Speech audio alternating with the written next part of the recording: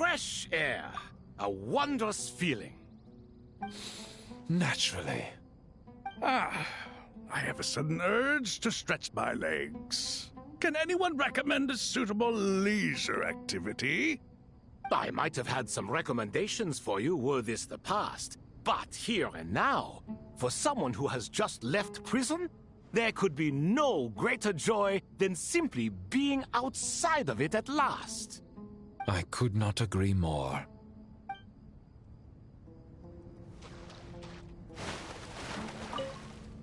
As I thought, the so-called 7 pillars of King Deshret are as underwhelming as ever. What do you mean? Not a fan of the boys' club? As men, as individuals, and even as gods, they are entirely undeserving of my attention. Al-Akhmar once commanded me to select a king from among the people, so naturally my eyes will open only for one who is worthy. Ugh. Can we talk about something else? It all sounds pretty complicated, and I haven't read that many storybooks. You think this is a mere story? Well, many would also say that the journey you shared with your father is not but a tale. My life, your life, they are nothing but stories. Little girl, it appears that you really have grown. In the past, you would have flown into a blind rage at my words, but now you are unperturbed. Oh, it's nothing. I just feel like you're right. Getting all pissed at someone for telling the truth is pointless. It only makes me look petty. This alone is proof enough of your growth. You're doing well, my dear girl. You're becoming ever stronger. Strong enough to defend the people and things you hold dear. You think so? I hope you're right.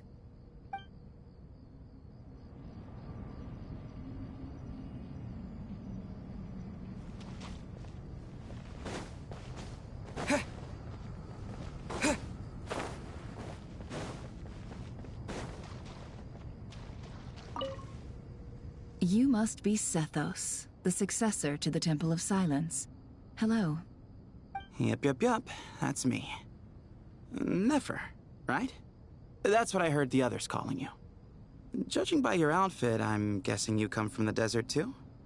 That's right. Started off in the desert, went to the rainforest, then went from there to Nod Krai, where I work as an intel broker. Huh. Well, this is interesting. You don't seem to talk about yourself all that much.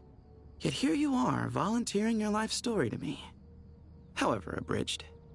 Maybe I'm looking to make some new friends. I like making friends too. I'm easier to talk to than Sino and a little more streetwise than Tainari. Which is why you came over this way, giving me the chance to strike up a conversation with you. Was I that obvious? I think you did fine. You were mindful of my attitude and hoped to lure me in through sentiment. Lure you in isn't exactly how I'd put it. I see it more as an invitation. An invitation to what? To put down your luggage. Lay down your burdens. To return to your homeland. And be truly welcome in the place you once felt so estranged from. You're a more interesting heir to Bamun than I was expecting. Since you're familiar with my grandfather, I'll assume you're aware of our situation. I'd like to make friends with you. And I think you'd be a great asset to us. Not to mention the power you and I both hold. Originally belonged to the same organization. Aha, there we go. Now we're getting somewhere.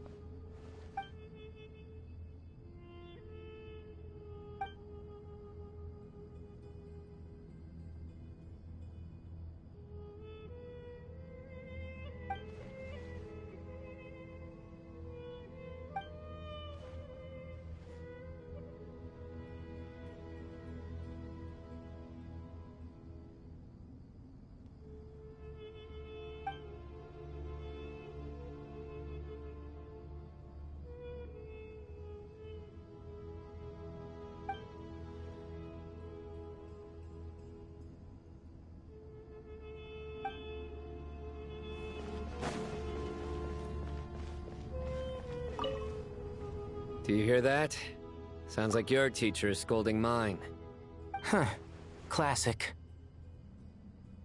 Did you see her? She's a former Vahumana student who dropped out of the academia and went to Nod Krai to work as an intel broker. There's more to her than meets the eye. How can you tell? Do the Matra have information on her? Some, but nothing telling. I'm basing it on the fact that she seems to be an expert liar. She can fool many with her words. A sixth sense for liars after investigating so many of them, I take it? Yep. What about you? What do you make of her? A little earlier, in the corner, I noticed she gave some supplies to Jet and had her deliver them to the main group. She's meticulous and highly observant. Besides, what was it you said? Making it to the top is no easy feat in any profession. Anyone who's at the top of their game has to have some sort of edge over others. It's true, but she's not the only one at the top of her game. I also am, and so are you. Sure, but what's to guarantee she won't overhear us talking about her? Don't worry, I have my methods. Sethos is distracting her. Ah, I see.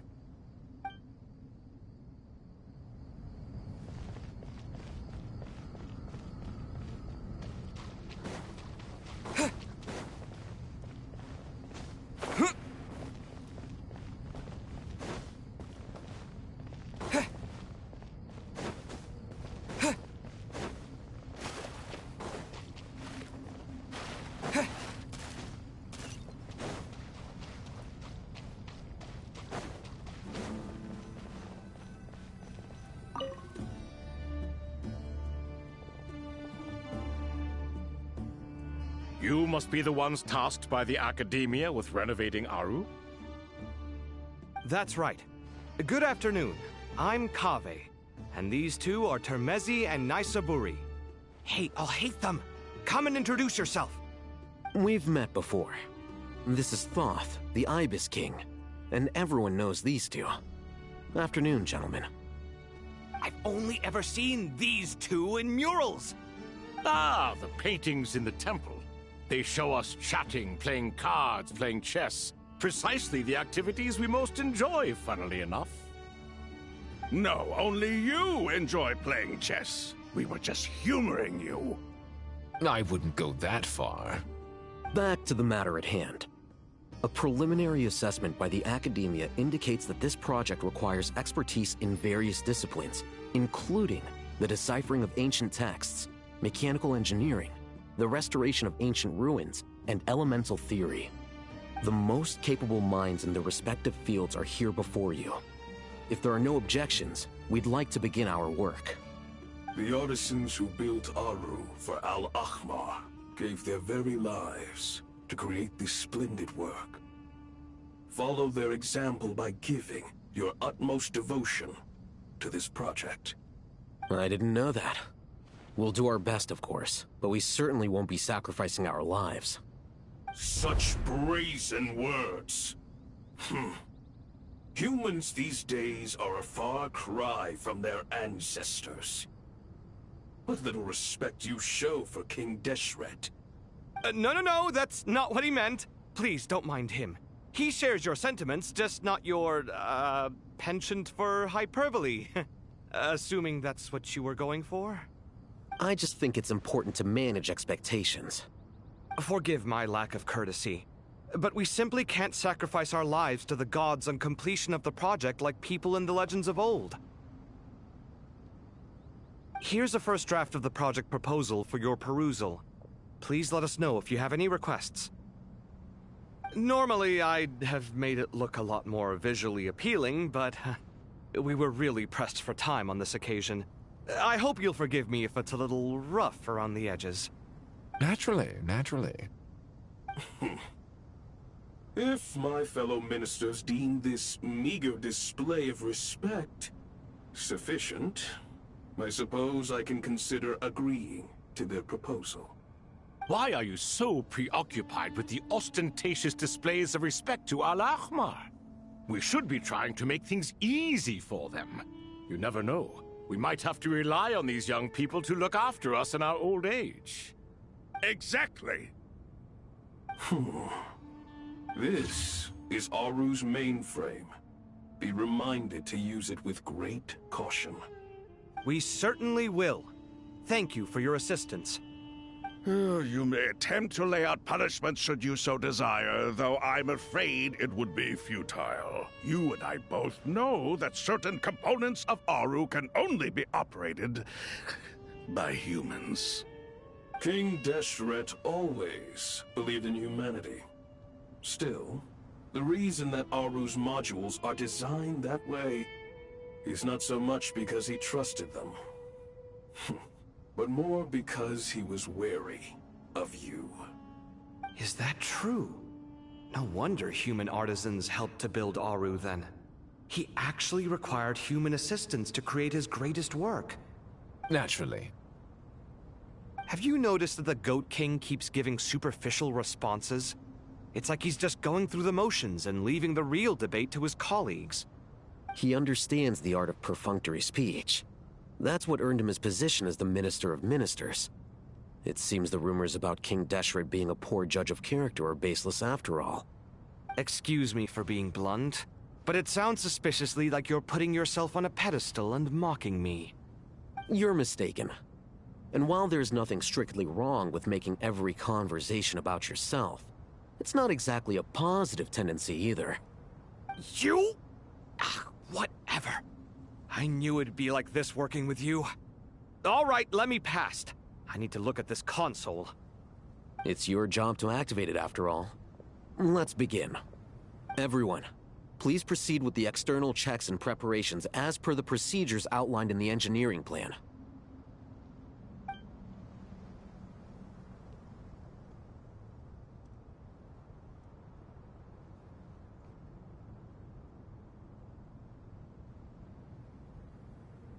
Hello there, youngsters. Whoa, the Ibis King came to life. What do you mean, came to life? I've been alive the whole time. You did say we could start our research, right? Are you having second thoughts now? I've reviewed the proposal. The work you're planning to carry out on this grand device is ambitious in its scope. You have ample confidence in your abilities, I take it? I wouldn't say I'm feeling hugely confident, but given how bad things are, I'd rather at least try something than sit around waiting to die. You are the top scholars of your day. I trust you are aware that there are countless links between Aru and the Akasha? Aru and the Akasha?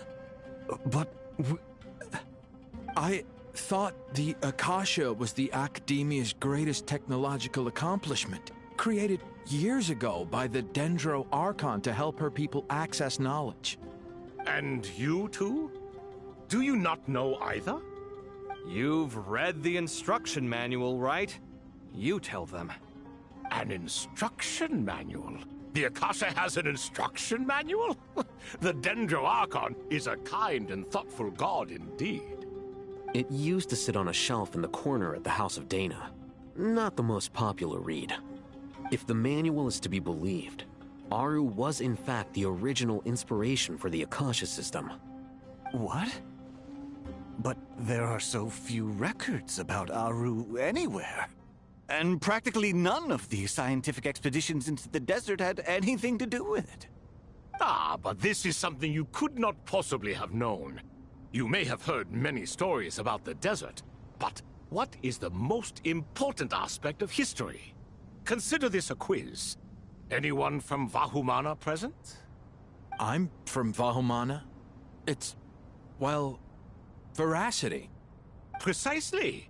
And a large part of veracity is the chronological order in which events occur. I may as well tell you.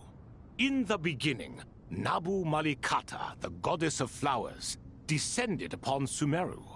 The glory of the heaven was within her. She brought life, oases, and knowledge to this land. Then she created the Jinn, enlightened them, and ordered them to serve her. 2 other gods also walked upon this land where wisdom flowed in abundance, and the three met beneath the great green trees. It was the first and greatest alliance. We should speak with reverence of this covenant between the three, which transcended both time and life. For they promised that in Sumeru, wisdom would be shared with all. All the great changes in Sumeru's history began with the goddess of flowers. For King Deshret's sake, she pried into the secrets of Celestia, and for this was burned to ashes by the flames of wrath. So grieved was King Deshret by her passing that he lost all interest in state affairs and devoted himself instead to the knowledge that she had brought back. It was after learning of the technology from that floating island in the sky that he first conceived of Aru. And so, the Akasha was inspired by Aru, while the basis for Aru itself came from Celestia's technology. Well, if the two share a common technological origin, then connecting one system to the other is an entirely feasible idea. Unbelievable. Have you no reverence at all for celestial technology? No, I do, but there's no time for that. The schedule is too tight. Blame it on the deadline. Perhaps you could try coming up with our cutoff dates. You know what it's like having to turn around 5 different drafts in one day? I wouldn't wish it on my worst enemy. Yeah, also, Sir Ibis, King, you don't plan on getting directly involved at all, do you? Yes, well, you strike us more as having come to give a popular science lecture. Or, wait, does this count as more of a first-hand witness statement? Neither. Anyway, this sounds like far too much work for me. Still, if Aru is so powerful, why didn't King Deshret use it for more ambitious ends? Because it was never fully completed. King Deshret had grand plans, but he perished before they could come to fruition. In the beginning, his wish was to create something that could rival the very world itself. The Lord of Flowers sacrificed everything for that ambition. What he desired, she bestowed, and thus was knowledge brought into the world. Her courage and sacrifice had to be honored with the most splendid of monuments, or King Deshret would surely have deemed it a grave injustice. And that monument, built from knowledge and technology, etched with a sacrificial and courageous love, even in its unfinished form, it deserves to be treasured. At that time, King Deshret said the following to the Lord of Dendro. Since we share an eternal covenant, I shall never be your enemy.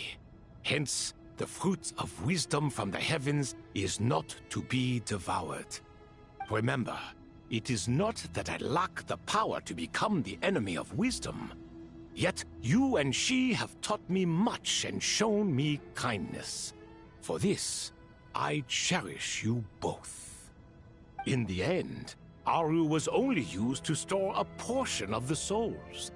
It was but a primitive form of the masterwork the king had envisaged. His final hope for Aru was to return to the past, when she yet lived. So the point you're making is, King Deshret was both powerful and ambitious, and he only ceased his imperious ways out of affection for the Goddess of Flowers and the Dendro Archon. You could see this as an act of mercy, but you could also see it as the sentiments that lay between these three gods placing constraints on him. This was, after all, the foundation of the alliance between them. This explains why Aru was both a prison and a monument, and why the answer to the 3 questions was time. You have to be careful who you get involved with, or you invite all manner of misfortune. This is as true for gods as it is for humans. Love is the same. It is both a prison and a monument. All right, let us pause the story here for now. Seeing as you've been so diligent, I'll offer a little help. Who's in charge again? Is it you two? Ah, yes, me and him. Now then, close your eyes. Wisdom hides in the space between the tangible and the intangible. It is to convey the incommunicable through the simplest of mediums. By the power of King Deshret, I shall grant you a glimpse into the unseen secrets that lie at the threshold of existence.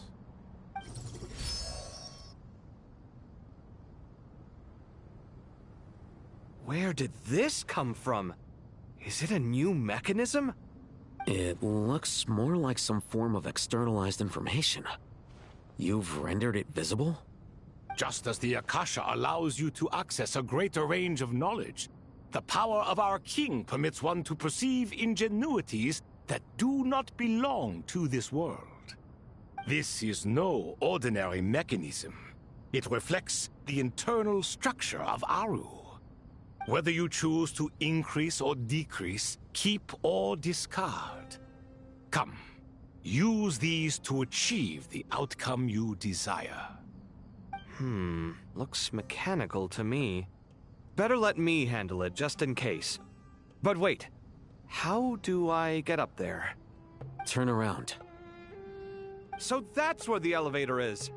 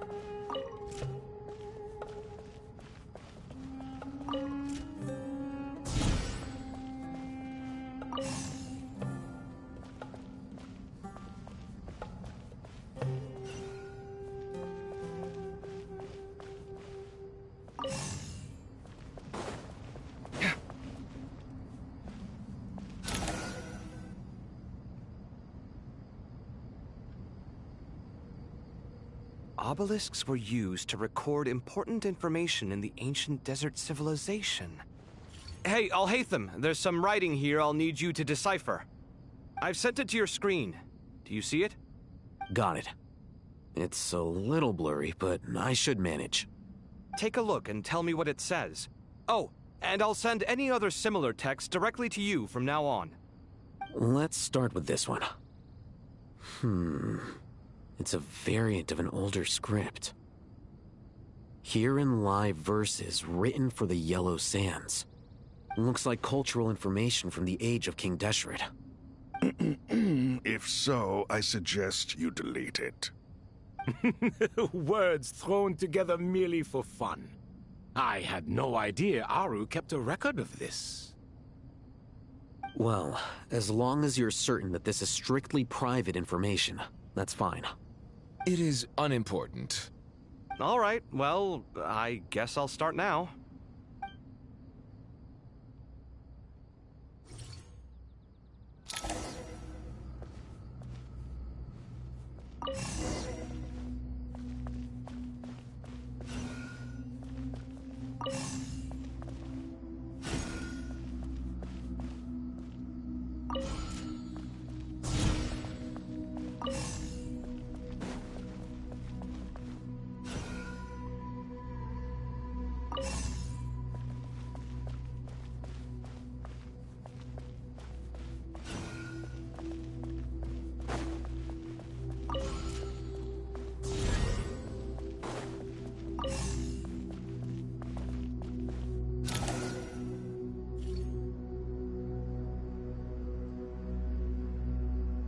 Found some more. Sending them over to you now. These are all reports about the Gurubad conflict. Can we delete them? I'd say so.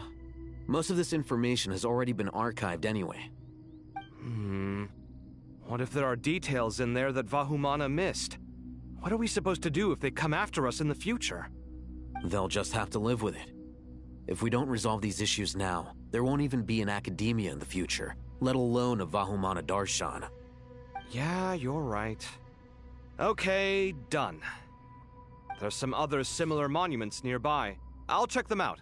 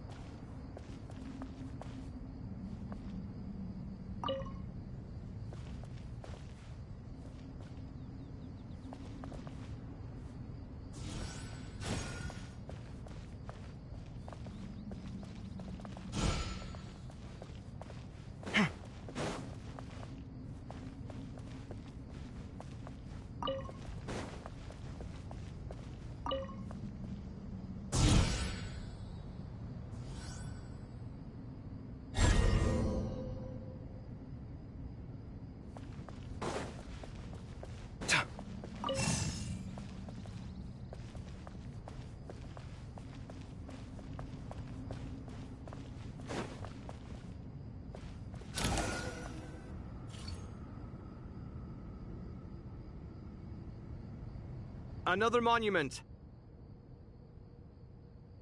Hold on.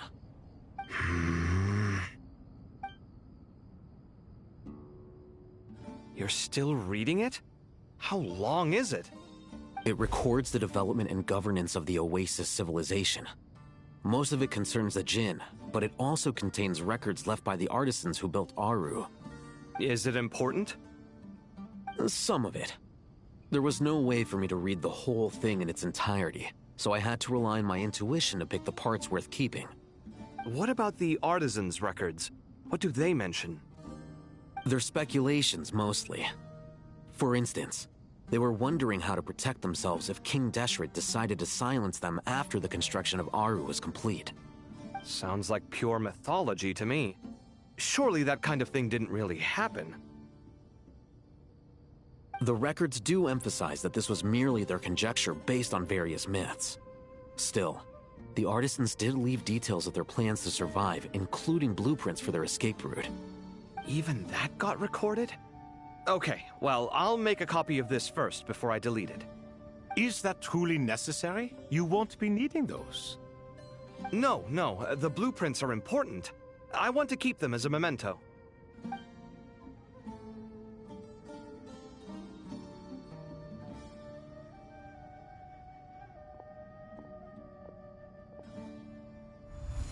I think that should just about do it. It meets the requirements of the contingency plans, so we should be good. I gotta say, it's the strangest feeling, this cross between reality and the intangible.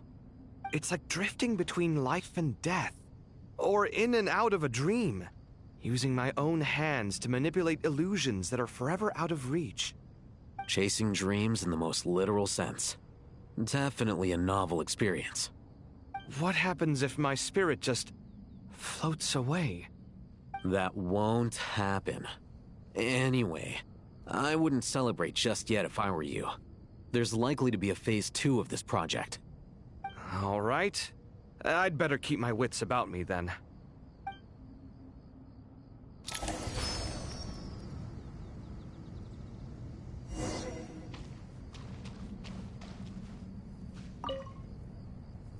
I expected that the outside world no longer respected the ancient gods, but even so, I do find the tone of these youngsters to be dreadfully impolite. It should hardly come as a surprise to you.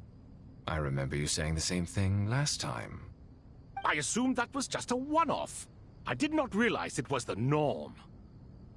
Don't you think that young lad's matter-of-fact tone sounds familiar? It bears a rather uncanny resemblance to you, Goatee.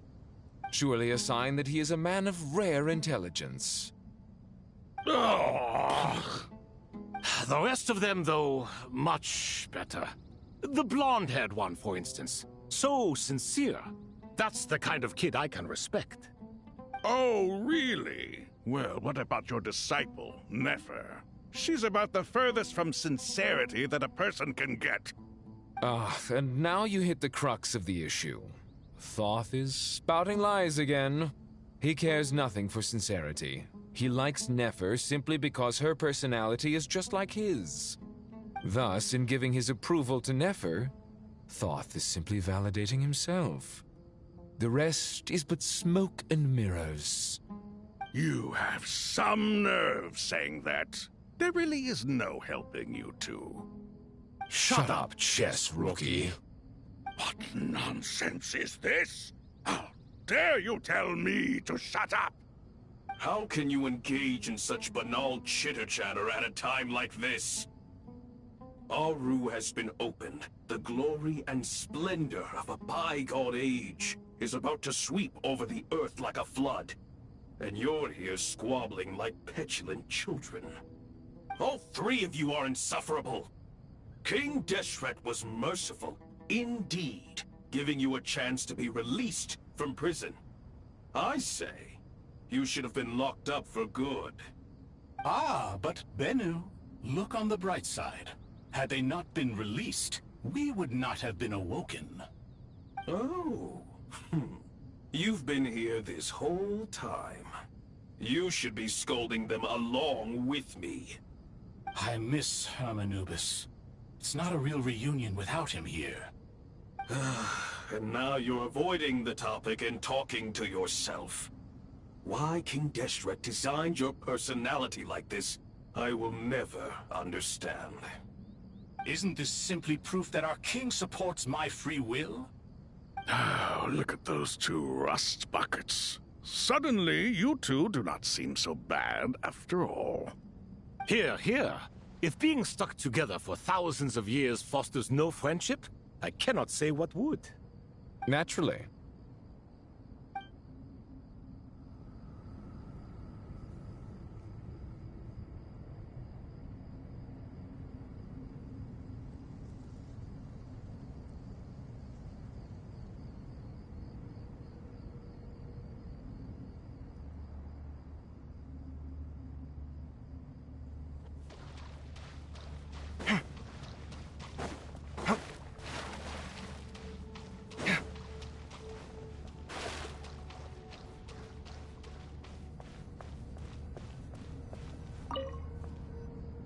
How's it going? Are things progressing smoothly? Well enough, I suppose. You know how it is. The work itself is only half the problem. The other half is having to work with Al-Haytham. I'm sure the feeling is mutual. Honestly, though, I thought you two had already worked things out. As if. Turns out working closely together is the best way to expose any tensions lurking beneath the surface. Besides, I just think that some people never change. Agreed. Case in point, you didn't make sure I was out of earshot before you started complaining about me. Old habits die hard. Actually, this is for your own good. Maybe if you spend a little more time listening to what other people have to say, you might actually realize that you're the problem. Naivete is another old habit of yours. I had assumed that you both volunteered for this project, like us forest rangers. But now I'm getting the sense that wasn't the case. Definitely not. We were assigned to it by Lesser Lord Kusanali and Nephis. As much as I'd love to be doing normal work for normal clients, these Titan projects are all that's on offer right now. Though I'm sure they wouldn't be roping us in if they had any better options. Just goes to show how short-staffed the academia really is. I'm sure you've prepared yourself mentally, but I still feel the need to advise you to lower your expectations. It might make the process of working together a little less intolerable. I know! Same to you! But if you already understood that, you should also know not to say the quiet part out loud. Why don't you come help me with my forest patrols? Might help you avoid any further disagreements. Good suggestion, but unfortunately, differences of opinion will always exist. Changing the nature of the work won't get rid of them. For once, I actually agree. There is zero chance of us ever resolving our differences. Zero! But even so, the work must be done. Care for some coffee? I'm glad to see you making progress. Don't act so smug. It'd be nice if you made some too. I feel like even I've made some progress today. In the past, I never would have dared to try and mediate a conflict between you two while you're both right there in front of me. Apologizing probably makes it sound like I'm in the wrong, but I'm sorry. I was just kidding. Truth be told, I don't have any work to do at the moment, so I'm just here to kill some time. How's Kale? She's studying with Nicole. I'm not sure how she's getting along, but she seems to be in good spirits at least. I wouldn't worry. Angelic affairs are probably above your pay grade anyway. I know what you mean, but Sino and I are still a little concerned for her. He said he'd go keep Kale company after he's finished training the mercenaries. I'm planning to join them myself shortly. Kale will be okay. Have faith in her. Even we can see how much more confident and outgoing she's become in these past few years. Thanks to you and Sino being there for her and providing guidance every step of the way, she can finally stand on her own 2 feet. On her own 2 feet. Does it feel bittersweet? Watching the younger generation grow up and move on? No, not yet, at least. I was just thinking, I wish there was more I could do for everyone. She'll be fine. Yeah, she will. Just try to relax.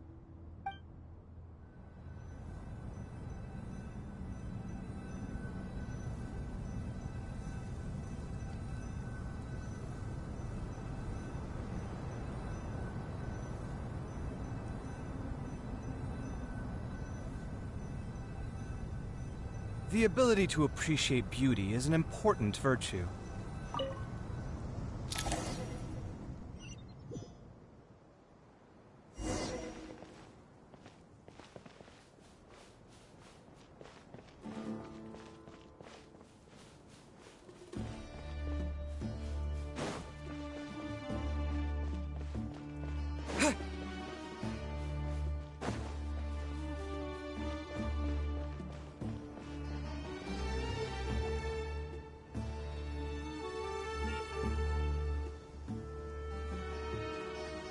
Traveler from afar, do you worry for the fate of Sumeru as well?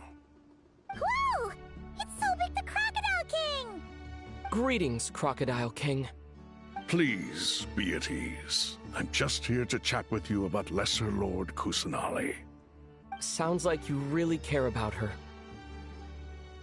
Yes, although to be exact, it is a mixture of both concern and curiosity that I feel. Speaking of Nahida, Paimon was wondering how she's doing. Wait a moment.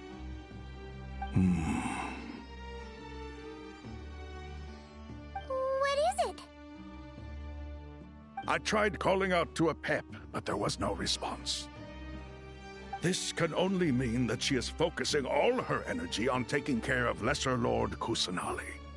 All the gods who served King Deshret seemed super surprised to hear that a pep agreed to help Nahida. Guessing she made a bad impression on you or something. Are you aware of the history between her and our king?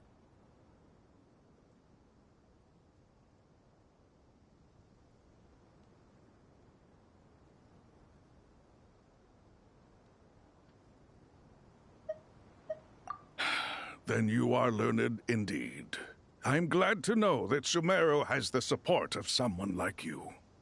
At the end of his life, King Deshret tricked the Dendro Dragon into swallowing him whole, leaving her to bear the torment of his sins. The Dendro Dragon despised King Deshret, yet he outwitted her.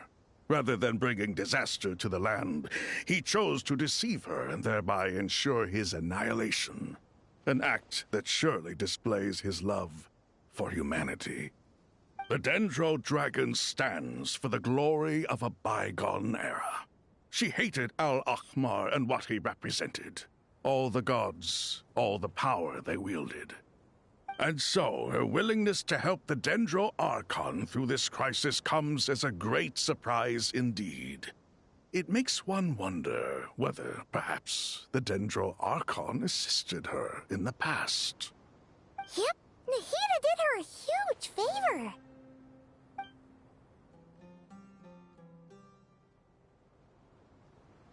So Lesser Lord Kusanali put an end to the Dendro Dragon's many long years of torment. As much as she loathes the Seven, Apep knows kindness when she sees it. No wonder she was willing to make an exception. Yeah, that's the sense we got from dealing with her, too. She is not incapable of coexisting with other living things. Rather, she actively chooses to avoid coexistence. And this despite the fact that she symbolizes life itself. How ironic. All of this being said, I wouldn't expect too much from her if I were you. Nothing will change her hatred towards humanity and gods. We'll keep that in mind. Anyway, how much longer do you think Nahida needs to stay with Apep? For all we know, the Fatui might still be in the desert. Just to be on the safe side, why don't we grab anyone who isn't busy right now and go look for her? I'm alright, Paimon. Huh? Was that Nahida's voice? It seems the treatment was effective. Since when do my deeds require your evaluation?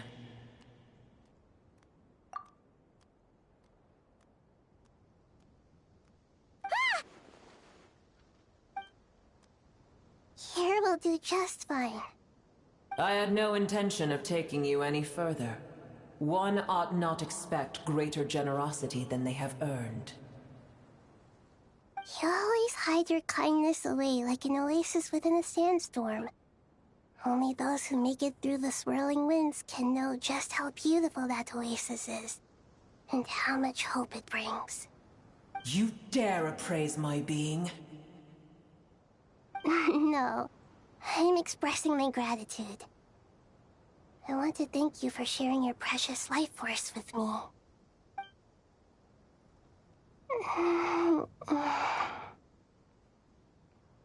Awake already. You are more resilient than I thought. Pep. I feel much better. Thank you. Gods and their gratitude mean little to me. I would rather you give me your assurance that the situation with Irminsul and Sumeru's ley lines will be competently managed. If I suffer any ill effects from the ley lines, you, as the god of this land, will be held responsible. And you would not enjoy being held to account by me. I understand what you require, but I would assume this task even if you did not demand it. Sumeru is my responsibility. I must resume my duties as soon as possible. A farcical notion.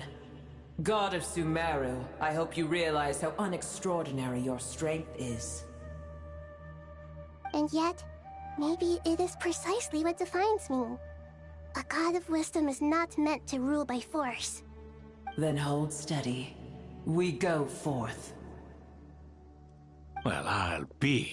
Is that Apep? Do my eyes deceive me? Of all places, the Dendro Dragon has decided to visit the mausoleum of King Deshret? I see that after all this time, El Ahmar's menagerie of ministers remain as vile as ever. It's a pleasure, Dendro Dragon. Had you arrived but a little sooner, you might have attended a meeting of the Seven Pillars. What a nauseating thought. You are not the first insects I have had the displeasure of dealing with today. A swarm of them tugged on my tail on my way over. Goodness knows what hovels they crawled from. Why do all the creatures of this world remain so lonely after all this time? What did you do with them? I cast them away. What would you have me do? Keep them as trinkets? Boer, this is where we shall part ways. To be clear, I do not wish to see you or anyone else here ever again, unless absolutely necessary. Then I wish you peace as you return to your dwelling place. It matters not to me. Simply refrain from bothering me again.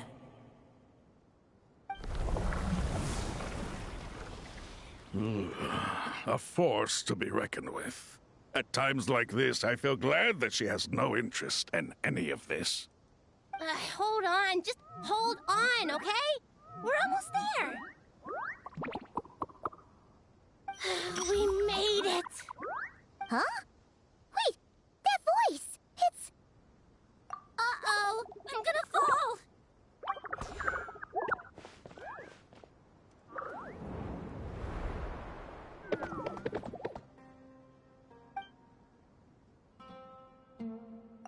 Well, that's a relief. A pair of safe hands indeed. The Dendro Archon's familiars. They are the last thing I expected to see here. Huh? Wait, what are the Aranara doing here? Don't you guys hate the desert? Obviously I was worried about the Dendro Archon. I've been supporting them with my Pari powers the whole way here. Oh, you seem pretty nervous. Is it because there are too many people around? Not just people.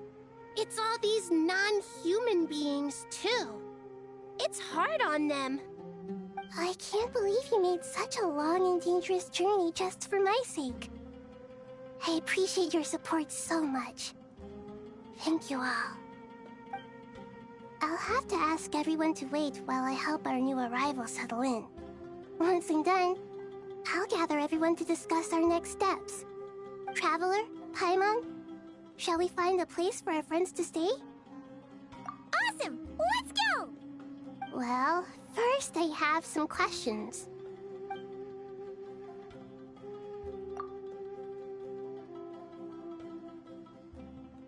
Okay, I think that covers everything. Thank you. We can get going now.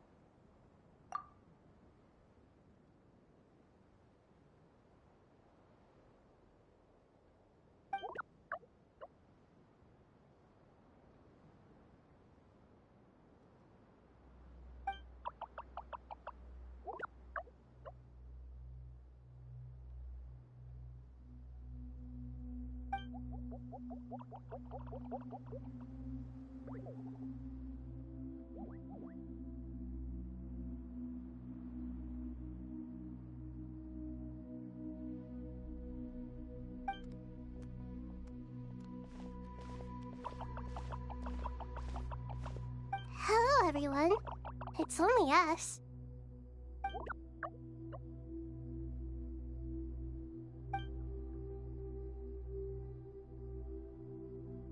It must be very tough for you coming all the way out here, especially since you don't like the Voluka. Is everyone back in Vanarana doing well?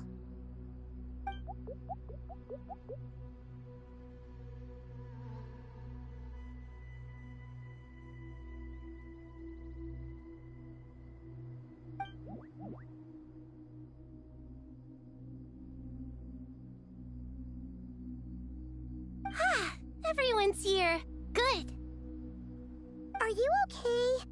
You look like you were about to pass out back there. Then you're forgetting who I am. Don't underestimate me.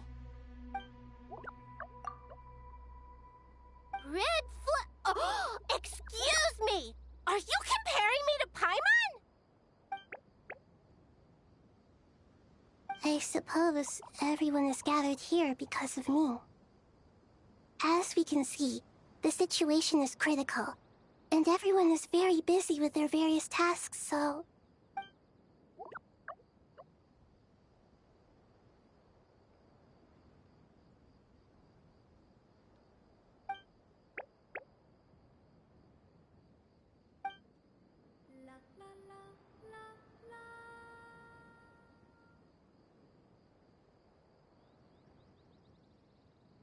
I can't thank you enough. Right now, we're focused on restructuring Aru, processing excess information, and helping restore everyone's confidence. I'm sure you'll find it all very straightforward. I can help too! Just let me know where I'm needed.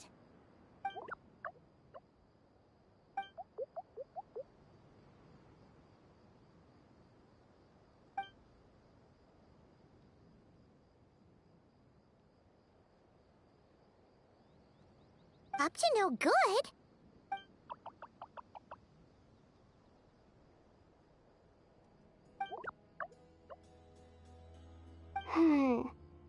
That definitely sounds suspicious. Traveler, Paimon, I have other work to attend to here that needs to take priority. Could I trouble you to investigate the situation Arabalika spoke of? No problem. Leave it to us. Thank you. I'm counting on you.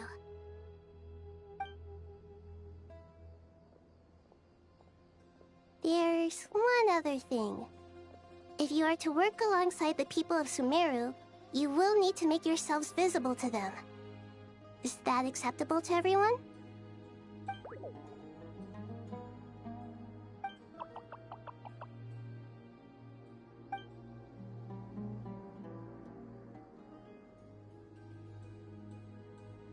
There's nothing to fear.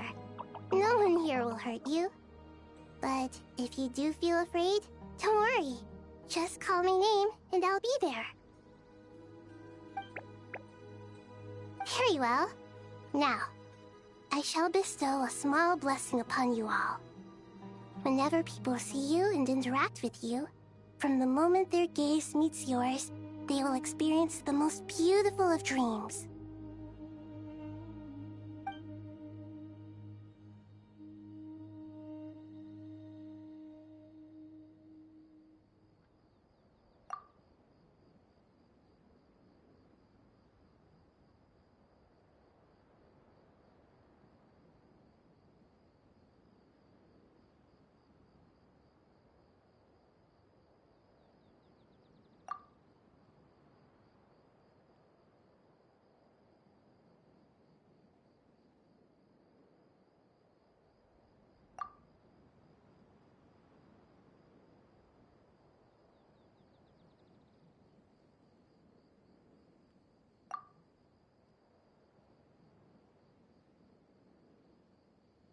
Do not fear.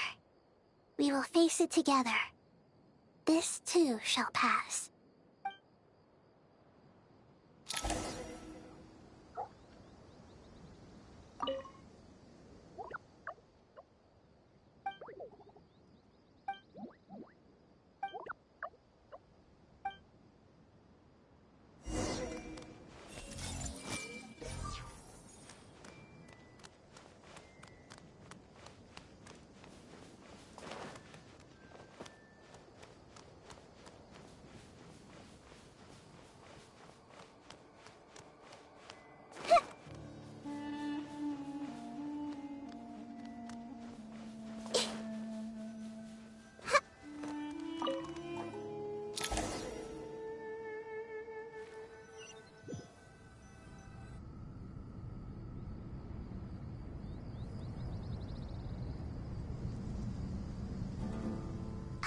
Everyone's here. Wonderful. Dendro Archon, you're back. Are you recovering all right? You mustn't push yourself too hard. I'm doing very well. Thank you for your concern.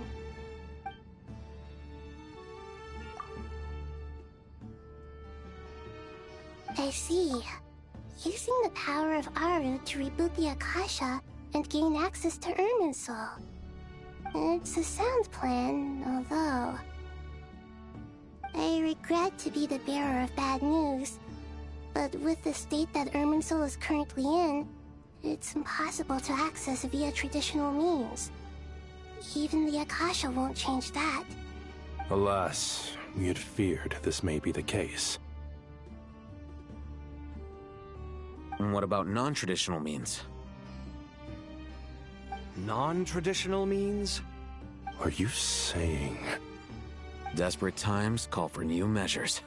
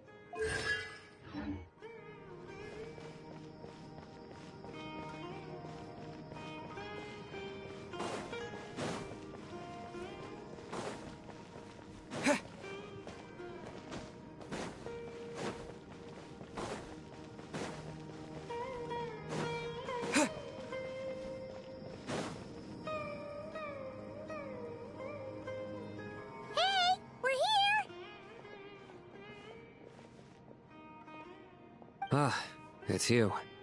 Is there a situation?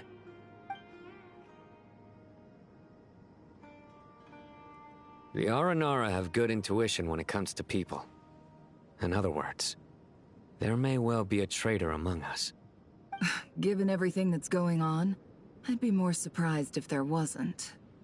Miss Nefer, as a professional intelligence broker, I trust you have a solution? Not one that I'm willing to volunteer. What's in it for me? Let's say I'll treat this as a pilot project aimed at expanding your intelligence operations. Whatever business you're in, an avenue to demonstrate your abilities could never hurt. I like the sound of that. Glad we're on the same page. Given that you rarely set foot in Sumeru, practically no one at Caravan Rebot knows who you are. I take it you've read the files on everyone in the area? Yes. I also skimmed the list of evacuees, and am more or less up to date on where everyone stands. Any initial suspects? Limiting the scopes to males whose recent activity could be viewed as suspicious. I've identified 3 names.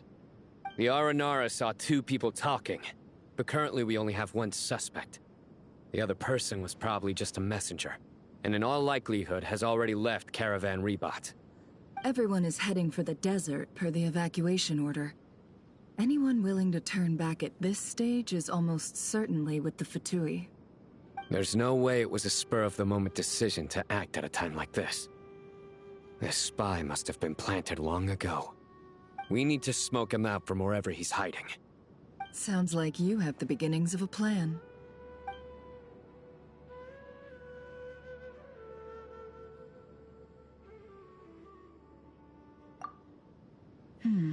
I see.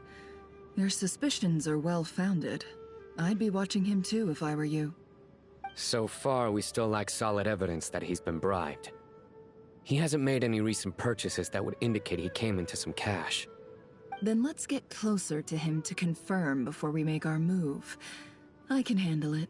I'm not based in Sumeru, so barely anyone at Caravan Rebot knows who I am. And you're certain you've never encountered this person in Nod Krai? I'm certain. Besides, it's extremely rare for me to have had any direct contact with Sumeru mercenaries besides Jet.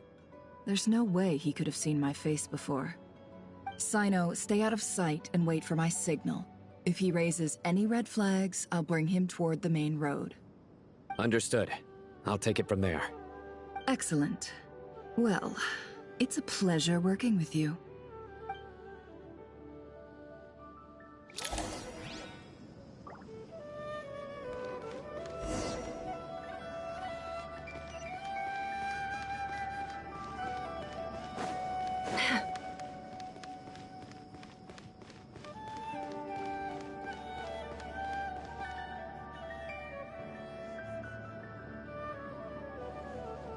Darker skin, scars, frequents the desert and has ample combat experience. Nothing unusual about how he dresses or acts. What's that he's looking at? A coin. Interesting. Could that be how his contact paid him? Conveniently discreet for someone trying to hide any unexplained income. And yet it could be highly valuable. Sorry to bother you. Has everyone here already left? I don't suppose you happen to see a lady wearing a hat?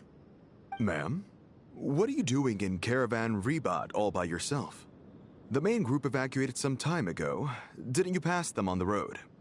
My friend and I lost some of our cargo along the way.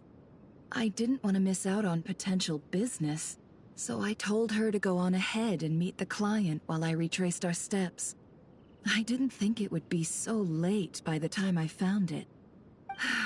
And then there was a terrible sandstorm. I guess I must have taken a wrong turn, because I didn't see any large groups on my way here. Forgive me for asking, but just to be on the safe side, could you describe this friend of yours? Sure. She has blonde hair, and she was wearing a hat and a white dress. You'd definitely know if you'd seen her. Yes, I think that does ring a bell.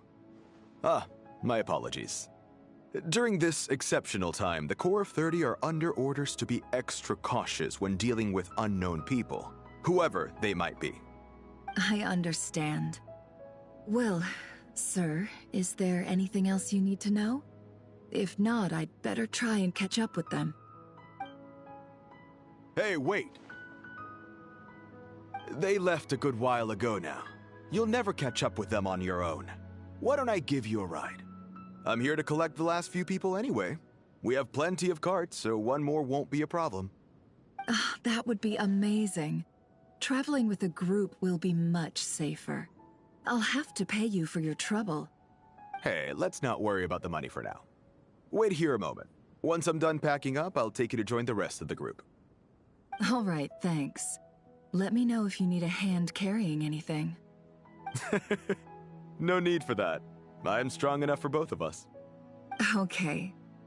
Well, I wish there was some way I could repay you. Guess it's my lucky day, running into someone who knows what they're doing here. You might have just saved my life, you know? You're not wrong there. I mean, what kind of cargo is so important that it's worth risking your life to get back? I hope for your sake that it's priceless. Actually, I suppose I can tell you, since you've been such a big help. But be sure to keep it to yourself, or we could both be in big trouble. Oh, really? Sounds mysterious. We're in the antiques business. You understand? Some of our goods aren't acquired through the most legitimate means. We have to be very discreet when we're selling them. That's why I had to go looking for the missing cargo alone. Ah, no wonder. Well, ma'am, in that case, it turns out that maybe there is something you could do for me. I'm all ears. But to be clear, our commission isn't cheap. Think carefully before you ask. We don't want to ruin our relationship before we even hit the road. I'm sure that won't be a problem. My issue is, I have something that's a little difficult to sell on as well. Take a look at this.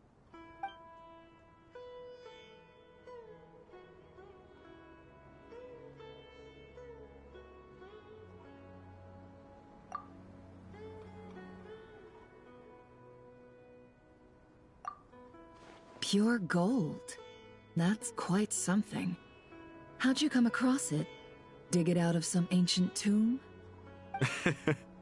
If you look hard enough, there are many treasures to be found in the mausoleum of King Deshret.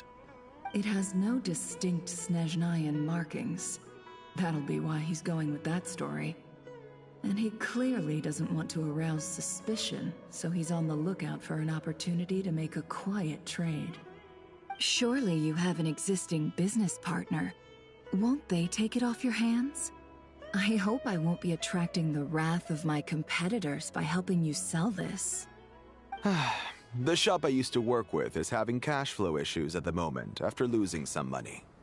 I'm under enough pressure as it is without having to deal with them. On the off chance anything went wrong, I'd never get my money back. I understand. Gold is the last thing that traders with cash flow problems want to see. Well, in that case, I think we can work something out. As it happens, I'm just about done packing. Shall we make a move? Sure. Let's walk and talk. This evacuation was a huge operation. They needed a few people to stay behind and tie up loose ends. And I ended up being one of them. You're lucky you ran into us in time. I certainly am. I don't know how this happened. One thing led to another, and look how it ended up. I just hope our client doesn't get spooked and cancel their order. Fingers crossed. But either way, life goes on, and we all have to make a living somehow.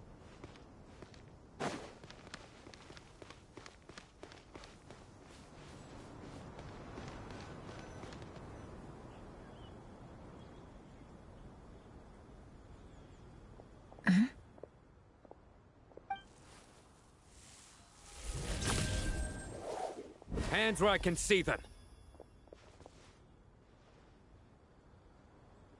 General Mahamatra! No, wait! What are you doing?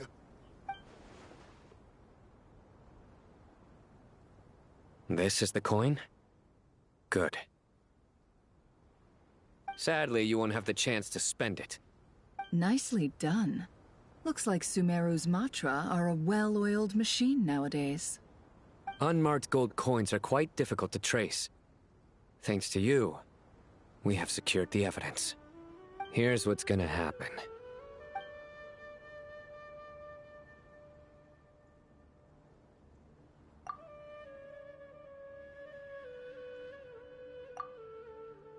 Southeast from here, leeward side of the hill. That's where he's meeting his contact. Great work. Candace tells me your interrogation skills are highly effective. Hers are quickly catching up. She's improved a lot in recent years. Looks like it's over to you for the next step. Because I'm quickest on my feet? Because you know how to trail a target. Plus, it'll be easier to monitor their activity from the air. Fine. I'll be quick. One more thing. The Traveler just brought a message from the Dendro Archon. Once you're done with this, we're to meet up at the mausoleum of King Deshret. Got it. Will do. Are you sure you'll be okay on your own? Gee, I don't know. Maybe you should come with me. Okay. Then Paimon's coming with you. Really? You do know this is a stealth operation, right? Meaning, you have to be quiet? Paimon, are you sure about this? Well, Paimon at least wants to give it a shot. Like everyone says, if you never try, you'll never know. Besides, being the best guide in Tibet has to count for something. This should be a piece of cake. Fine. Join me if you want. But be warned, if anything goes wrong, I'll have to gag you and shove you into a bush. No need! Paimon will be super careful. Promise! Good. Then what are we waiting for? Let's go. Ah! Coming!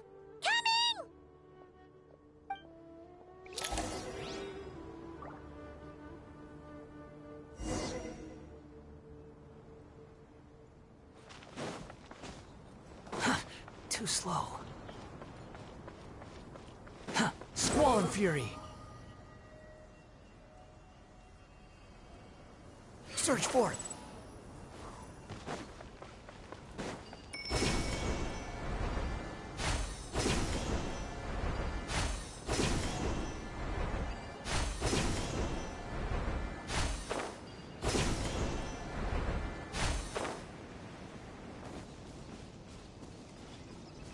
Quit following me. Wait up! Hey, slow down, will ya? We're here. Now we wait. Okay, yeah, cool. Cool. What's on your mind, Paimon? Huh? Oh, nothing? I thought all you cared about besides being a guide was food and sleep. Why the sudden urge to go on a dangerous mission? What's that supposed to mean? Paimon's been on plenty of dangerous missions before. But never on your own. You hardly ever leave the Traveler's side. Just saying. I'm kind of at loose ends right now. So if you did want to share, I suppose I'd have to listen. If not, suit yourself. Makes no difference to me. Hat guy? Do you think Paimon is useless? What? Where's that coming from? When we were in Nod Krai, Paimon suddenly realized something. Even though Paimon's with a Traveler every single day, whenever we face real danger, she can't do anything to help. Paimon doesn't get like this very often. She just got really scared when the Traveler got kidnapped that time. What if he never came back? What would Paimon do then? And the more Paimon thought about it, the more useless she felt. But Paimon doesn't want to be a burden. Paimon wants to be a friend who's actually useful. Does that make any sense? You know, that feeling of just being completely useless and... Oh. Paimon probably sounds so ridiculous right now. You asked the right person. Boy, do I know that feeling. Oh, that guy. I'm not gonna try and encourage you. What I will say is this. When you start doubting yourself, you have two choices. Give up or change. You have to make the decision to move forward. Otherwise, no amount of consultation from other people is gonna help you. So ask yourself, what do you want? To get stronger? To learn more? Whatever it is, go do it. You won't have any regrets if you can at least say that you tried. Oh, all right. Something's not right. Shouldn't they be here by now? Paimon, is it just me? Or is it a little too quiet around here? Should Paimon take a look? We'll give it another hour. If nothing happens, we head back. Okay.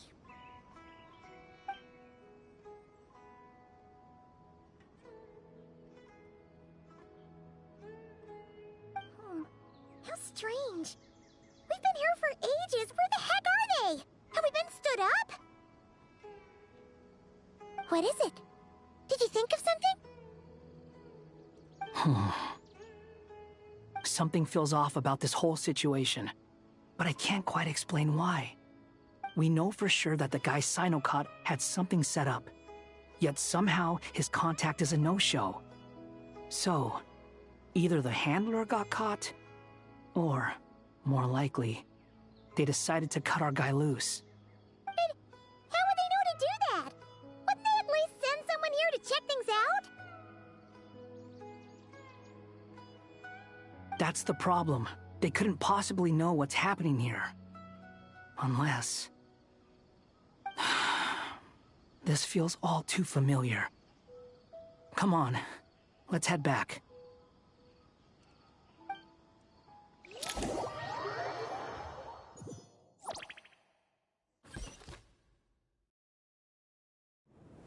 Even though this isn't a formal meeting, I'd still like to start by saying how grateful I am to each and every one of you.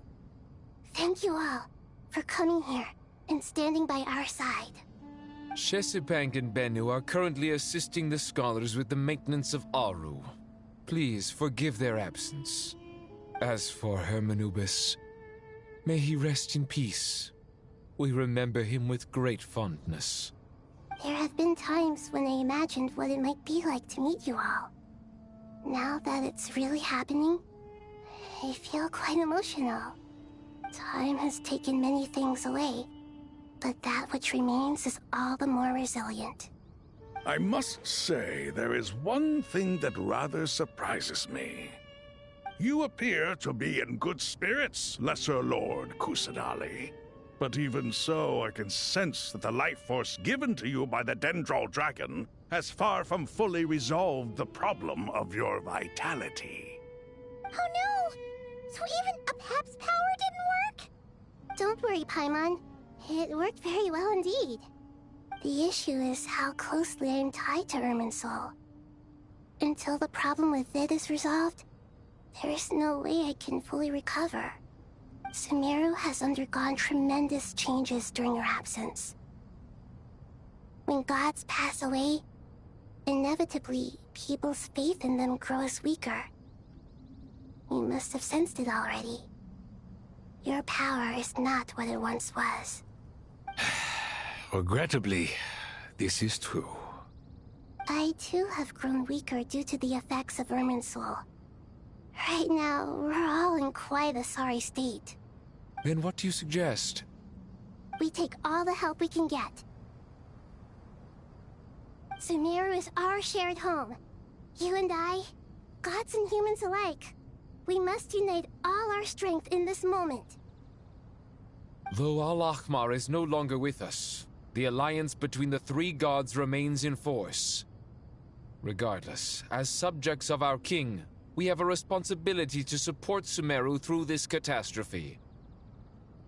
Not to mention that it was the people of Sumeru who released us from this prison of Aru. Times have changed, and the people of today possess greater wisdom than those of the past. You really know how to give a rousing speech, Koti. Now then, let us learn more about your plan.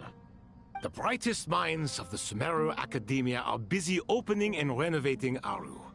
They claim it has something to do with Irminsul? Correct. Irminsul has existed in Teyvat since the very beginning. But during the Age of the Dragons, it did not possess the significance it holds today. After the heavenly principles arrived, the power of the Light Realm was divided into elemental energy, and Irminsul was refashioned as a device that records and preserves all information. Since then, everything in this world has been inextricably linked to it. As the Dendral Archon, I have a duty to protect Irminsul. To Sumeru, it is both a national treasure and undeniably a major threat. Teyvat has seen many upheavals in the last few years. The most recent of these was a major crisis in Nod Krai, which forced Sumeru to be even more vigilant than usual.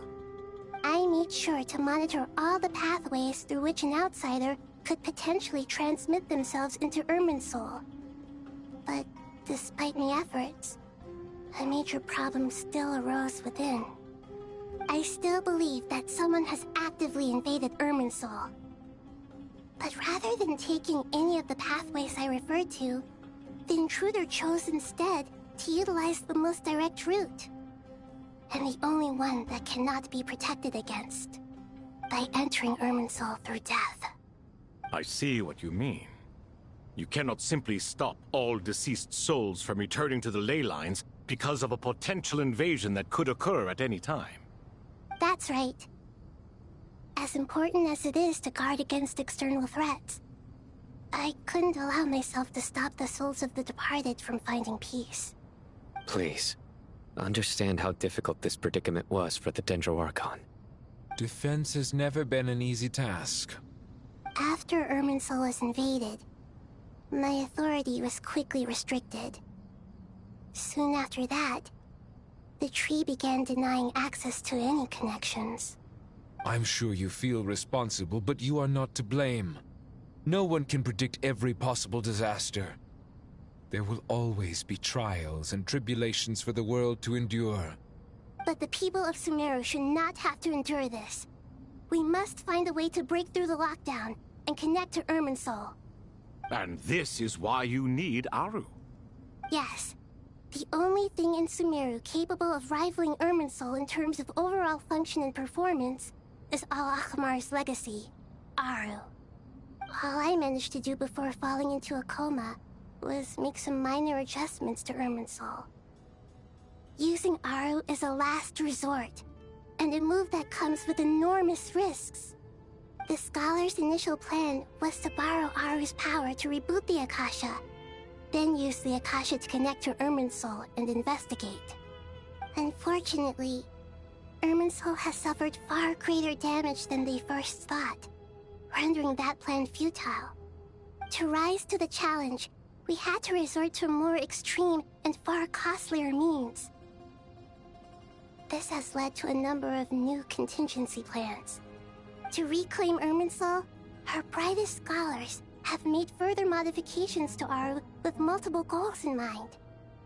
I thank you all for giving them your blessing in this endeavor. Human wisdom has clearly improved over the millennia. You have not only our support, but that of the Jinn, the Aranara, and the Pari. Together, we will do everything in our power to save Irminsul.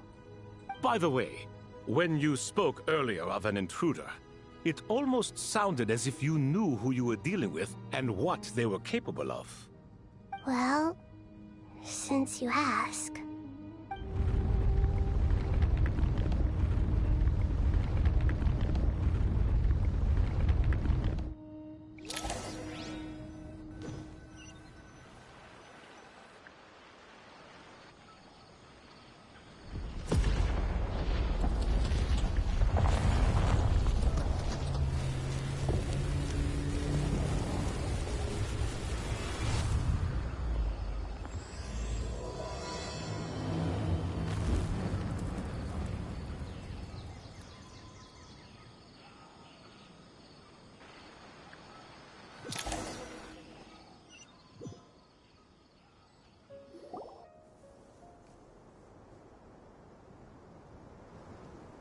Master Tainari!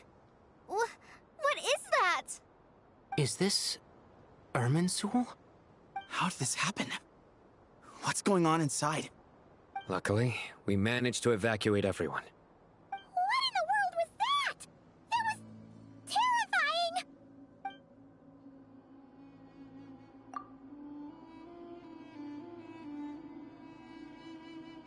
Oh my. I understand now, Dendro Archon. You make yourself quite clear indeed. Not once over the millennia has Irminsul been so terribly afflicted as this. Please continue, Dendro Archon. Irminsul's root system is what comprises the ley lines. In the past, it has always been hidden away, going unseen by the general populace. But now, an evil intruder is making it reveal itself. It has become a tree of unbridled greed. A clear sign that a deranged experiment has advanced to a new stage. Blasphemy. From where I stand, an experiment in the name of blasphemy sounds rather improper. But, if we are to honor Dottores' will, this is what we must do. The birth of this tree proves to me beyond doubt that this incident is connected to him. But to explain the situation in full, there is someone I need to tell you about.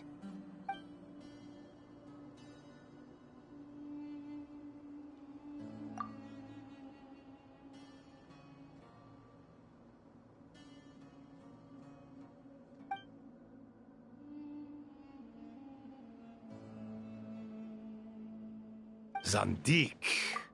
So it was him. I saw him in the desert once. A man of supreme arrogance. So this is where it has taken him. But didn't Dottore die in Nod Krai? How is he still able to do all this? He must still have loyal followers amongst the Fatui. Even so, I'm still unclear as to how he has been able to wield such a profound influence over Irminsul. I can confirm that Fatui forces have arrived in Sumeru City. Furthermore, Irminsul seems to be undergoing some kind of mutation. Evil branches are beginning to grow. Things that do not belong to this world are slowly but surely materializing. Sorry. I couldn't think of any other word to describe it. They don't seem to be fully formed physical entities yet, after all. But they are gradually becoming real. A baleful tree, climbing up into the heavens. Speaking of Dottore, I have some information on that front as well.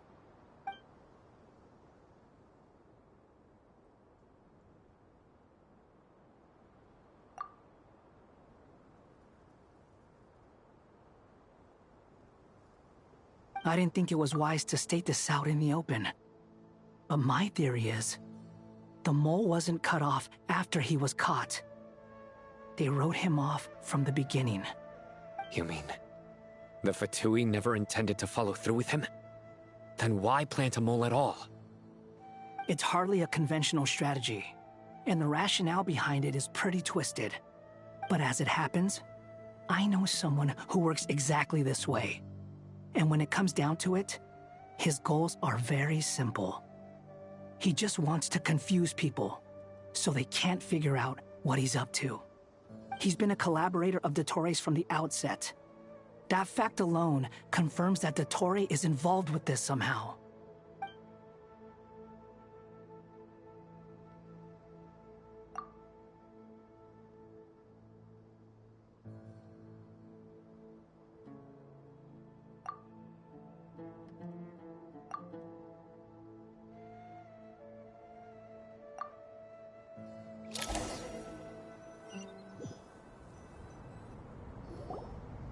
There is still much to be done.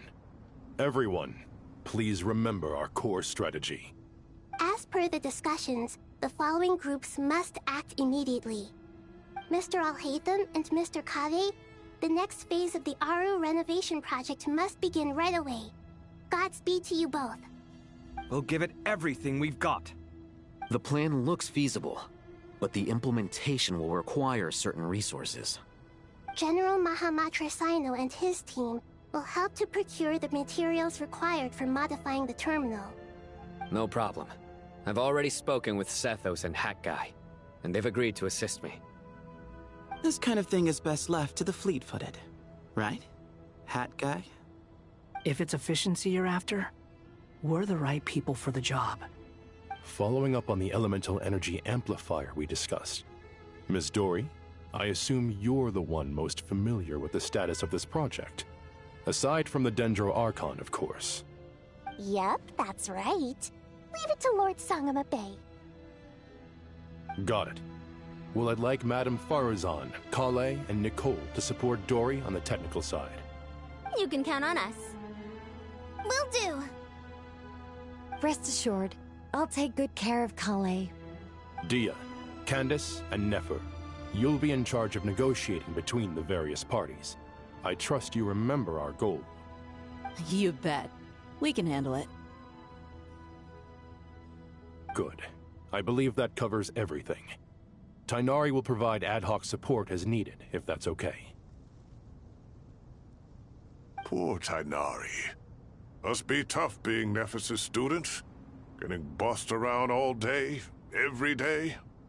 Hey, don't try and drive a wedge between us, you old rascal. All it says to me is that Master Nephis has faith in everyone's abilities. While I'm nominally here as backup, I doubt there will be many situations where my help is needed. Exactly. Finally, Traveler, you and I will head to the border between Sumeru and Natlan. Once that task is complete, I'll be asking some of you to accompany me to the Eternal Oasis.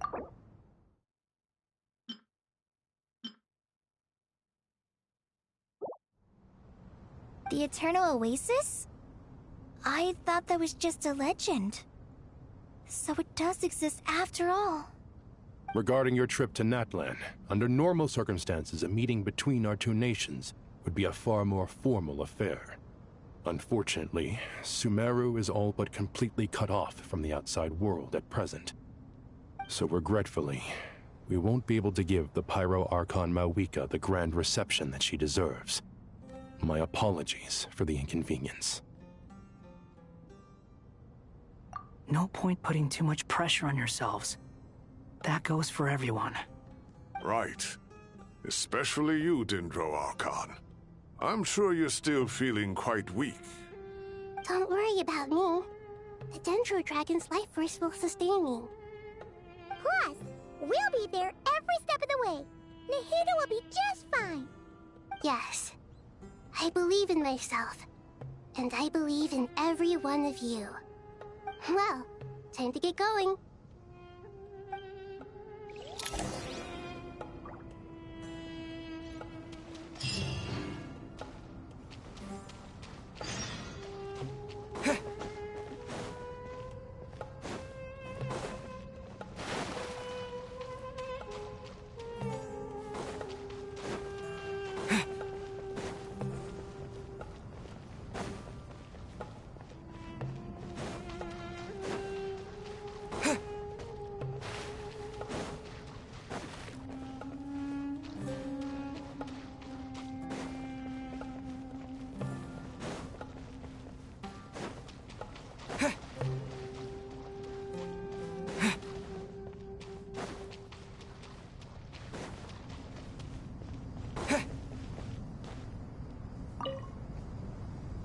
To what extent we can implement the final plan depends on how successfully the Akasha can be modified and configured. And to make sure the configuration works, Aru will also need some further optimization. Yeah, no surprises there. Once we roll this out, any Sumeru citizens who already have Akasha terminals can simply continue to use their existing devices. This still leaves us with a significant equipment shortage, though. Many groups of people were never issued Akasha terminals, including mercenaries, the desert folk, and many others. We'll need a supply of rare materials for the renovation of Aru and the production of new terminals. Right now, the best place to source these locally is from the primal constructs within King Deshret's mausoleum. Time is not on our side here. It's gonna be a race against the clock. The Aru merge and renovation project will have to be carried out by you two. Everything's riding on this, so failure is not an option. Best of luck to you both. As discussed, General Mahamatra Sino and Mr. Hat Guy will source the required materials. Mr. Sethos is quite familiar with the layout of King Deshret's mausoleum. With him accompanying them, things should go quite smoothly. I have every confidence. In the meantime, we may as well take a breather. Makes sense. There's not much we can do until the materials arrive. Get in formation and stay close. What is this, boot camp? Knock it off. It's just Sino being Sino. You know what he's like. Everyone clear on our mission objective. Look at the excess primal constructs, dismantle them, and extract the required materials. And King Deshret's 7 pillars agreed to this? If they're just sitting there doing nothing, we might as well put them to use. Thoth's words, not mine.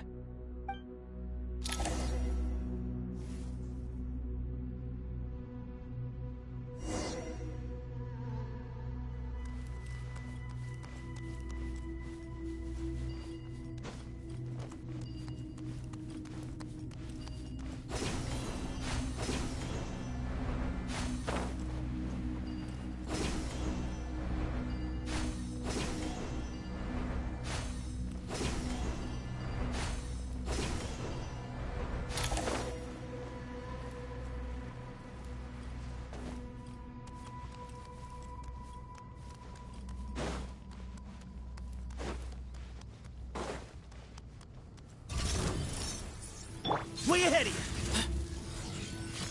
you! Move or be moved!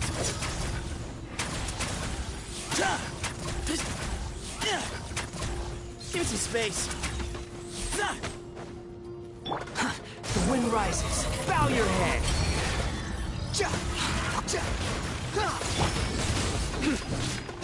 Judgment is upon you.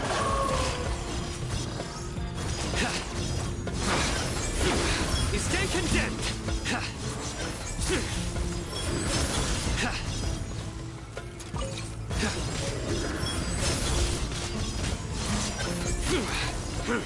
Guilty!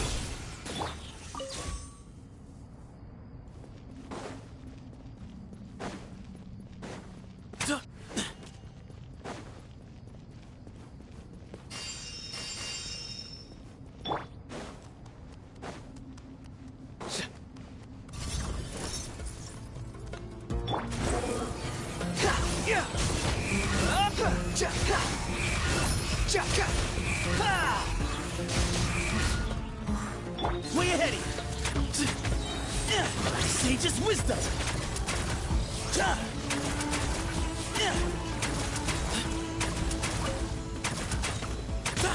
Whoa! Futile. Excuse me. Surrender. Behold. Upon the gale. Cry louder. Empty space. Futile. Through me, justice is served.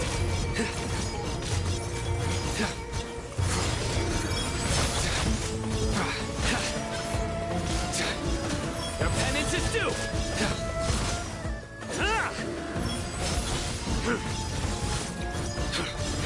Guilty. Excuse me. Glory to Al Akbar.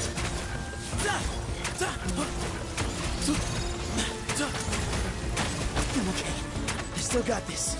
Way ahead of you. Squall and fury. These devices should still be usable even though they're broken down. Let's take them back for the others to review. Quit following me.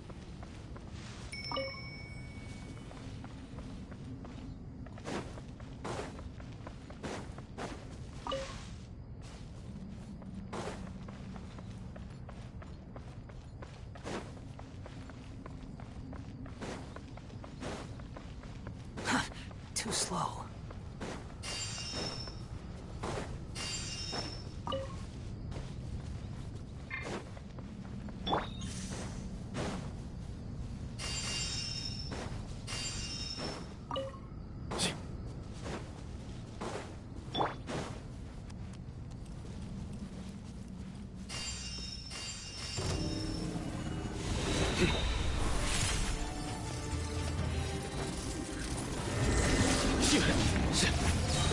Empty space. The wind rises.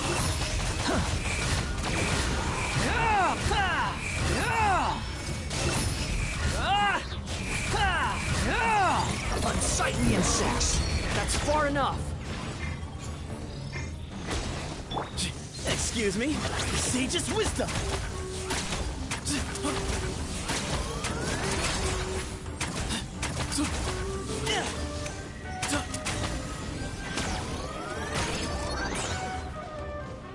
Behold! Upon the gale. Surrender! Your sins weigh upon your soul! Your penance is due! You stand condemned! How many do we need again? Enough to make an Akasha terminal for everyone who doesn't own one. I remember you telling me how revolutionary these Akasha terminals were. You've used one before, right? The Academia declared the Akasha to be the most powerful and comprehensive... The Academia declared the Akasha to be the most powerful and comprehensive wisdom dissemination system in history. That should give you an idea of how powerful it is. Certainly sounds impressive. Neither Hat Guy nor I have ever had an Akasha terminal. Well, if it all goes to plan, that's about to change.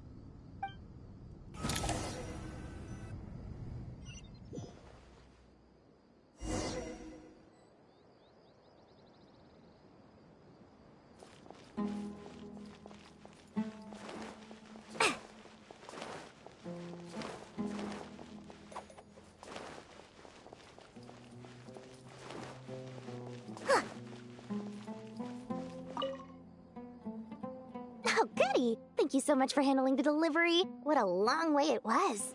You've really outdone yourselves. I'm well aware what a bumpy, dangerous journey it must have been. Now, I would have loved to oversee the process myself, but of course, those of us who know the plan can't leave the mausoleum. Oh, trust me, I'm patting myself on the back for my assembly work here. Simply flawless work. But will you really be needing all of this? According to our plan, yes, this is the quantity required. I have no complaints about the quality either. Only the price. So expensive. I heard you covered a lot of the funding out of your own pocket. Oh, that's an exaggeration. The academia provided most of the funds. I just offered a small token of my goodwill. Of course, the real tragedy is how little profit I'm making on this. You know, it's a serious crisis when you can't even make money out of it. It's really quite a beautiful design. And I'm intrigued by how such a diminutive device is able to output the power of the Light Realm. Did you attend the lecture on Light Realm energy, Madame Farzan? I don't believe I saw you there. Of course I attended. I was just a little late, so I had to listen to the whole thing from outside the back door. Anyway, I have a perfectly good understanding of Light Realm, elemental and abyssal energy, as well as the relationship between the three.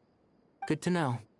Master told me in private that the conversion process between Light Realm energy and elemental energy involves highly classified knowledge that shouldn't be disseminated too widely. But even so, the scholars still shared said information. Well, you can't enforce a rule that everyone breaks. Is that the idea? At first, the Dendro Archon was reluctant to explain it in great depth for safety reasons. Later, she came to terms with it, and simply informed my master that we would all have to face the question of survival together. To protect someone from such dangers means keeping them in the dark. But for someone to know and embody the wisdom within, they must understand its very essence. It's an information hazard. We're exposed to danger just by knowing the facts. And just like bait, it lures us in by offering us the solution to our problems. But if you're not careful, you'll end up pursuing it down a dark path. A tricky problem. But today, this big problem has been broken down into many smaller, more trivial ones. What do you mean? I get it. For instance, you and I share secret knowledge, while she and I take on the risks of life, death, and fate. Something like that? Hey, what? That is not what I call a trivial problem. Well, as they often say in Vahumana, an event that is monumental to the individual is negligible in the grand scheme of history. Generally, the fate of the individual is an insignificant affair. Being from Amorta, where the subject of our research tends to be a lot more personal, I have to disagree. It's hard to dismiss the individual as insignificant. In other words, the big problem of survival has been broken down into many small, interconnected factors, and each one of us represents one of those factors. When the same secret is shared with a group of people, the same fate binds them together. Most people would find this unimaginable, but to us scholars, this is the path that has always beckoned to us. Sharing knowledge is a good way to fight against fate. I will always believe in that.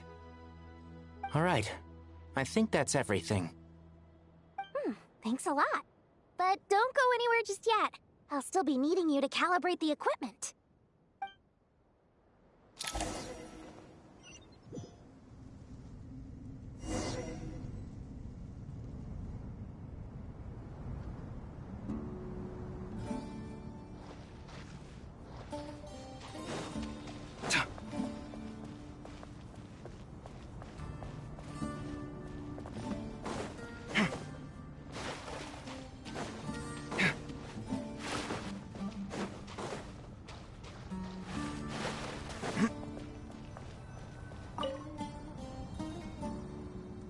Okay, the materials are ready. We can proceed with the next phase. Alhaitham, how are you getting along? Most of the information in Aru is written in ancient desert scripts. Some of this is written in a tribal language, while other parts seem to be a variant of an oasis script, based on the glyph forms. Oh. Not lost to history, I hope. Some are.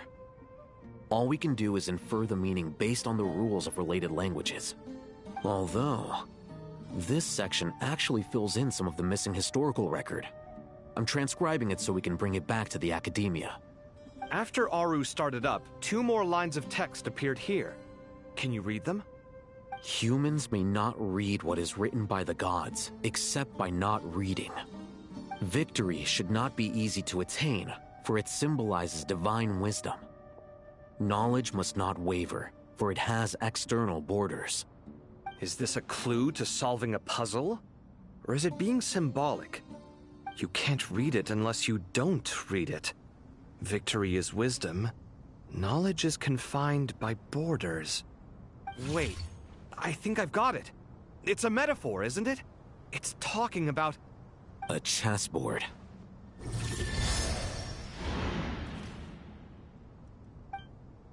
You were right. The youth of today are skilled at solving riddles.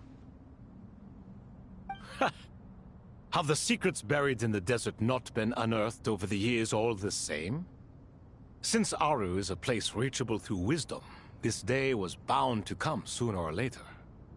Oh, I've always been against overly cryptic sentences. Don't you get tired of reading and writing all that? Ah, it's you 3. Just in time. We've been delving deep into Aru, and now this board has appeared.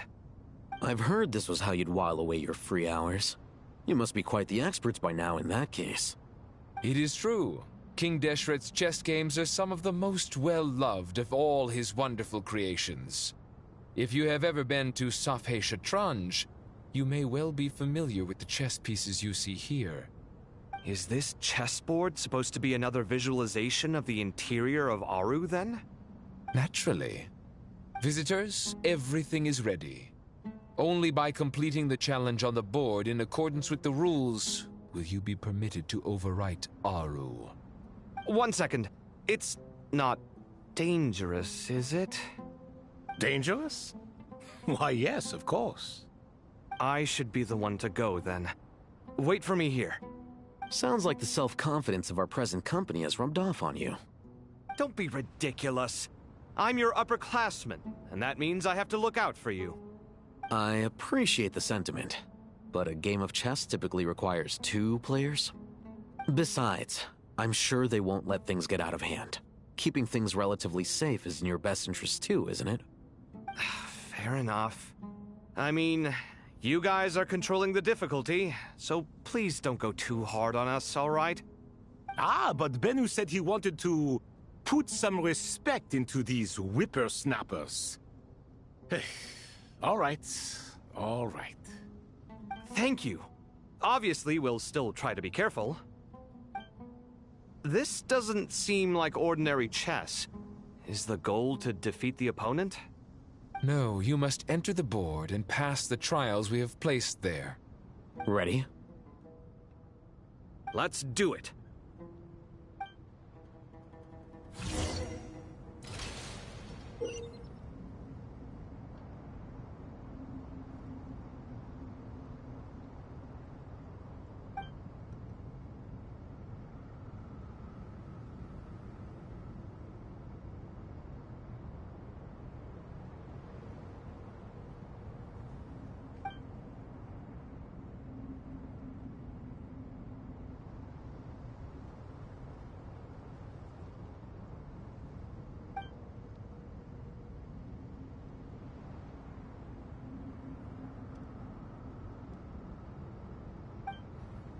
The first trial is posed by me.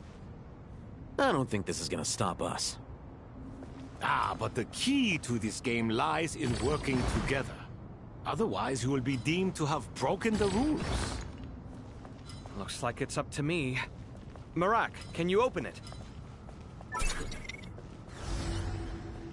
King Deshret's favorite primal construct.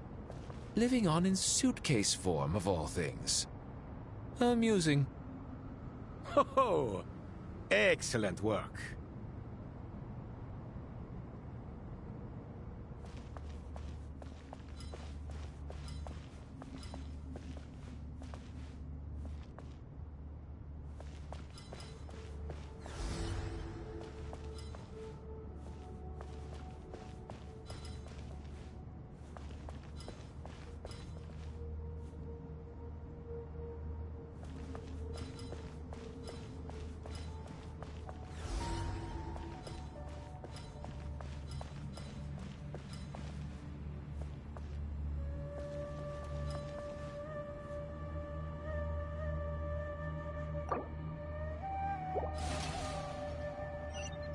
The first trial is posed by me. I don't think this is gonna stop us. Ah, but the key to this game lies in working together. Otherwise, you will be deemed to have broken the rules. Looks like it's up to me. Marak, can you open it? King Deshret's favorite primal construct. Living on in suitcase form, of all things. Amusing. Ho ho! Excellent work.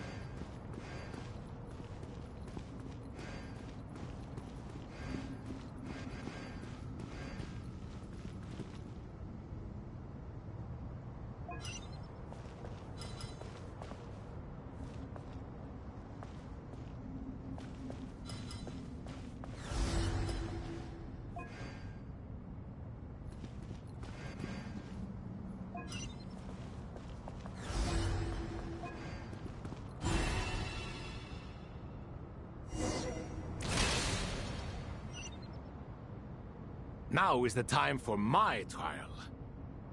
Now, don't be nervous. I'll make it nice and easy for you.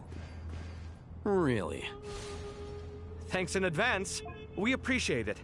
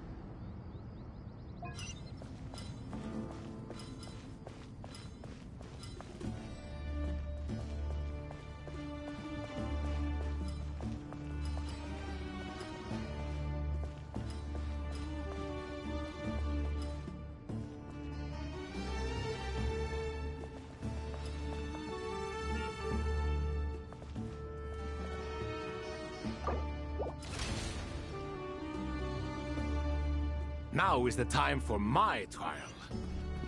Now, don't be nervous.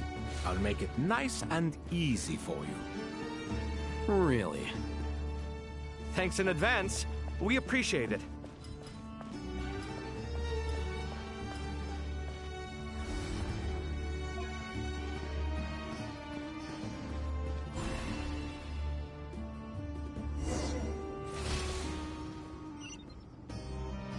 Ibis King, don't you think this all rather inappropriate? You may as well be handing them victory on a silver platter. Do not expect me to follow your lead. Ha! Suit yourself.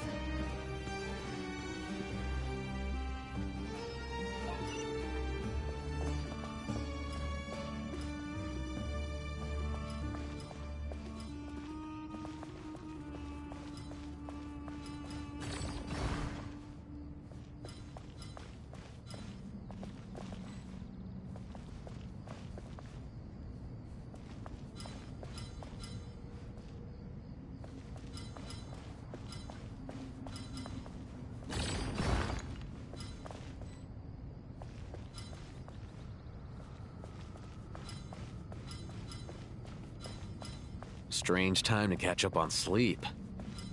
I'm not sleeping, I'm thinking! It's not that simple, you know.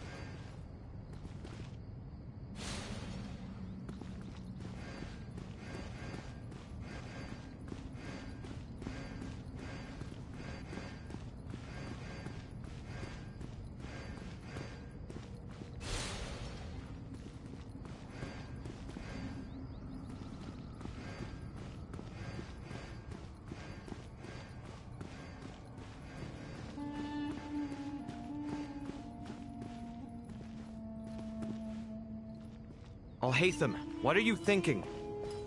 If you don't want to wait, you're free to leave. I never wanted to wait in the first place! Chessboard gave me no choice. If you say so.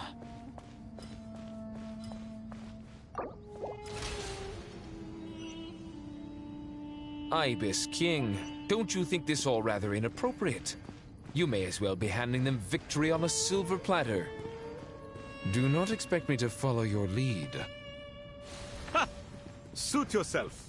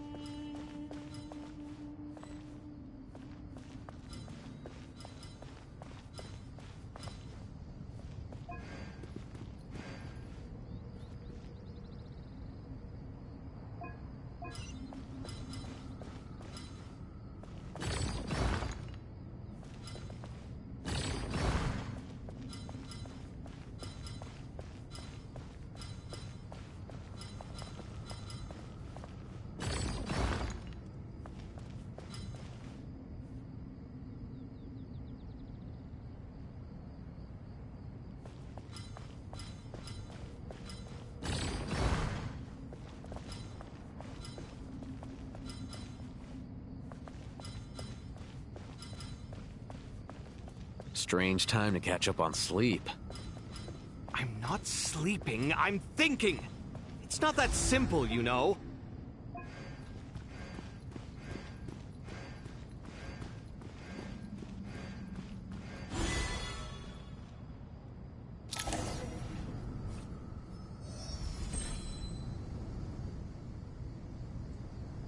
Done. Finally. It's over. But seriously, that was incredible! Standing on the chessboard felt completely different from standing on solid ground. And also... Oh, sorry. I'll save my thoughts for later. Thanks to the three of you for helping us out with this. Is it just me, or were you giving us quite a lot of guidance along the way? We made but a humble contribution. You lived up to our expectations. Bravo! Our aid was not given for naught. In addition to the existing functions, I'd like to ask you for another favor. Since Aru's interference shield can cover the entirety of the mausoleum, it should be possible to extend its range even further. Perhaps you can find a way. So, building upon the existing functions to... I'm with you! Imagine for a moment. What would the ideal outcome look like if this function were compatible with the devices? I agree. This is the best solution possible. Please, everyone, we beg you to help us. Me, oh my! Well, since you ask so very nicely, I suppose... Goti? Kroko? What do you say? Naturally.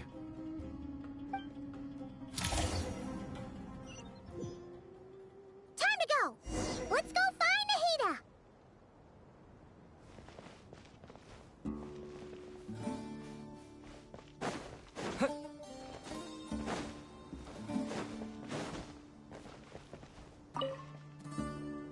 There you are. Miss Nicole truly is an angel. She shows great wisdom in guiding others, and she has already sent word to Natlan on our behalf. She said that while the other members of the Hexen Circle are busy with important work, she is quite free, and she's more than willing to accompany the people of Sumeru for the entire journey. Oh, there's Nicole, all right. Always super patient and loves to help everyone out. She's the best. She is. So kind and enthusiastic. Well, time for us to get going. Let's head out.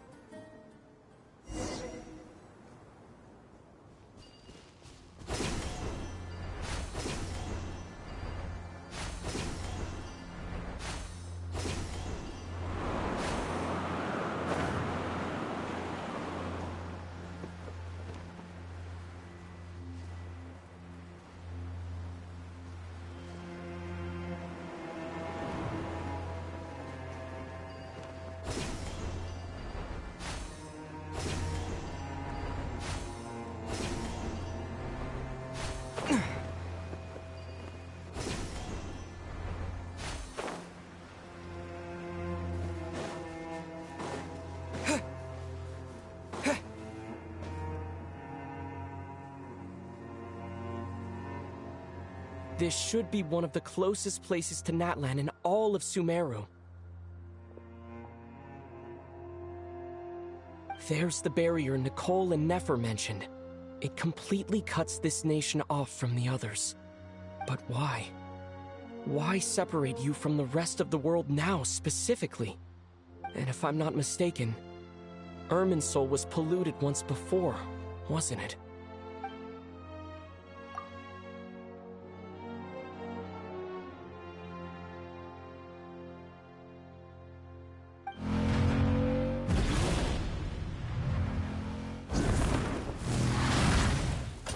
Good question.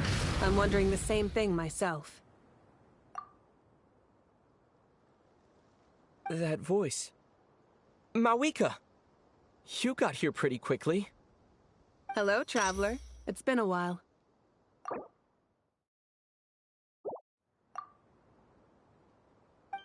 Hello there. Hello, Dendro Archon.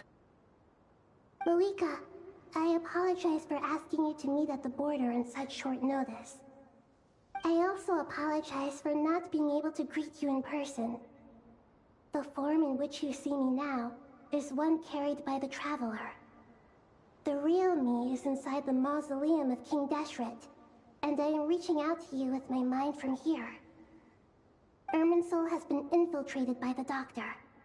We must be on our guard, as he can spy on information in the world from within the tree.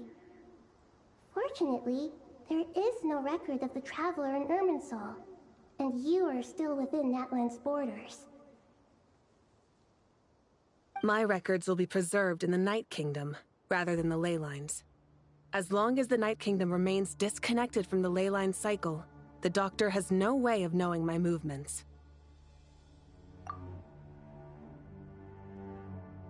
Exactly.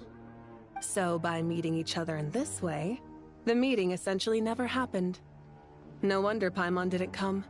You were concerned that her activity would be recorded by Irminsul. The Natlanese have heard about the situation in Sumeru. With the borders sealed off, merchants have been forced to stop their shipments. It's pretty serious, and you're the ones bearing the brunt of it. I'd like to address the question you raised at the beginning. I can offer a brief explanation, although it will sound rather cruel. I don't reach this conclusion gladly, but Irminsul predates the Heavenly Principles. It existed long ago, when the dragons of Natlan were at the height of their power. So even when the people of Sumeru became ill because of pollution, it was not a critical issue from the perspective of Irminsul itself. As long as it continues to function normally, the barrier will not be activated. But this time, the Doctor's invasion has directly affected the tree. That is what caused the barrier to deploy. The Heavenly Principles established a rule that when Irminsul is plunged into grave danger, a portion of power will be reserved to isolate Sumeru. That way, even if Sumeru is destroyed, the outside world at least has some time to catch its breath. We'd certainly need it.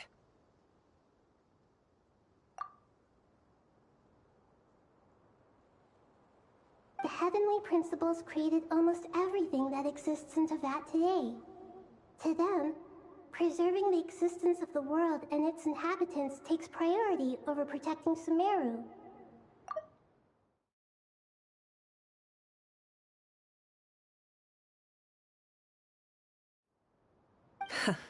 Meaning, protecting Sumeru now falls to you.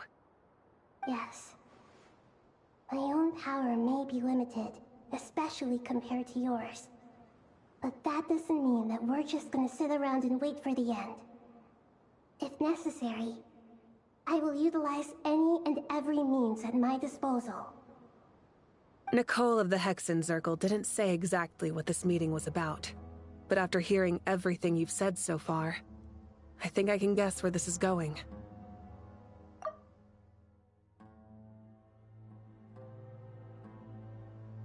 That's right.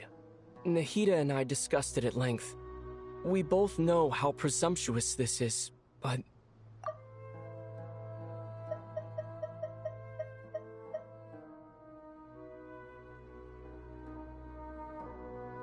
You need the Pyronosis, don't you?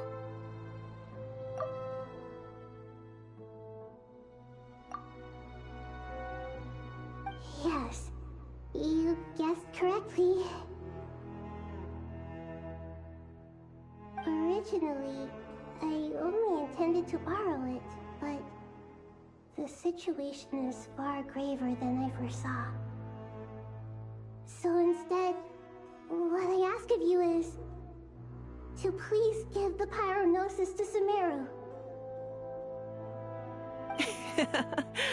Why do you sound so nervous? There's no need to be shy. Surely a gnosis is pretty important to a god. I guess, but it's not as if losing it would suddenly render us powerless. But I'm sure you don't need me to tell you that. With all the nations you've traveled to, and all the gods you've met, you must have realized that by now. As far as I'm concerned, a gnosis is basically an elemental energy enhancer.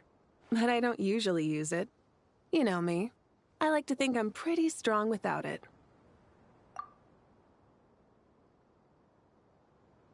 Yeah, not about to dispute that. So you see, you don't need to sweat it. Here, take the Pyronosis.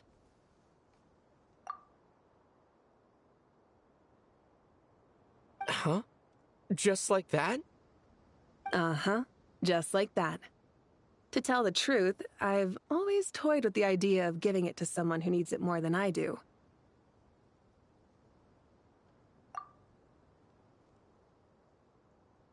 I know you accompanied Nahida here to try and increase the chance of success. It's a good thing you did, because your involvement is one of the main reasons you've managed to persuade me.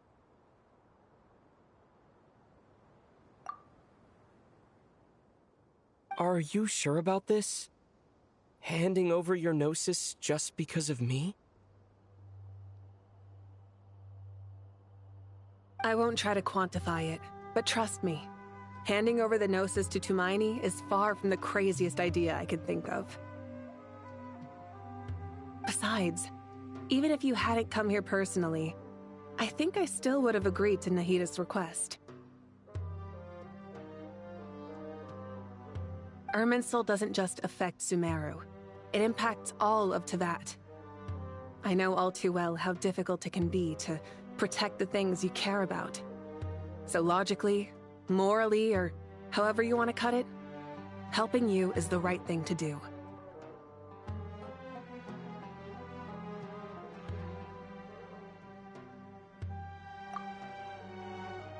You don't need to tell me the specifics of your plan. Where the Gnosis is involved, the tighter the secrecy, the higher your chances of success. Malika, my heartfelt thanks go to you and the people of Natlan.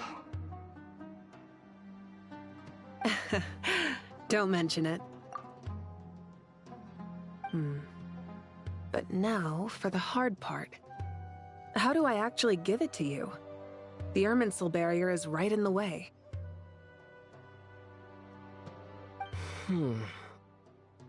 I have an idea.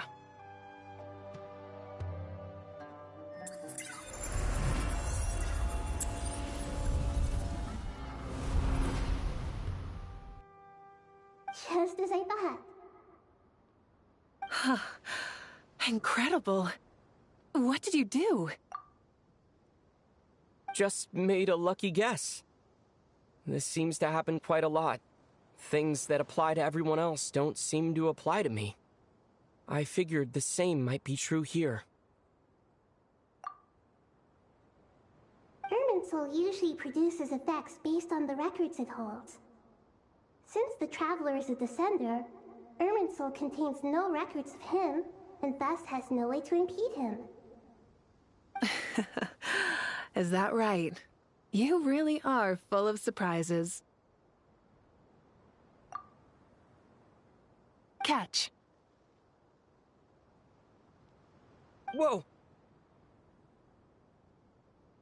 Thank you, Mawika. Thank you for trusting us with something so important.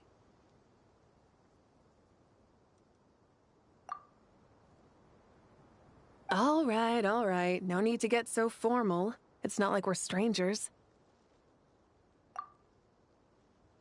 Besides, there's still one problem. You might be able to pass through the barrier, but I don't know about the Gnosis. Any other surprises for us, Traveler?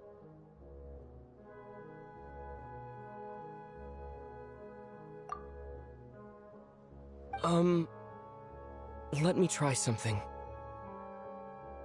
I have the Pyrognosis in my hand. It feels strangely ordinary. Not particularly heavy, and yet this tiny thing symbolizes the mighty authority of a god.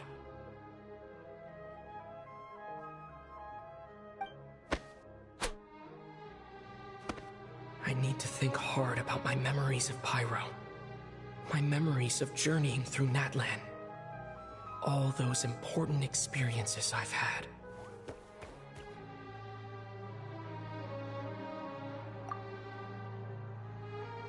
The Gnosis disappeared. Traveler, are you alright? I'm fine. The Pyrognosis disappeared into my body. Just like Phlogiston. Maybe it resonates with you because you've mastered the power of phlogiston. You might not be recorded in the ley lines, but you're still our Tumaini.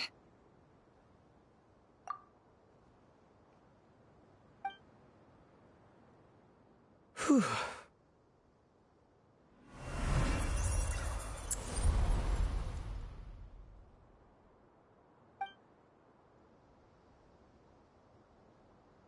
Please allow me to express my gratitude once again, Malika. Pleasure. Well, I've given you all the help I can. The rest is up to you. Good luck. We won't let you down. Yeah, we aren't about to lose.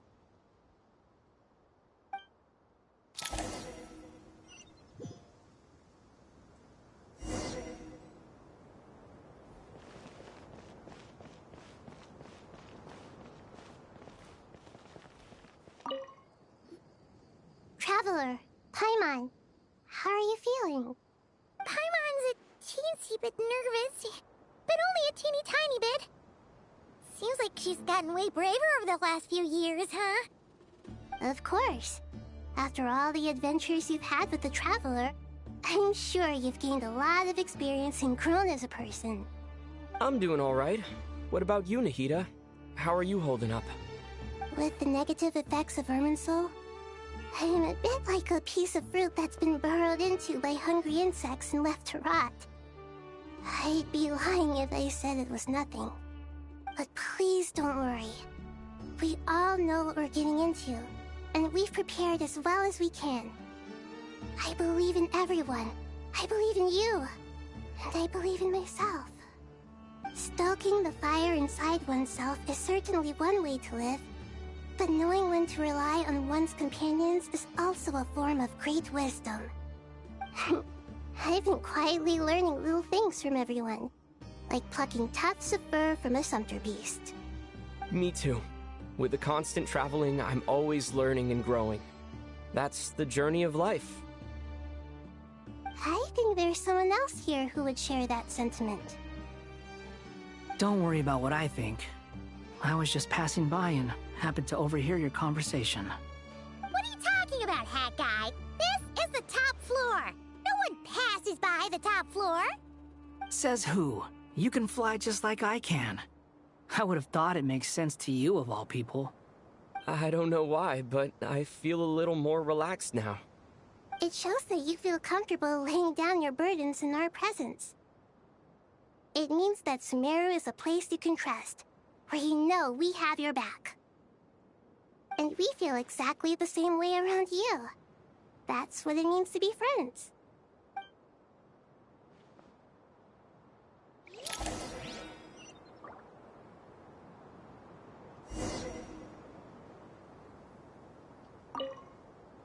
Feel free to mingle if you'd like some time to catch up with people. Just remember to get a good night's sleep when you're done. Tomorrow is a very important day.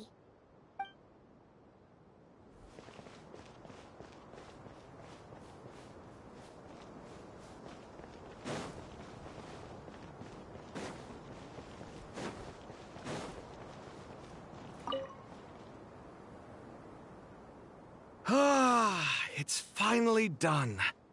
Ugh, but I have a nagging feeling that there's something I've forgotten.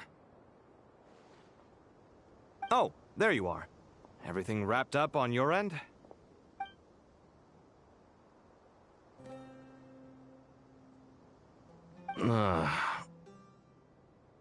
Okay, fair enough. That was a pointless question. We were working in tandem, after all. You must really be exhausted. Well, it's been a busy day, for both of us. When work ends, you clock out. No looking back. Yeah, we're definitely due a break. Probably a little late to start drinking now, though. I'll stick with water. Here, this one's for you. Thanks. You want a bite to eat? I can grab us something. Or wait, I think there's a stove nearby. Let me take a look. Are you nervous?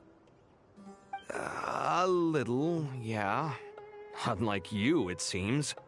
How are you not feeling at all nervous? Because everything that happens next is beyond my individual control. I don't worry about things I cannot influence. What do you mean, cannot influence? You're the one who came up with half of the strategies we ended up using. There's only so much I can do. I was only doing my duty. Was it like this last time, too? You mean with Azar and his accomplices? Yes and no. The situation back then was easier to control, but we weren't as prepared as we are this time. So the enemy is stronger, but so are we. I still vividly remember the way you interrogated me in the library after the fact. Where were you when Sumeru needed you most? If your memory is so vivid, you might also recall that it was you who came looking for an argument. You're often the one who initiates these things, you know. I came for a conversation! I didn't know it was gonna turn into an argument! Anyway, at least I showed up this time. So, what do you think? What do I think? I think we're certainly better off for it. It's good having me around to help out, huh? Absolutely. As a citizen of Sumeru, you displayed a remarkable sense of responsibility in the face of disaster. Certainly feels that way. I just shudder to think how the world would have ended up if we hadn't gotten control of the situation. So, do you think this is what impending disaster looks like? The sky is so clear, and there isn't a whiff of decay or destruction in the air. It's hard to imagine that the fall of humanity could happen on an ordinary day like this. Awful things happen all the time. Sometimes people can stop them, and sometimes they can't. What you and I have done is increase our chances of stopping this one. Lofty ideals may provide no defense at all against nihilism, but perhaps little decisions can. Oh, nothing. It's nothing. I hope everything works out tomorrow. It will. As long as we stick to the plan, our chances of success are good. It's really strange. You're my junior, yet you always seem to act more like an upperclassman than I do. I think it's mostly a matter of temperament. Ugh. Walked right into that one, didn't I?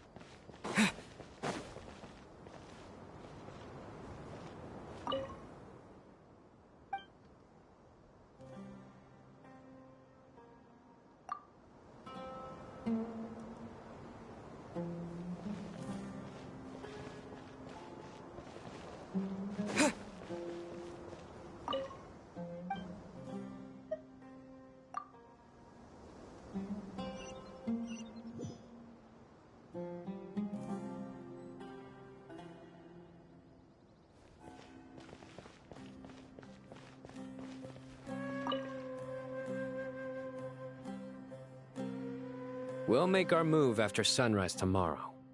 Good. Is everything ready? As much as possible. That'll be enough. Don't let the pressure get to you.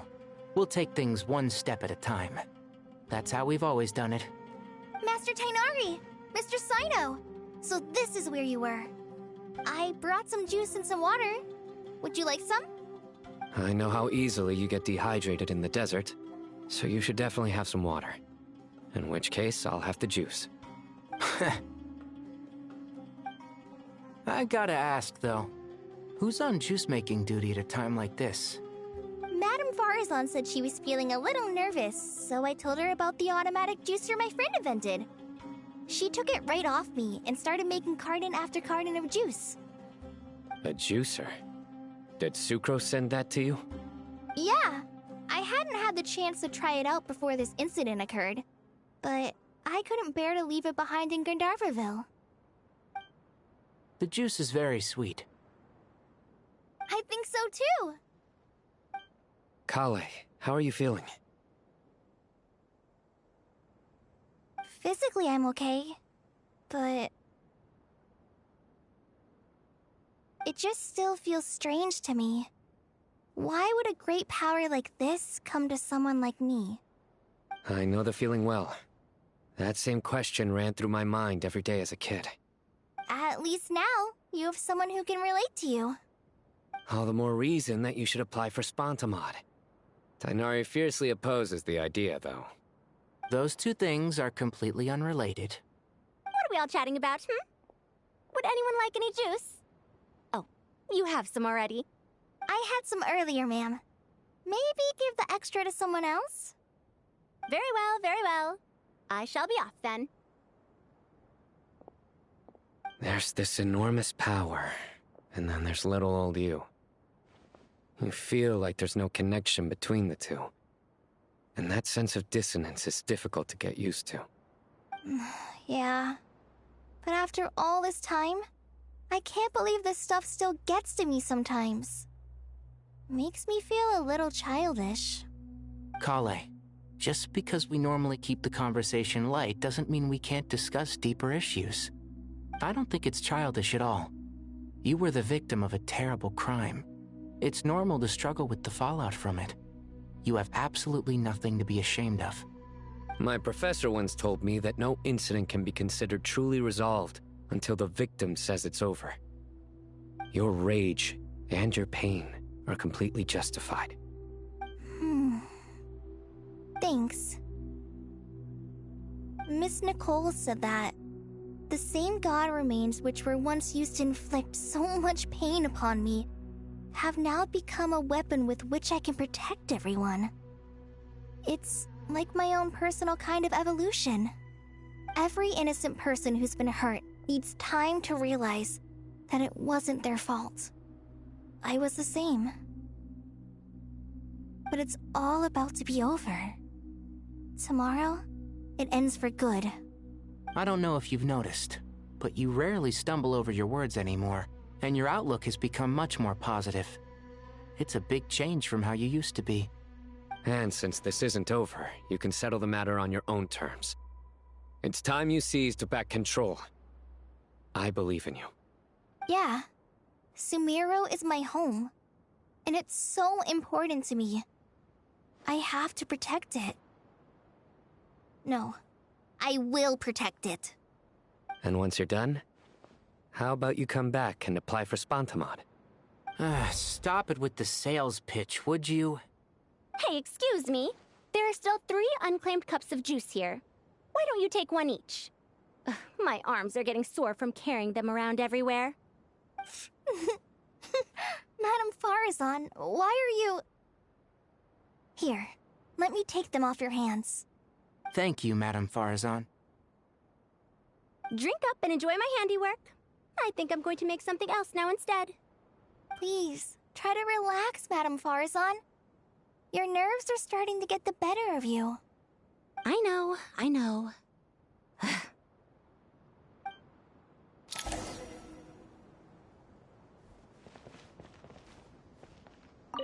Drink up and enjoy my handiwork. I think I'm going to make something else now instead. Please, try to relax. I know, I know.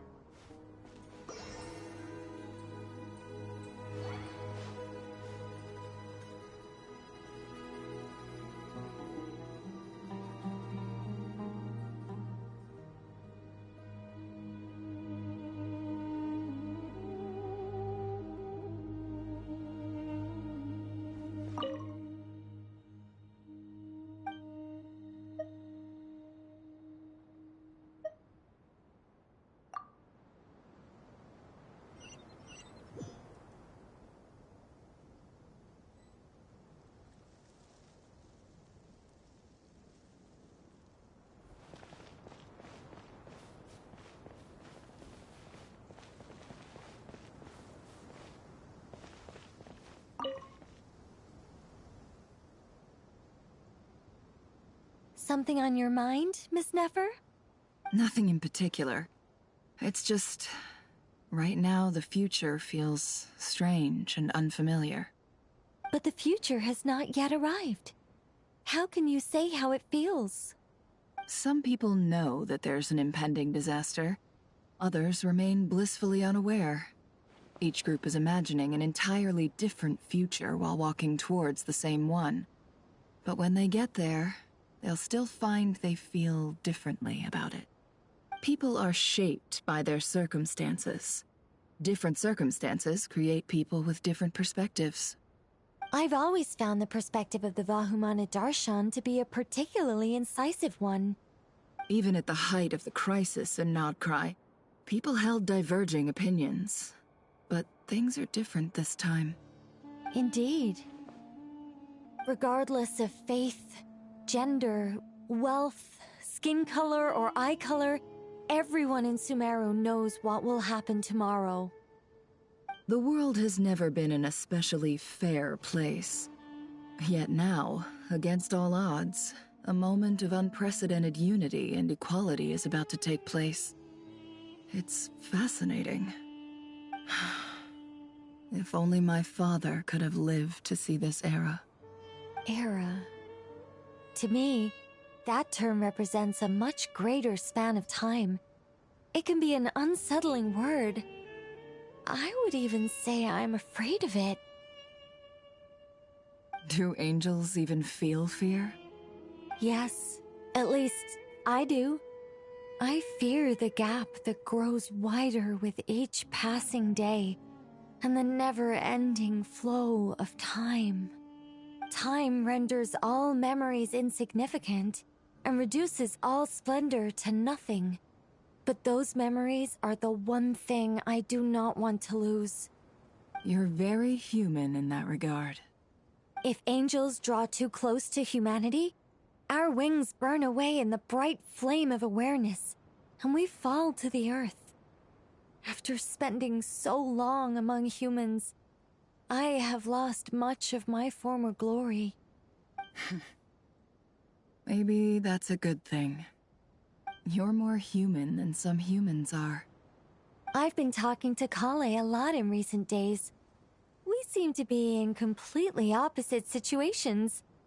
I suppose that makes us good case studies for comparison. Case studies for who? Myself, I suppose.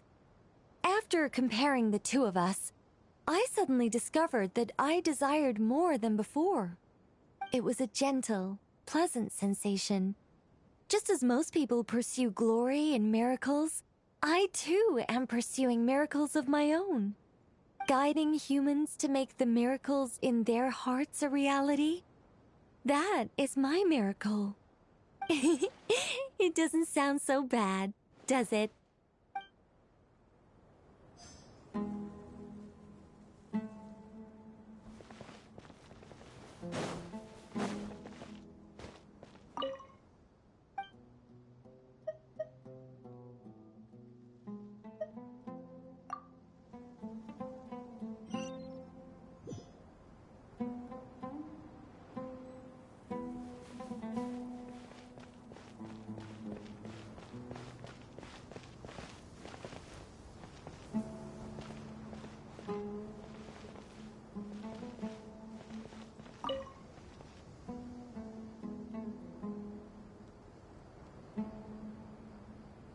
Look at the time. I should head back.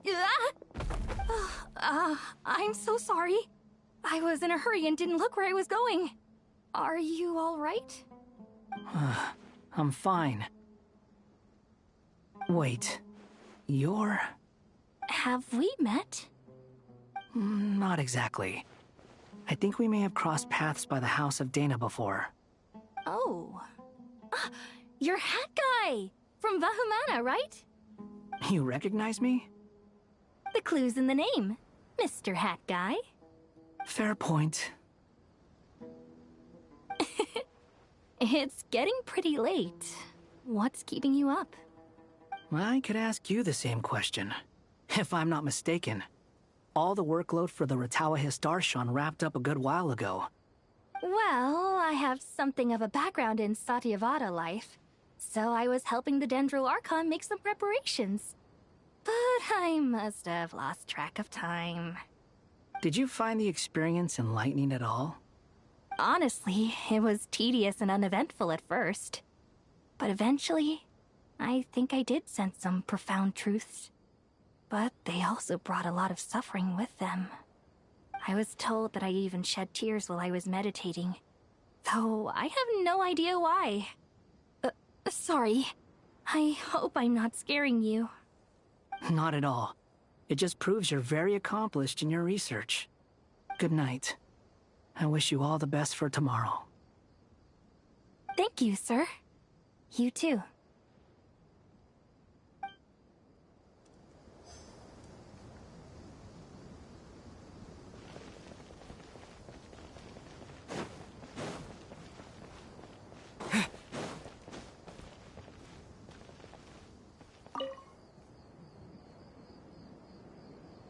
Too bad we've got a fight tomorrow. I could really do with a stiff drink. Let us pray instead. Prayer. How nostalgic. Lord Sangama Bay. Came to get some fresh air too, did ya? That's right.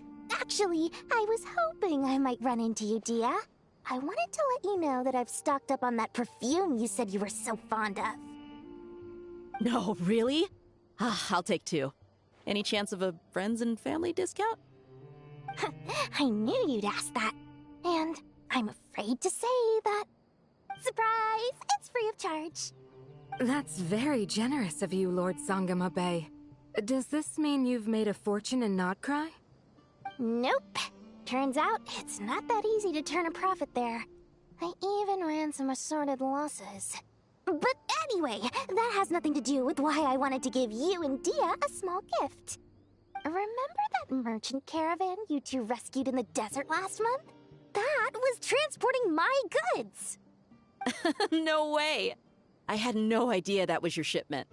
Explains the, eclectic mix of goods, though. Lord Sangama Bay's investment in the desert and generous stockpiling of goods has helped many people over the years. The shelters you funded especially have made life a little easier for the children and the elderly. Wait, how did you know about that? Oh, I see. Nefer told you, didn't she?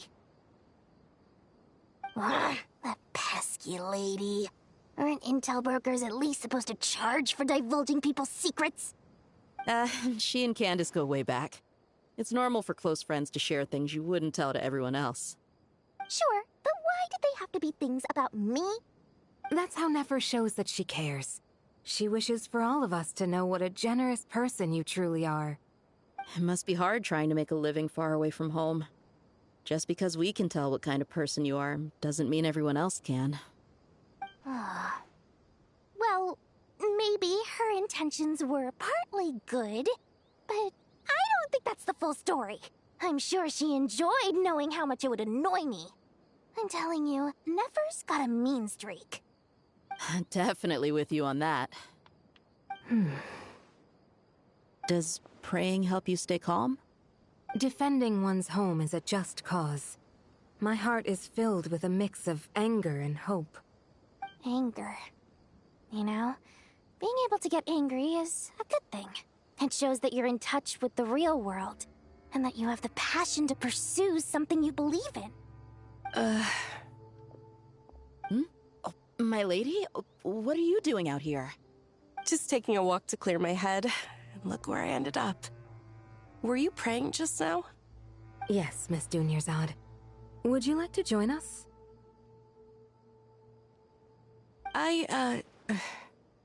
Come on, it's fine. She won't mind who you pray to. Oh, then sure. I remember you, Miss Dunyarzad. You visited my shop before. If I recall correctly, the god you worship is the Dendro Archon, correct? That's right. She is such a gentle and kind god. But to me, she's more than just a god I worship. I see her more as a friend. And so do many others. She's not some almighty god who reigns on high, but a genuine friend. Agreed. She's a wise teacher and a good friend. I spoke with several people during the evacuation. Everyone's aware that tomorrow's battle is one that ordinary people can join too. A battle to fight for our friends and our homeland. Oh, it makes me glad. I can finally do something for those who protected me. You've grown so much since we first met. Oh, a compliment? Ooh, more please. Thank you. My lady, you've always been a remarkably strong and ambitious person. It's indisputable. And that's not just a compliment. It's a statement of fact. What are you praying for?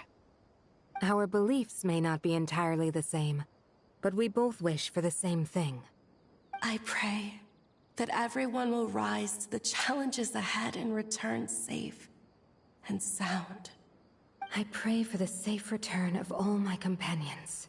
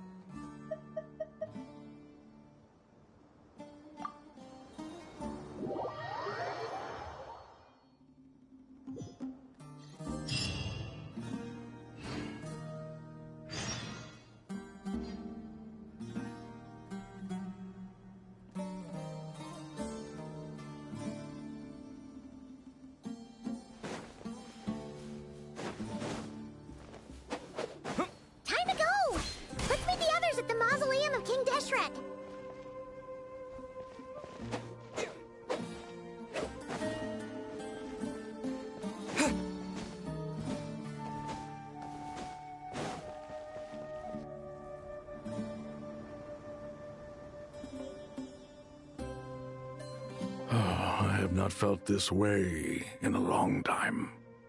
Standing up high, gazing out at the rolling dunes. One cannot know what freedom truly means without first losing it. The golden slumber truly lives up to its name as a dreamland. Though desert sands exist there too, no mirage, no matter how glorious, can compare to true beauty. Dendro Archon, what is on your mind?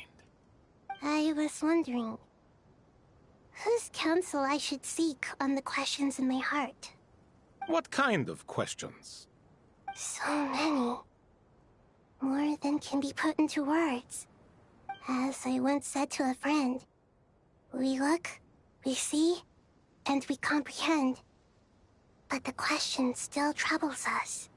What are the many disasters that this world faces, but the sum of all irresolvable questions? The biggest question you should be asking is how to seize victory. Yes. Although, I would express it differently. I must not fail.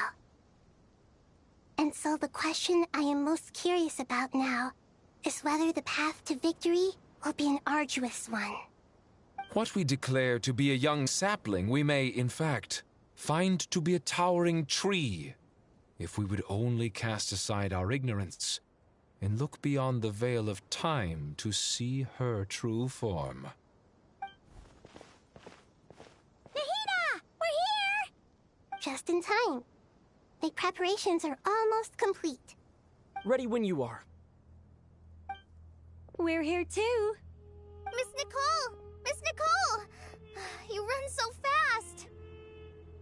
I thought I'd get a lot of exercise as a forest ranger, but I can barely keep up with you. Sorry, I got a little carried away. Lesser Lord Kusanali, the equipment is ready, and the modifications to Aru are all complete. As discussed during our meeting, Accessing Irminsul via the Akasha is no longer feasible at this stage. There are other options, it's just... they're a little more extreme, and more technologically demanding to implement. Maybe you should take it from here. The architecture and functionality of the Akasha terminals overlap considerably with Aru. There is reasonable evidence to suggest that one was developed based on the other, or that they both utilize technology of the same origin. As long as the transplant and merge operation succeeds, Aru should theoretically work on a scale greater than the Akasha and approximately equal to Irminsul. It will become the largest active computing device in all of Teyvat. A system this powerful is capable of a lot of different things. In the past, the Akasha was primarily used for one-way information transmission, but I suspect it could also serve as a central bridging hub. In the pursuit of greater knowledge, some scholars have attempted to connect their consciousness to Irminsul through the use of terminals, incense, and meditation. Correct. In academic language, scholars who reach that stage are said to have entered Satyavada life. Hypatia has performed this practice many times in the past, and she was once under my care for a period of time. Right. And this at least proves that there is a zone within Irminsul that can be connected to. that's right. Providing wisdom to the people is one of the very reasons for Irminsul's existence. I think I understand where you're going. Please, continue. In that case, I'll skip to the conclusion then. We need to further modify Aru, merge it with the Akasha, manufacture terminals, and distribute them to every single person we can reach. Every person? Even the desert folk? Yes, everyone. I've already calculated the amount of raw materials we need. So you mean we're going to get new Akasha terminals? Yes, but this time the people of Sumeru won't be using them to acquire knowledge, just to connect to Irminsul. That's the key. When we evacuated the city, we brought all the important assets from the House of Dana, in case we ended up needing them. Fortunately, this included the Akasha system's main terminal. We've checked all the relevant records, and one thing is certain. Nothing like this has ever been done on this scale before, so... Everyone in Sumeru is part of the plan. Whoever controls the people controls the situation.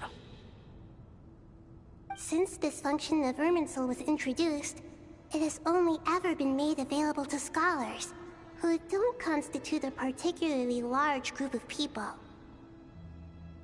But by expanding the scale to include all the people of Sumeru, all the individual connections will stack up to create a significant load on the system. Under normal circumstances, Irminsul would be able to cope with the additional load. But with it already being under strain from other activities, its remaining capacity is limited. Thus, it might be possible to shut it down completely by overloading it.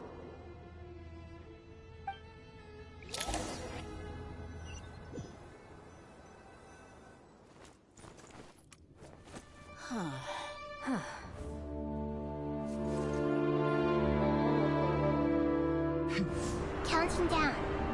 3,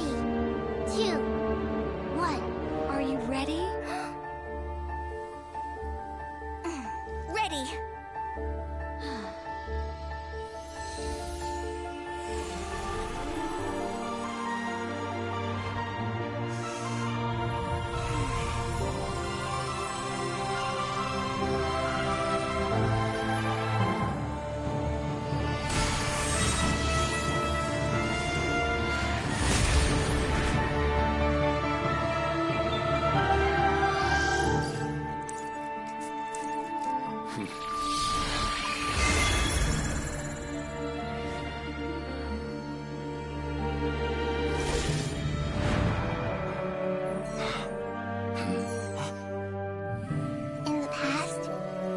People sought knowledge, they turned to the Tree of Wisdom.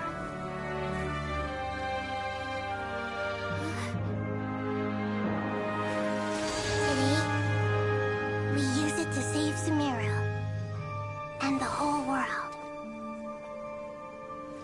These boughs that nurtured learning must not become tools for destroying the world.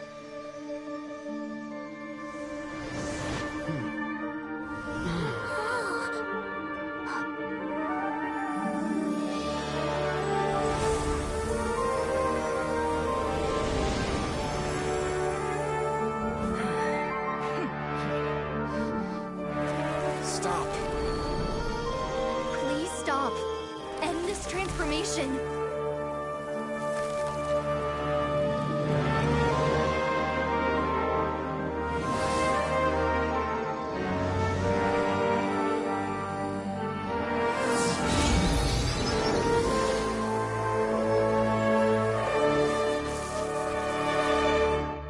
You would shut down Irminsul just to stop me? You fools. I have all the time in the world.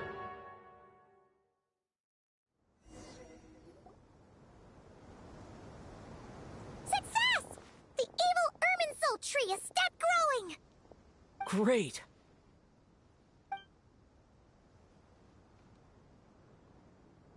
What a display of true courage. The courage to think and the courage to act. I never thought I would witness the shutdown of Irminsul with my own eyes. Perhaps this is human wisdom in action? Indeed, only humans could do such a thing. Gods are few and far between.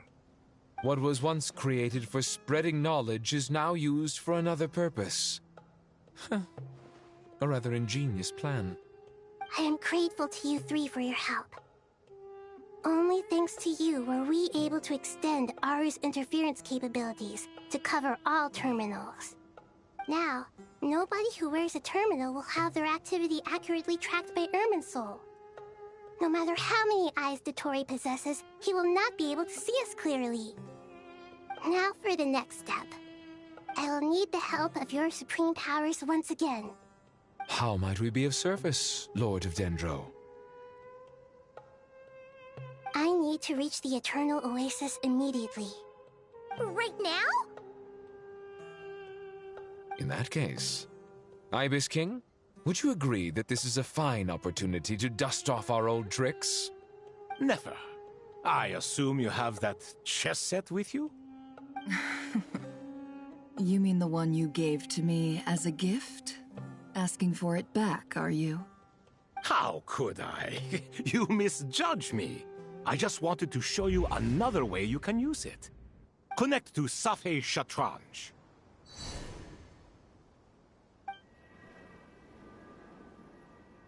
Safei Shatranj? You mean that place in the desert?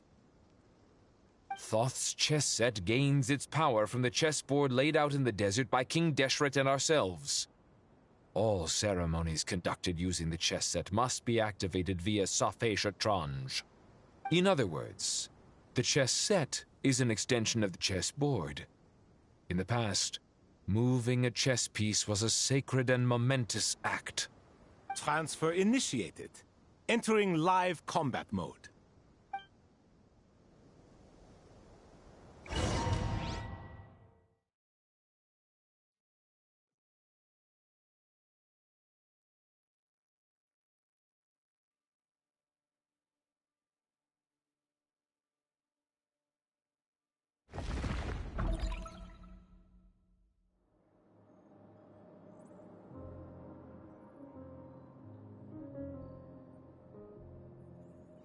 We haven't heard a single word from our spy in the desert. I'm afraid he might have been captured. Never mind. But we spent years turning him. And a lot of Mora. Nothing comes for free in this world, but the loss is not without its purpose. For a small price, we have wasted a precious amount of the limited time they have. Quite a bargain, if you ask me.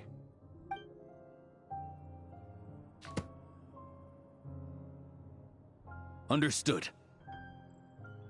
Weighing profit against loss is a necessary part of life. But to tell the truth, I have been operating at a loss since this all began. Since many centuries ago, in fact.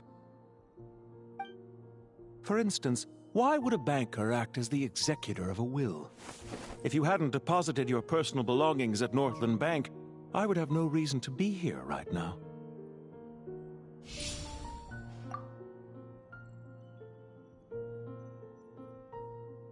Dottore, I've placed your final data backup into the ley lines as per our contract.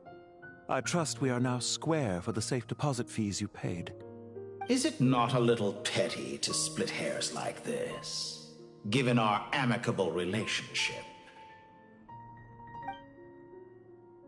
I consider sound bookkeeping a matter of principle. Do not forget that you only live to see this day thanks to me. In fact, every day of your life since you met me, you've been living on borrowed time. Why, that's hardly a fair assessment. I will concede that my survival was perhaps at your whim, but I became a harbinger on my own merits. Managing money is not like other professions. Mine is not a role I could have acquired based on your recommendation alone, and certainly not one I could have lasted so long in without genuine ability. The information stored in the ley lines is quite comprehensive. Rest assured, I have not forgotten how strong your pride is. Well, I presume you have no sense of fragmentation while talking with me. How could anything possibly go wrong with such strict measures in place? The remainder of your soul was split in two, with one half sent to Nod Krai and the other stored in the most secure vault of the Northland Bank. Though I must say, your disdain for the other segments is quite amusing. Zandik is you, and you are Zandik. Zandik created the segments, yet you, a segment yourself, reject him. That is, Zandik, created segments of various ages in his later years. To achieve this, he had to freeze time and part with a portion of his soul. But as constructive as it sounds, it erases my uniqueness. If each segment is equally me, then by the same token, none of them are truly me. A soul living forever in the past inevitably holds different views than he did in his later years. The same thing that completes me also restricts me. You too might ask yourself which stage of your life you want to be preserved at. The day your business failed? Or the day you were framed by a gang and sold off to a medical lab as a test subject? We needn't dredge up the past. This undesirable plan was eventually scrapped. Lesser Lord Kusanali was quite right. I needed an opportunity to eliminate myself. And after that, I concluded that there was no more effective plan than directly splitting the soul. Once the soul is transferred out, you will find that creating a physical body is far simpler than creating a puppet. The other half of your soul suffered a crushing defeat in Nod Krai, you know. And yet in the process, I obtained the information I always wanted, did I not? Because now we finally know where the best testing ground truly lies. I once thought your ultimate goal was to ascend to godhood. But as it turns out, that was merely one of your experiments. Experiments take many forms. Most people are too eager for success, too fixated on the end goal. They forget that the experimental process itself is just as important. A suspiciously vacant seat, a new face. I trust you can put two and two together.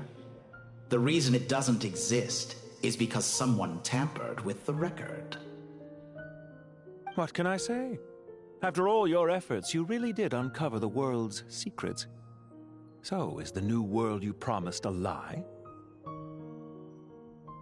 No, it never was.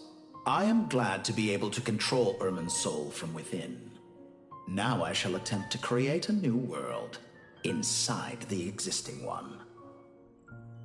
Almost everyone faces the prospect of death, but not a single person has ever been able to experiment unrestrained in the afterlife through sheer force of will. I am the only one to have overcome this enormous challenge. Would I not be letting the world down if I didn't make the most of the opportunity to experiment? Clearly, the dividing of your soul did not affect the magnitude of your ego. Out of all the versions of you that have ever existed, this you is the most insane and the most radical. Is that why you chose to work with me? Which was it then? My insanity? Or my radicalism? Could I call myself a venture capitalist without a suitably ambitious plan to invest in? Yours happened to fit the bill quite perfectly. Well then, I must say, while I am surprised enough that you showed up at all, what surprises me more is that you chose to present yourself as my former subordinate, and not as the banker Pantalone. Why make things harder than they need to be? Exposing my true identity in a situation like this would only serve to destroy diplomatic relations between Snezhnaya and Sumeru. I daren't imagine the consequences. Showing up in the name of the original antagonist gives you the recognition you rightly deserve, while also being sensitive to Snezhnaya's predicament. It was an easy win.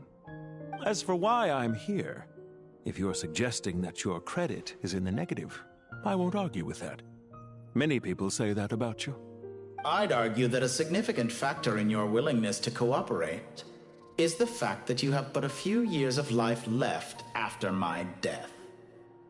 Living and dying together has a way of binding two parties together rather closely.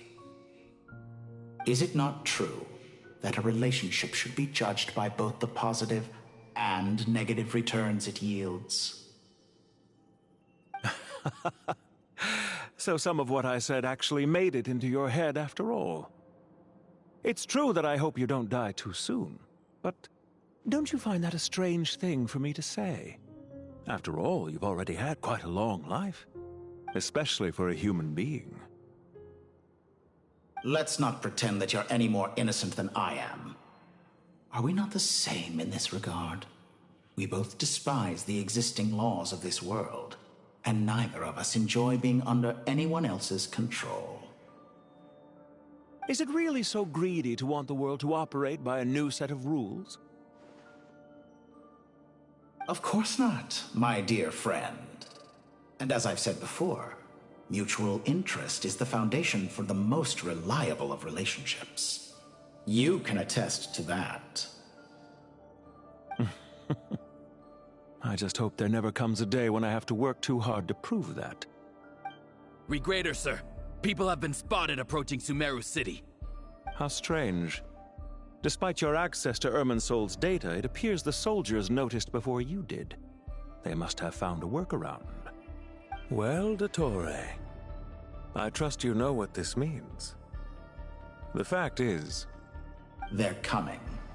They'll breach the city gates any moment now. But even so, I would say Irminsol is a wonderfully convenient thing on the whole. If you do manage to create a new world, perhaps you could plant one outside my office, too. I'll consider it. What do you need me to do? Stall them? The experiment will take time. Stall them for as long as possible. Very well. But you're really asking for the moon here. Have you heard this story? There was once a guilty man, kneeling in the center of a church while an angry mob outside waited to bring him to justice. He pleaded with the gods, begging them to grant him one final request, the chance to finish confessing his sins before he was sentenced. Many suns and moons passed, seasons changed, and still his confession continued. as if he intended to speak until the end of time. Are you suggesting I worship you as a god? Or were you hoping that I might confess my sins to you? Certainly not the latter. That would make my life miserable indeed.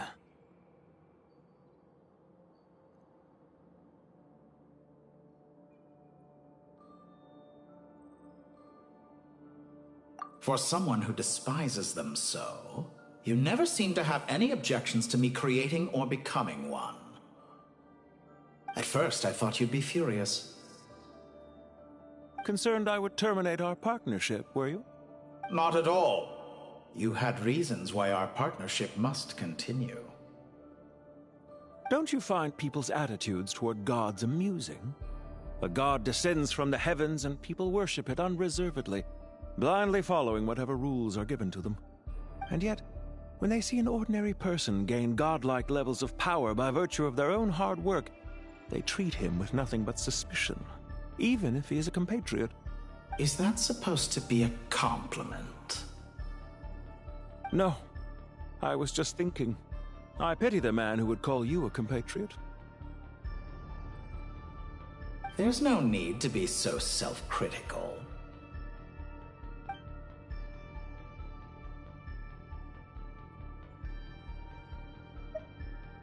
I know it's a little late in the day to be asking this, but how have you been keeping? I'm flattered that you would take the time out of your busy schedule to consider my well-being, Doctor. The part of your soul that went to Nod Krai caused quite a stir, sending our organization back to the drawing board on numerous fronts. It was quite a headache for everyone involved. Dear me, I must have caused you no end of trouble. You certainly did. I had the rare honor of being summoned before the Tsaritsa with Pulcinella to answer for myself. A terrifying ordeal. Don't worry, I pulled through. At most, it's a public relations nightmare. I made sure of that. Now I'm curious. How did you explain yourself? Oh, it was quite simple. I just pinned the blame on someone who wasn't there to defend himself.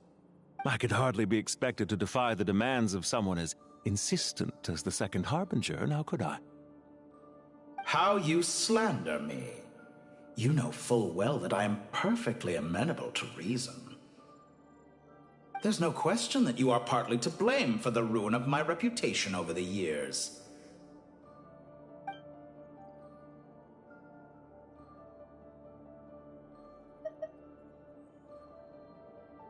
Do you have anything lined up for when this is all over? Hard to say. Field work always takes quite a toll on me, as you know. Once I'm back at Snezhnaya, I'll start with a well-earned cigarette. Why are you so eager to ruin your lungs after I went to the trouble of replacing them for you? If you have an issue with it, feel free to try to stop me.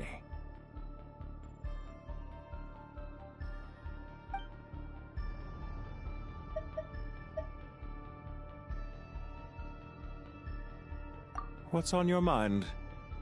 The limits of humanity. It's a pity. Despite running countless calculations, I find there is simply no way to reduce any further the amount of one's soul required to sustain an individual. It's rare to hear you admit to being unable to achieve something. I beg to differ. For instance, as I've told you before, the original me was prone to motion sickness and couldn't make long train rides. Ah, yes, of course. One of the reasons you often sent yourself out on errands. What are you thinking about now? A new experiment. In the event that my soul was depleted, say we extracted my data from someone else's memories, yours for instance, and then combined it with your intact soul as the base material, what would we create? Such a scenario would be impossible. Oh? As long as your current soul survives, there will be no need to create a new individual. Don't forget, you were the one who approved of the present situation wherein only one Dottore remains. And if you ceased to exist, who would be capable of performing this experiment?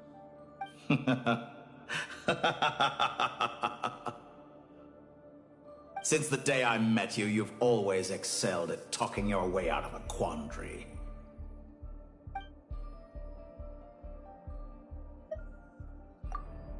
Isn't it a little too early to be saying goodbye? Not that I wish to keep you from your business, of course. Very well. Let's leave the conversation there for now.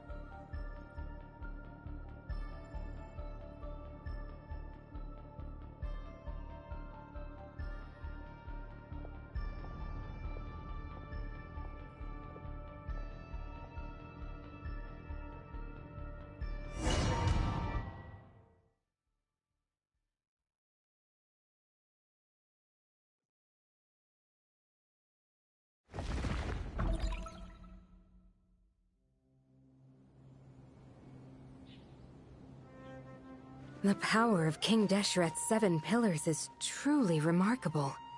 With just a chessboard, you can move an entire unit across the material plane. Yeah, sets us up for a much easier fight. Really makes my day. The last time we stormed the city, it involved a lot more running around. I wonder how many people can say they stormed a city twice in their lifetime. I was just thinking that. I've definitely had more than my fair share of unusual experiences in my life. This is my first time here, actually. We never usually leave Gandharvaville. I hope this will be my last time. Does everyone have to chime in? Can't we just fight? What an amusing comment, my dear lady. Yet humans often alleviate tension via small talk, do they not? Whoa! Why is Candace's shield talking? Because the image on her shield is one of me. And I, of course, can appear wherever I wish to. Huh. Well, la-dee-da. Isn't that fancy? Could I get in on this? You wish for your gauntlet to speak? Why, certainly. Ahem. I think you'll find that it is I whose image is carved hereupon. Thanks. Definitely feel stronger now. You're welcome, my lady. I am glad to lend you my power. Sino, what's the situation? There are troops stationed at every entrance. As we expected. A frontal assault will suffice. Everyone, stick to the plan. We'll take the main entrance. You head for the House of Dana's side door. Move out.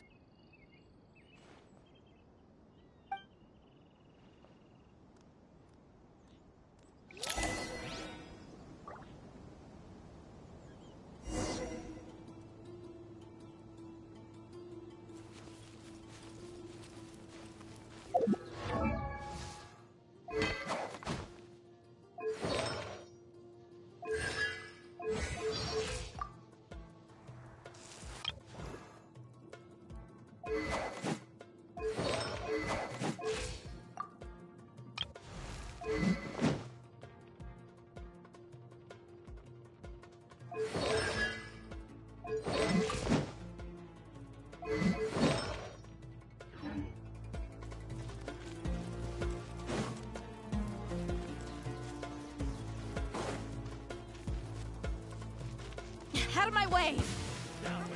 Take this! Watch out! Get lost! Whew. Thank you, Jet. You gotta be more careful. If you're not ready to put your life on the line, you can't be certain of defeating your opponent. She's right. Keep your wits about you, Rana.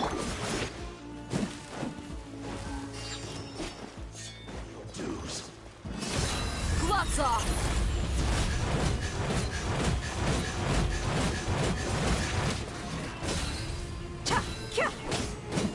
Do your worst! Can't run from death. Take them out and secure the harbor. Reinforcements will arrive by water. Consider it done. Show no mercy.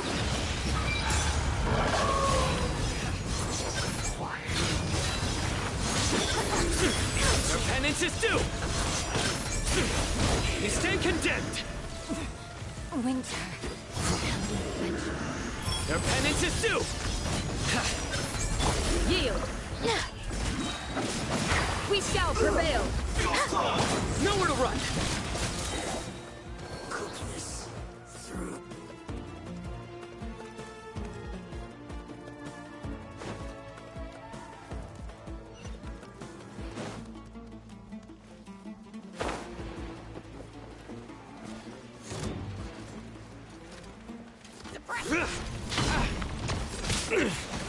Come at me again.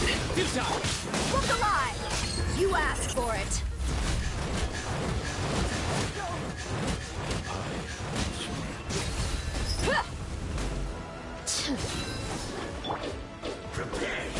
Do your worst!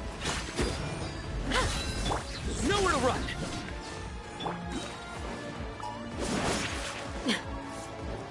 Use the force authorized. Hear my prayer! Surrender! Your sins weigh upon your soul!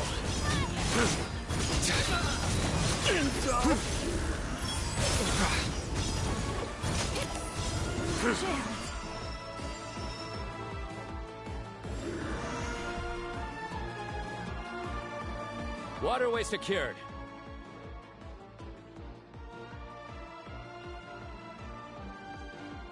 Brothers! Sisters! Perfect. Just in time. Welcome. Once we've linked up, we'll continue the advance. The team has arrived at the north entrance, as planned. Good. Press on.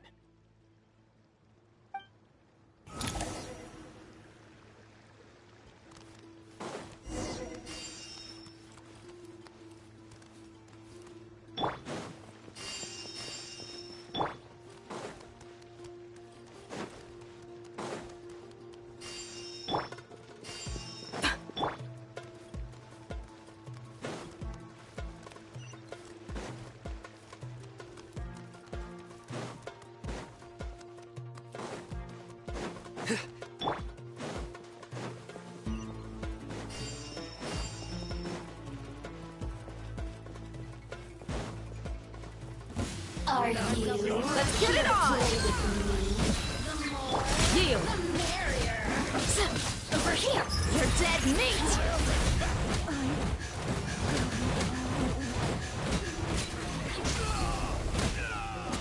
Nowhere to run!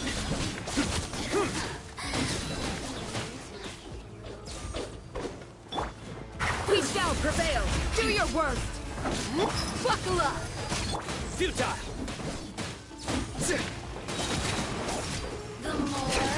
Through me, justice is served! What a waste of time!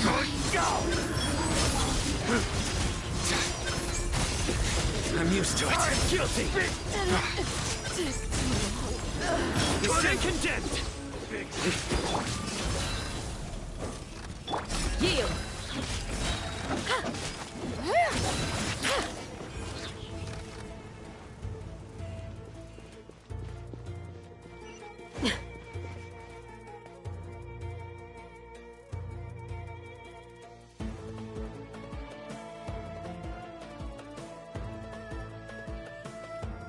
Look out!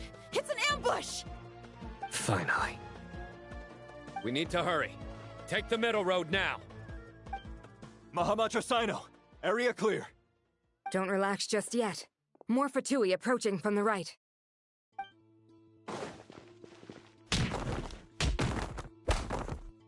Irminsul cannot track our movements. If necessary, we could split up. Don't worry. We'll wipe them all out. As you can see, our people came raring to go. Good, good. How are things with the Traveler? Can Tainari keep him safe? Don't underestimate Tainari just because he's a forest watcher. He can handle it. All right. You know that's not what I meant.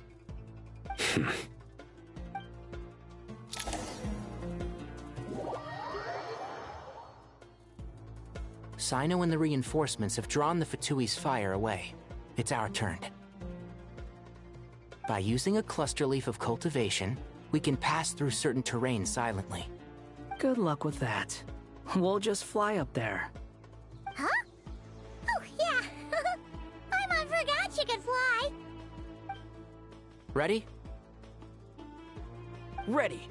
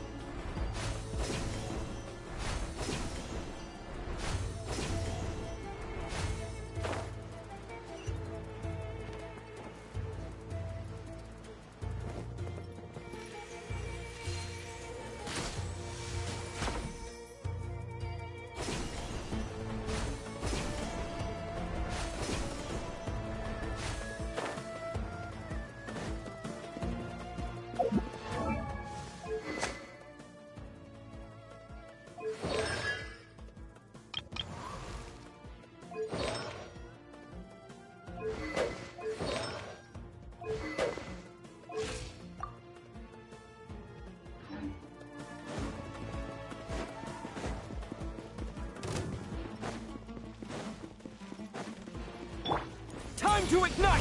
Ah! This ought to do it. Can't see? Fire!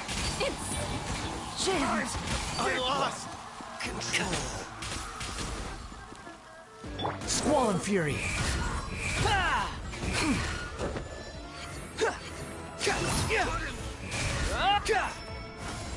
Quick, one with the forest.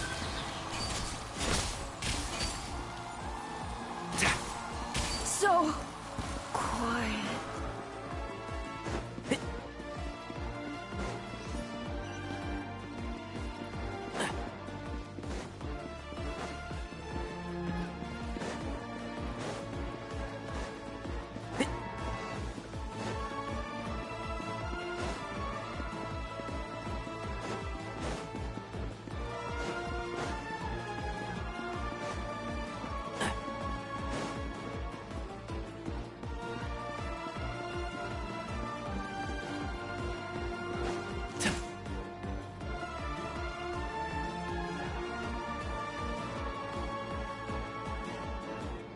Fatui soldiers up ahead.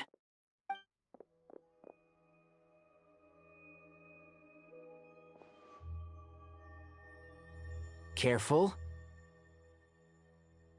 Prepare for battle. Hey! There's people over there. You have some nerve showing your faces here in the center of Sumeru City.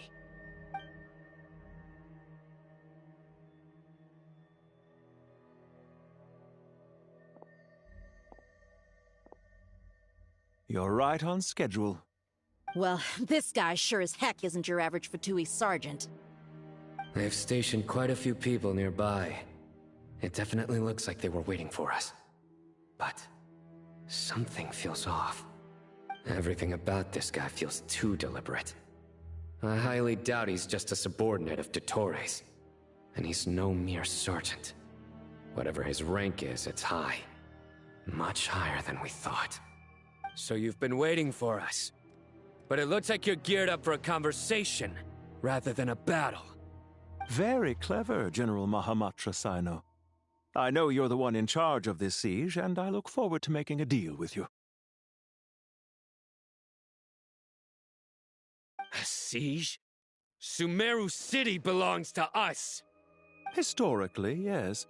But things can always change. We have quite a sizable force with us, you know. For instance... There's a Fatui ambush at the north gate. Can you handle him? We can for now. Yes, I'm quite sure both sides can hold their ground for the time being.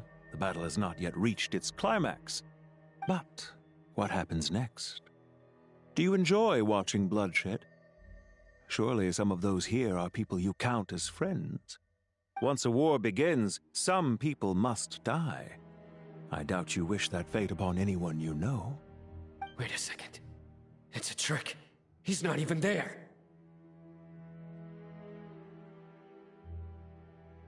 Silence! He disappeared. What was that? A ghost? Curses! He was never there to begin with. That was just a shadow projected there to lure us in. Enough talk! Attack!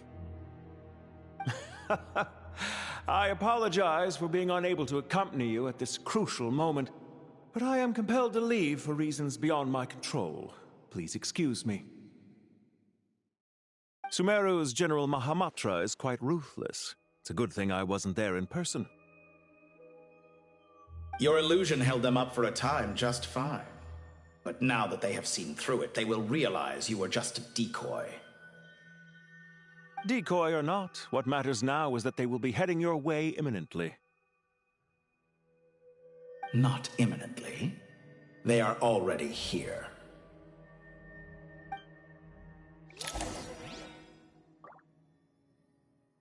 Keep up.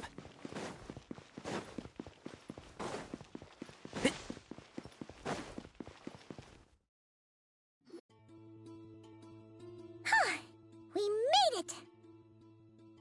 This is far enough. Tainari, you go help Sino. Don't worry about us. We'll manage from here. Are you sure you don't need me to stand guard? No need. Once the connection is established, we'll disappear from the sanctuary of Surasthana. Go help the others. All right. Goodbye for now, then. Please tread carefully.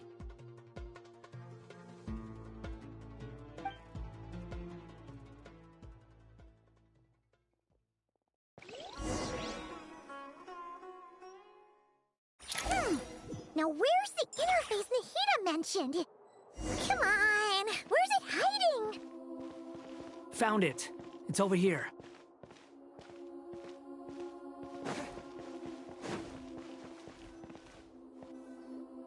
We can connect to the inside of Irminsul through the Sanctuary of Surasthana's built-in security system. You should be pretty familiar with the process. Is it the same route as last time? For the most part. We don't need to adjust any of the parameters. Then I should be fine. And Paimon? Once you're both ready, we'll set off. Wait! The stakes are way higher this time, right? Maybe Paimon should stay outside and help the others. Then, you can focus on the fight without having to worry about Paimon. Huh? Why are you staring at me like that? It's nothing. I just suddenly realized how much you've grown. Hey, you've grown quite a lot yourself. Don't you two start getting into it again. Well, anyway, Paimon thinks she's pretty knowledgeable. Who's the best guide in Vatican? And don't forget, Paimon's a college student now. If we say Alhatham's not a weirdo, it's hard to explain how he came up with the idea of you applying to the academia. But for all that he counts, you're doing surprisingly well in your studies. Just goes to show how important it is to have someone supporting you. And Paimon's not the only one. Let's not forget that you only became a student because of Nahida's personal recommendation. That's fair. I have learned a lot in Sumeru. Oh yeah. Did you ever come up with that ugly nickname you promised me? What? No way! We're friends now! Paimon gave up on giving you one ages ago. Anyway, isn't Hat Guy enough of a nickname for you? Fine. Suit yourself. We need to go. Paimon, if you're staying, look after yourself. Will do. Paimon's gonna link up with Tainari and Sino. You guys are the ones who need to be careful. We will be. Bye for now.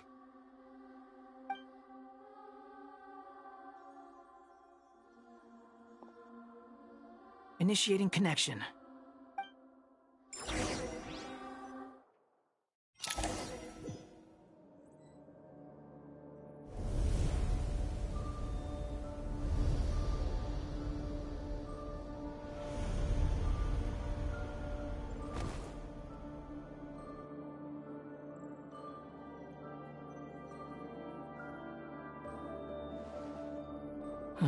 Well, here we are again.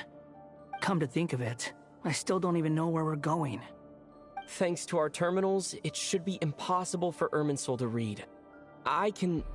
Don't tell me. Only you need to know. That way, whatever happens to me next, it won't affect your progress. Listen to me. Your safety is just as important as mine. Don't even think about sacrificing yourself for the greater good. We came here together, and we're leaving together. All right, if you insist. I won't argue with you.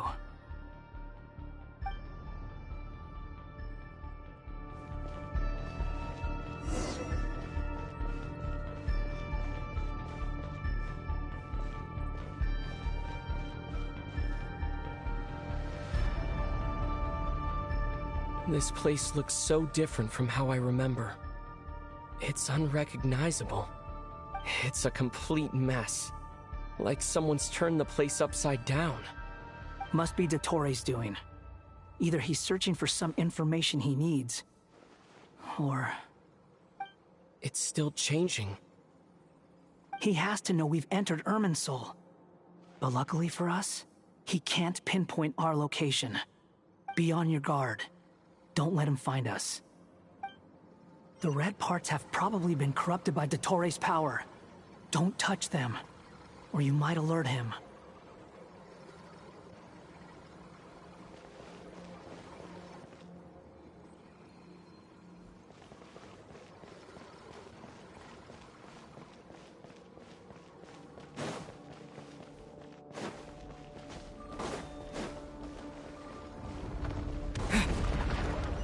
He's looking for us. Tread carefully. That wall could be a problem. Fortunately, it looks breakable. Give it a shot.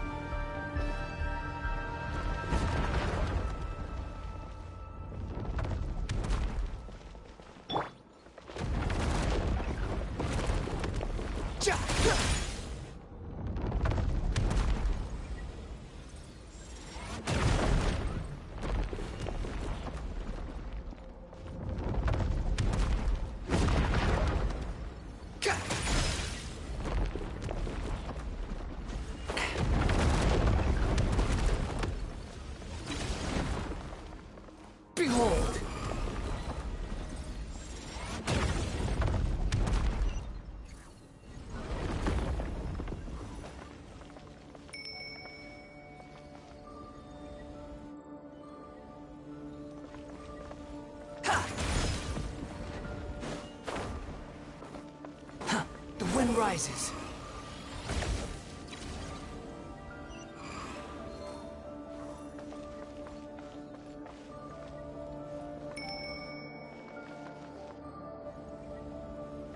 Behold!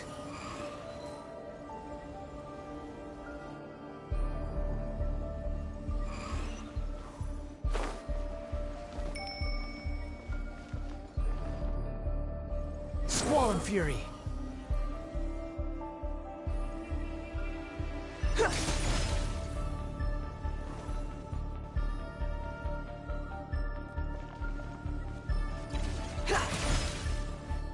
Behold!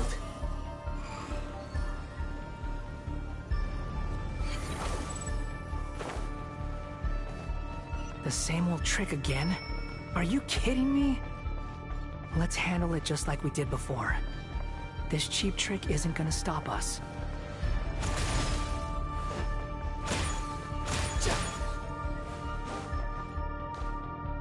Oh no, it's a trap! Is that why he was using the same trick over and over again? To get us to lower our guard?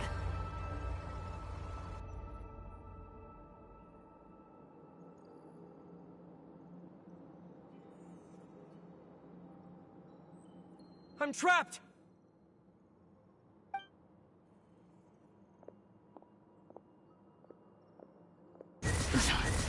Why won't this thing budge? Hello? Hello? Can you hear me? Nicole, is that you? Yes, it's me. I'm monitoring your progress from inside the Eternal Oasis, and I have to say, this terminal is simply marvelous. It makes tracking you so much easier. I couldn't see anything at first, but now that you two are inside, I can use your location with support from the terminals to get a partial view of the situation inside Irminsul. It's not the clearest image, but it's better than not being able to help at all.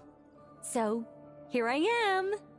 I can't intervene directly, but I can help to guide you out of the jam you're currently in. So please, just follow my lead. Dottore in his current form is a blight upon both Irminsul and the ley lines. Pay attention to your surroundings. There must be sources of his contamination nearby. The corrupted information is his means of manipulating the environment. You must destroy them. Is that one of them? Precisely. Take good work. But we're not done yet. Stay close, and let's see if we can find any others like it nearby.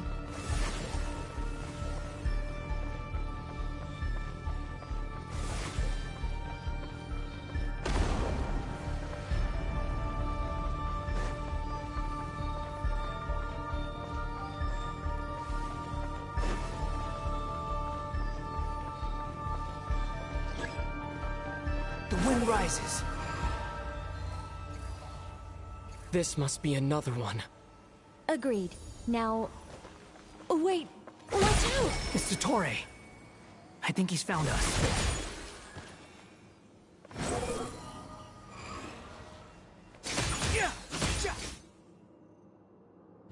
The seal is broken. Quick! Get out of there!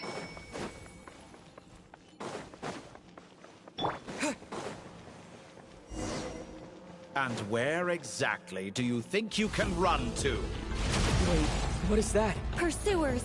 That's gotta be it! Run! Don't let that thing touch you! Dodge that attack!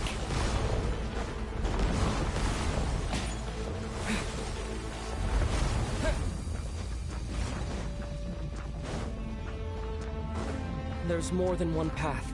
Which way do we go? To the left! Trust me! Fleeing like vermin. What a pathetic sight. Hey! Watch yourselves! Stay focused! There's a cliff ahead. Jump!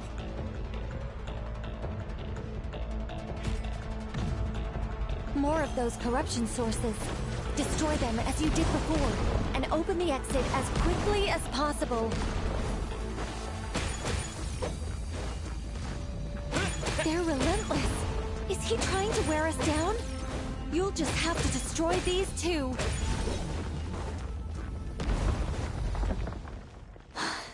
I think the pursuit is over. Hard to say. Stay alert.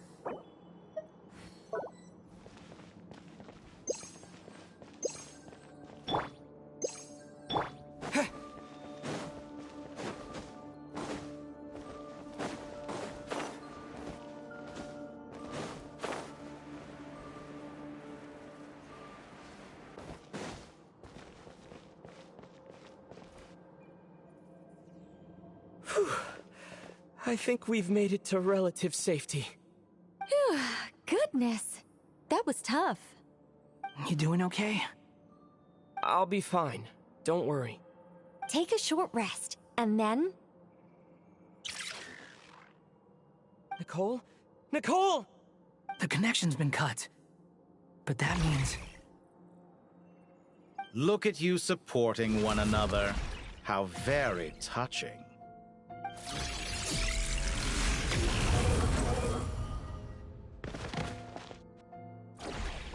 Dottore! Took you long enough to find us. You're more useless than I thought. Oh, really? I think I deserve a little more credit for my methods than that.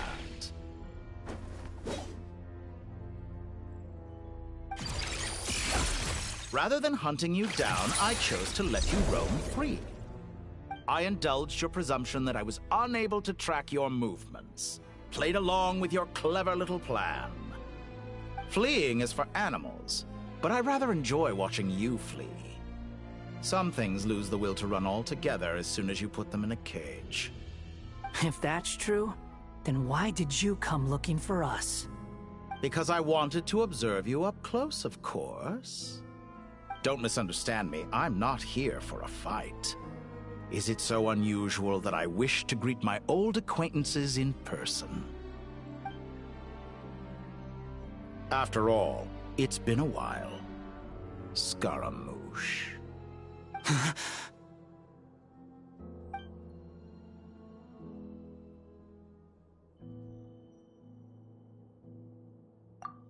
Why are you so afraid? I have done nothing unprecedented in discovering the truth. Nor did I go to any great lengths to uncover your story.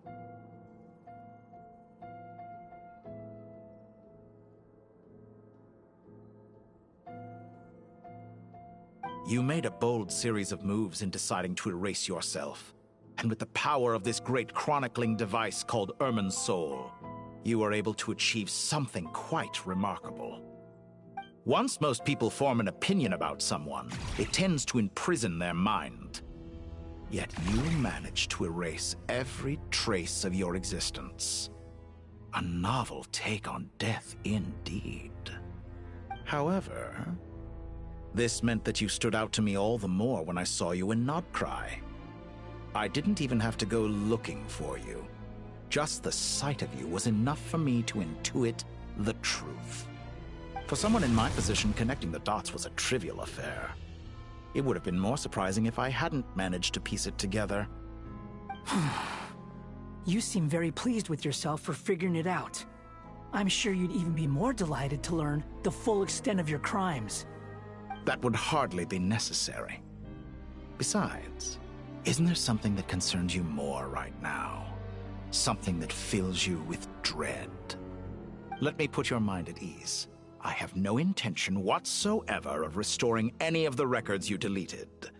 For one thing, it would be exceptionally difficult. But more to the point, I doubt that the prospect of losing your current life is all that frightening to you. Because in your case... the cruelest twist of fate is that you'll never again have the chance to make up for any of your mistakes. Isn't it? Dottore?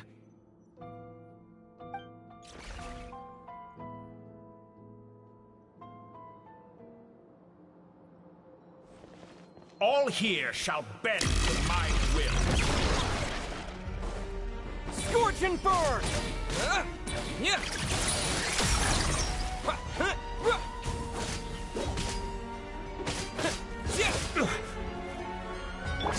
Fury!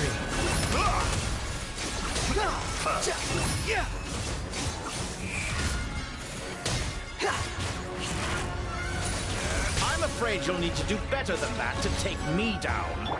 I expected you to have grown stronger. Ah, how foolish of me. I forgot that you lack any means to increase your power. You will pay for everything you've done! Oh, will I now?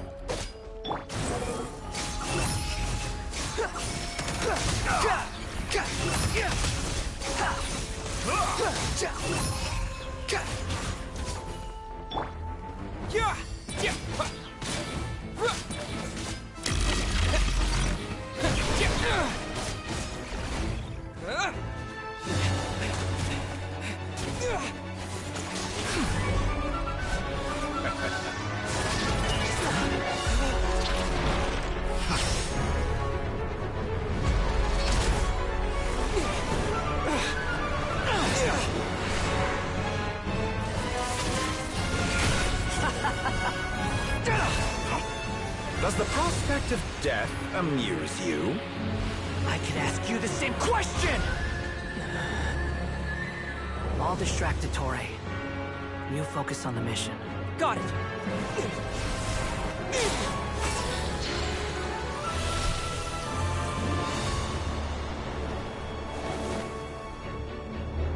For the hopes and dreams of the masses. Open the secret door on this enchanting night. May wisdom's light eradicate ignorance and darkness, and hereby fulfill our ancient vow. Commence data extraction.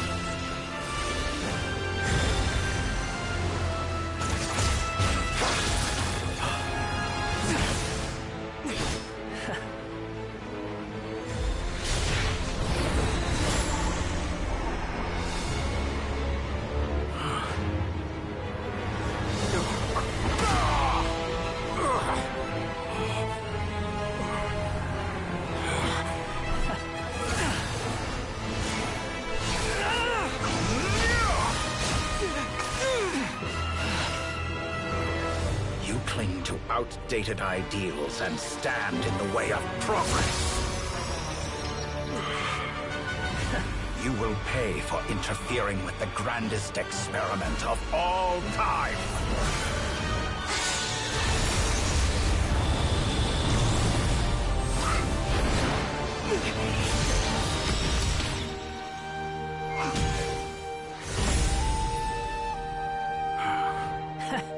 Good timing. Dottore, as clever as you are, you fail to understand wisdom. Wisdom takes many forms, but the path you have chosen eschews them all. Huh.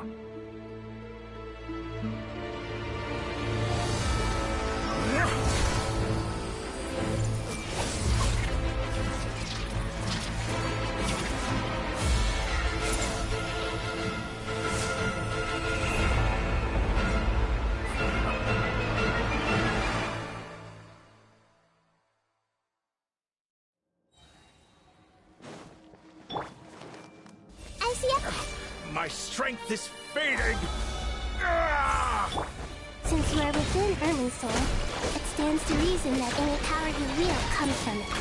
You're extracting the information from Ermin's soul just to strip me of my power. I will find his weakness.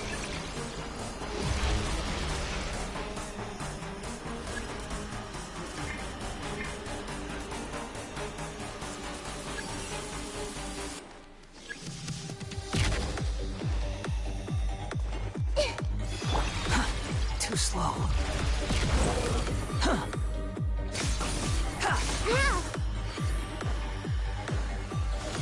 I admire your attempt to introduce a new variant, but it's nowhere near enough.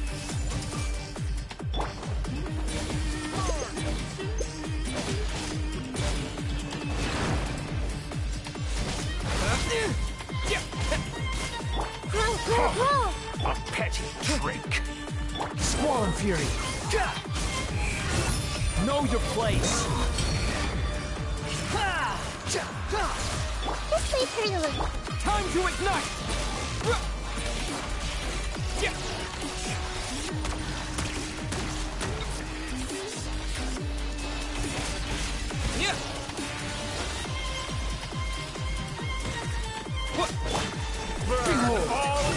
before you! How amusing.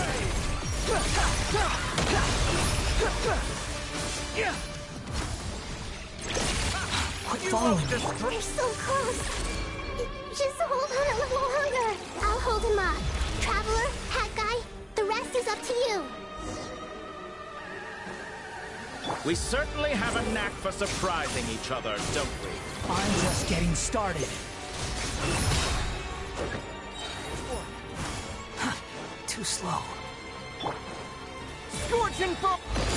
It's time. Say your prayers. Be on the offensive, but watch your back.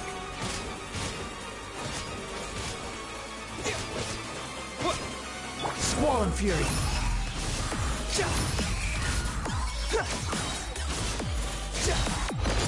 It's time. Say your prayers.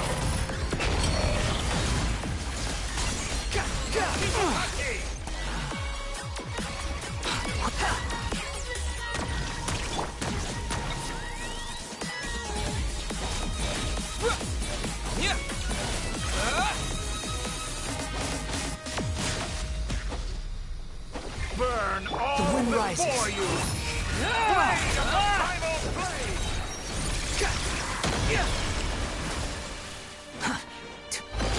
It's time. Say your prayers. Quit following me. Behold.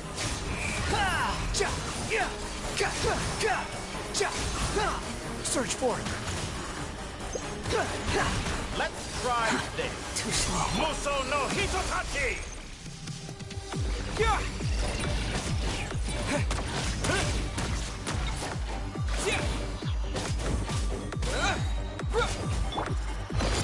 It's time. Say your prayers.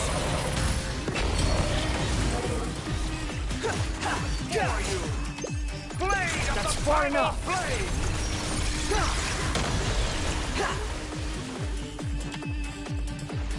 Quit following me. Scorching burn.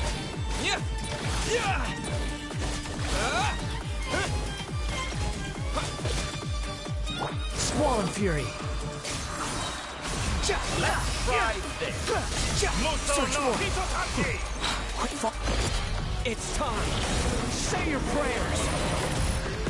Finally. Time for you to die. Excited? Time for me to die? How could I have reached this place if death was something I feared? The last gasp struggle of a dying man is a pretty pathetic sight. And I know it when I see it. We shall see about that.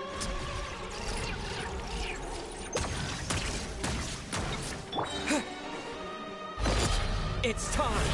Say your prayers.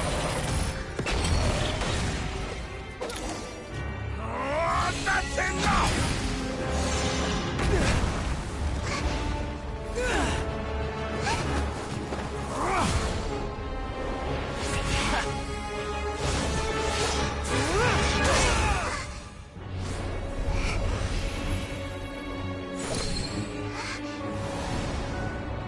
It's all yours.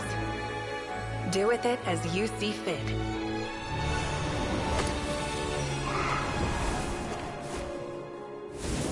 Just as you say, this world is home to some archaic things. And as you suppose, you are a formidable opponent. You have long coveted the secrets of wisdom. So now, I will demonstrate true wisdom in action. I invoke my supreme authority as the keeper of Irminsul. Commend me or condemn me. But give your verdict now!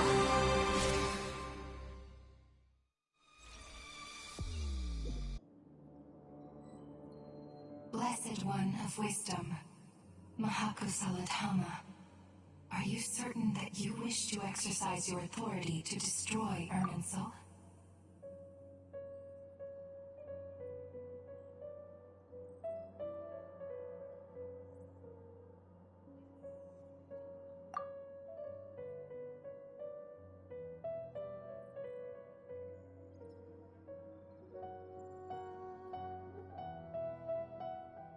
It represents both your roots and your finest accomplishments. You truly intend to abandon the very thing you have always fought for?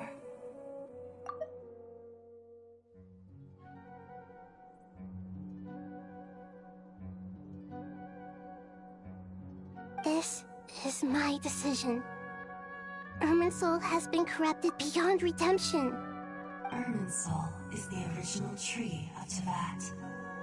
It is the means by which the heavenly principles maintains fate itself. The 7 Archons should honor and revere it, for their authority was bestowed upon them by the heavenly principles. It is precisely because I honor and revere it that I fight for the humanity it exists to protect. Wisdom is knowing how to weigh the options and make the right decision. If you truly care about the fortunes of this world, then it is me you should seek to preserve.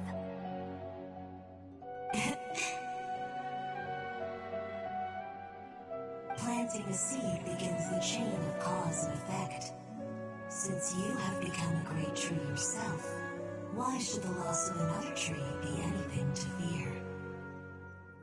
Till we meet again, Lord of Dendro.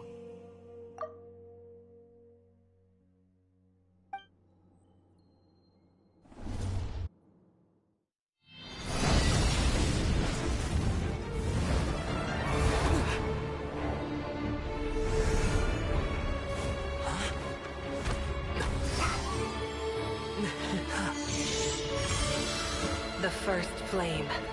The pure, cleansing fire.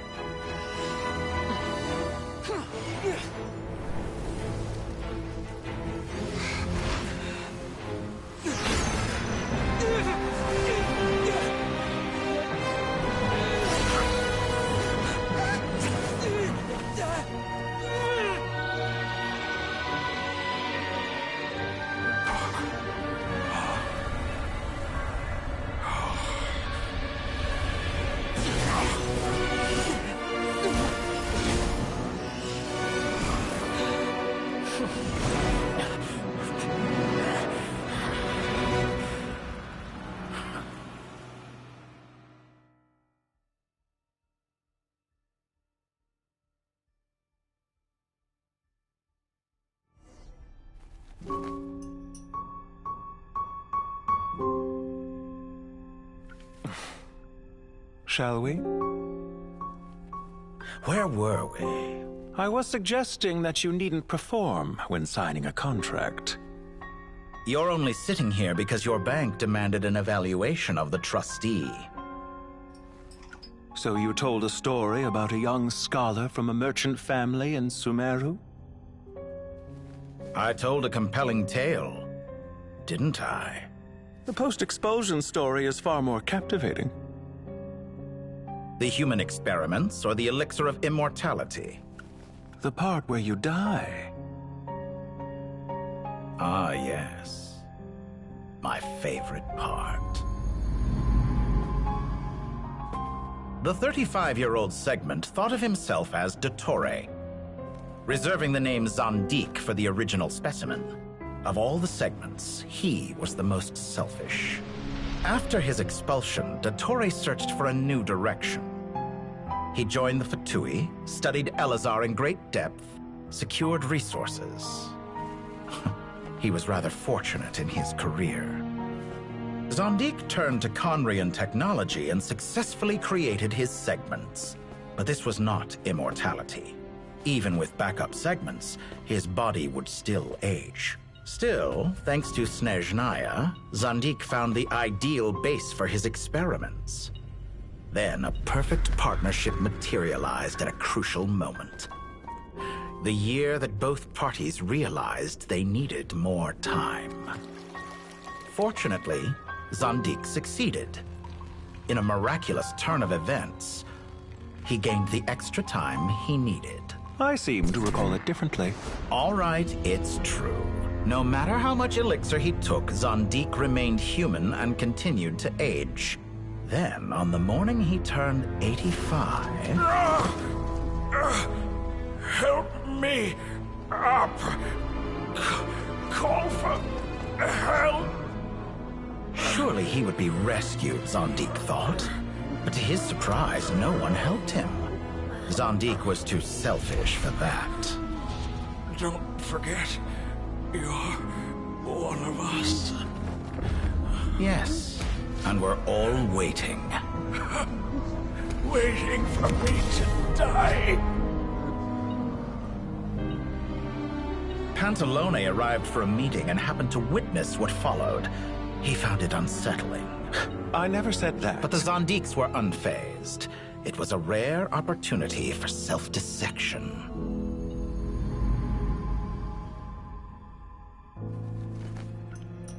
What does all that have to do with you depositing your data at Northland Bank? It has made me cherish my time in this world all the more. Fair enough. So you do have a sense of self-preservation.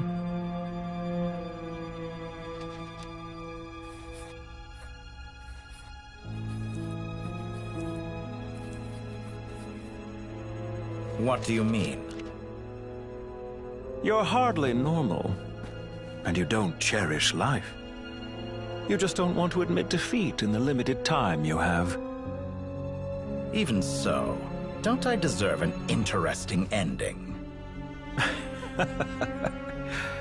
I'm counting on it.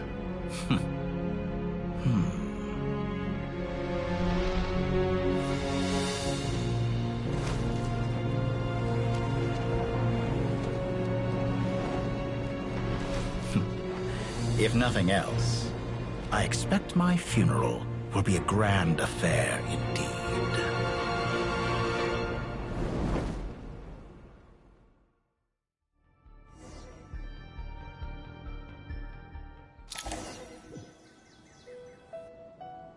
What a magnificent fire.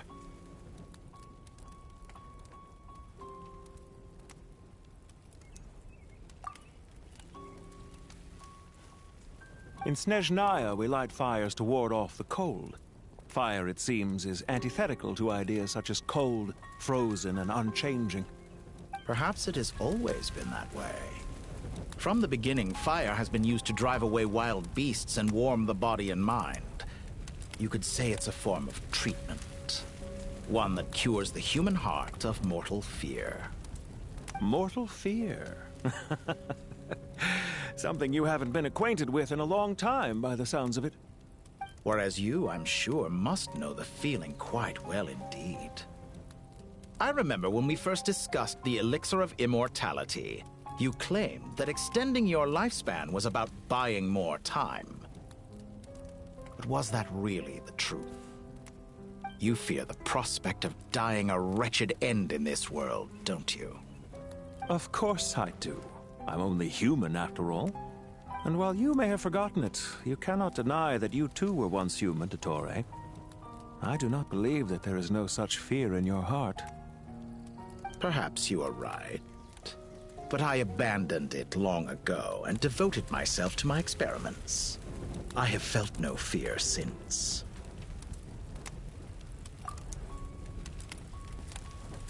From the very beginning, I never thought you could win this game.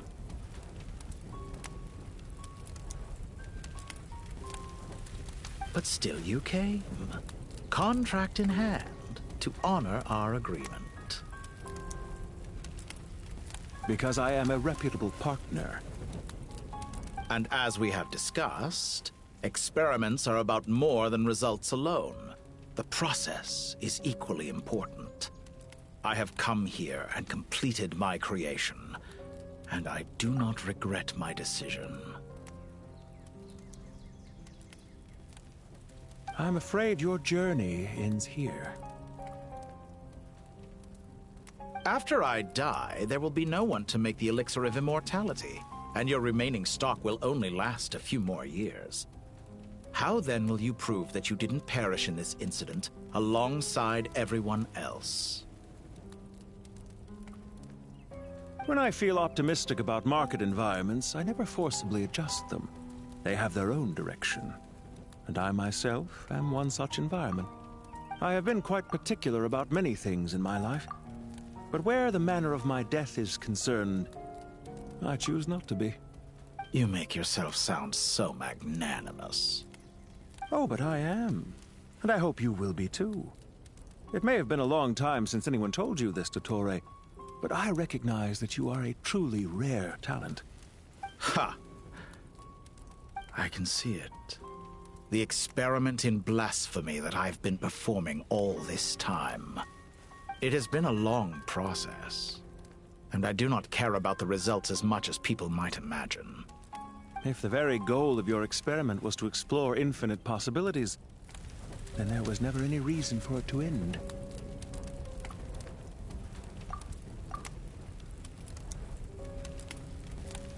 Indeed. Yet now, the experiment has officially drawn to a close.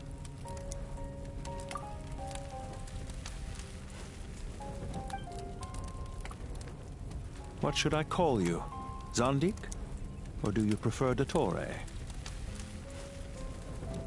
Suit yourself. Goodbye, Feofan. This time, that's what it truly is.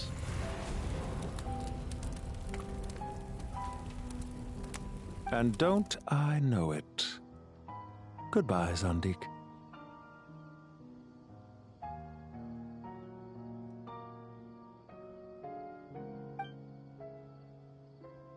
I could have carried out many more experiments, but to me, Lord of Dendro, this outcome is certainly not the worst. I believe you. But unfortunately, this is where it all ends for you. This experiment does not belong to you, nor do any of the results. Experiment? It sounds like you're trying to outdo me in my own field. Wisdom is conveying information in terms that people can clearly understand. You know exactly what I mean. Indeed. I can see no further outcomes. Ha.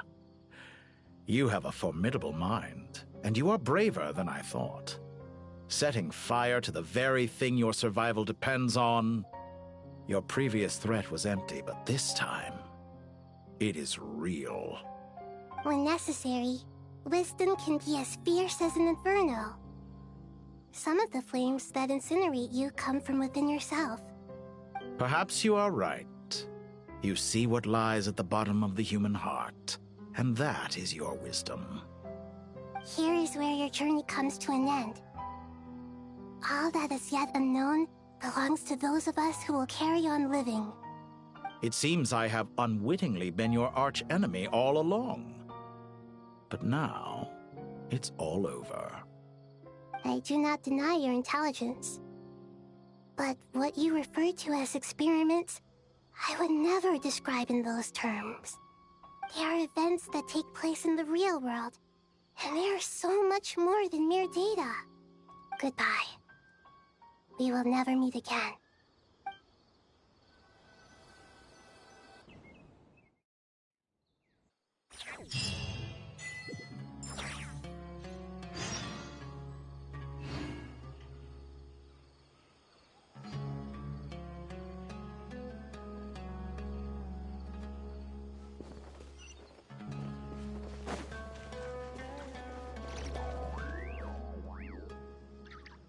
Well, that's the last of them.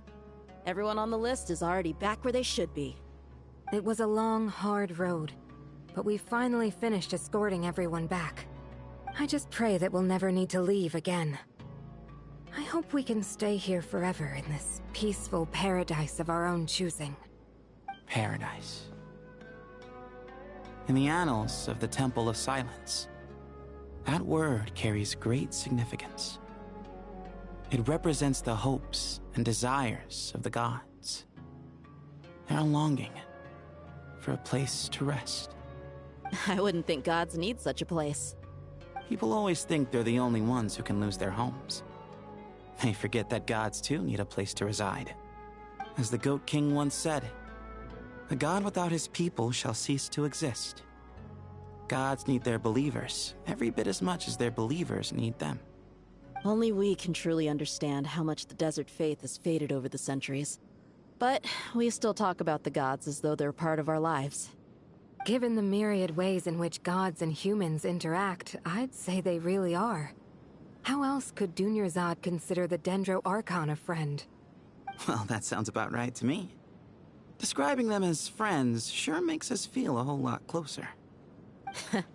If you told me a few years back that I'd have this many friends, I'd have called you a liar. Belief is a choice, just like friendship. We've made our choices through battle. The right ones, wouldn't you say? I'll be heading back to the Temple of Silence. I heard the Goat King and the Ibis King decided to pay us a visit. How about you? It's back to Aru Village for us. Still plenty of supplies to distribute and people to help. Until next time, old friend. As long as you can find the time, you're always welcome to visit us in Aru Village. Right back at you. Make sure to drop by the Temple of Silence the next time you're free. Word is that 2 of the other 7 pillars, Shezapang and Bennu, might also be dropping by. Since you're wearing the symbols of their power, it'd only be fitting if you came to see them for yourselves. Dropping by? That makes it sound like they're visiting a neighbor's home. Well, the temple was founded by Hermanubis, so I guess to them, that's exactly what it is.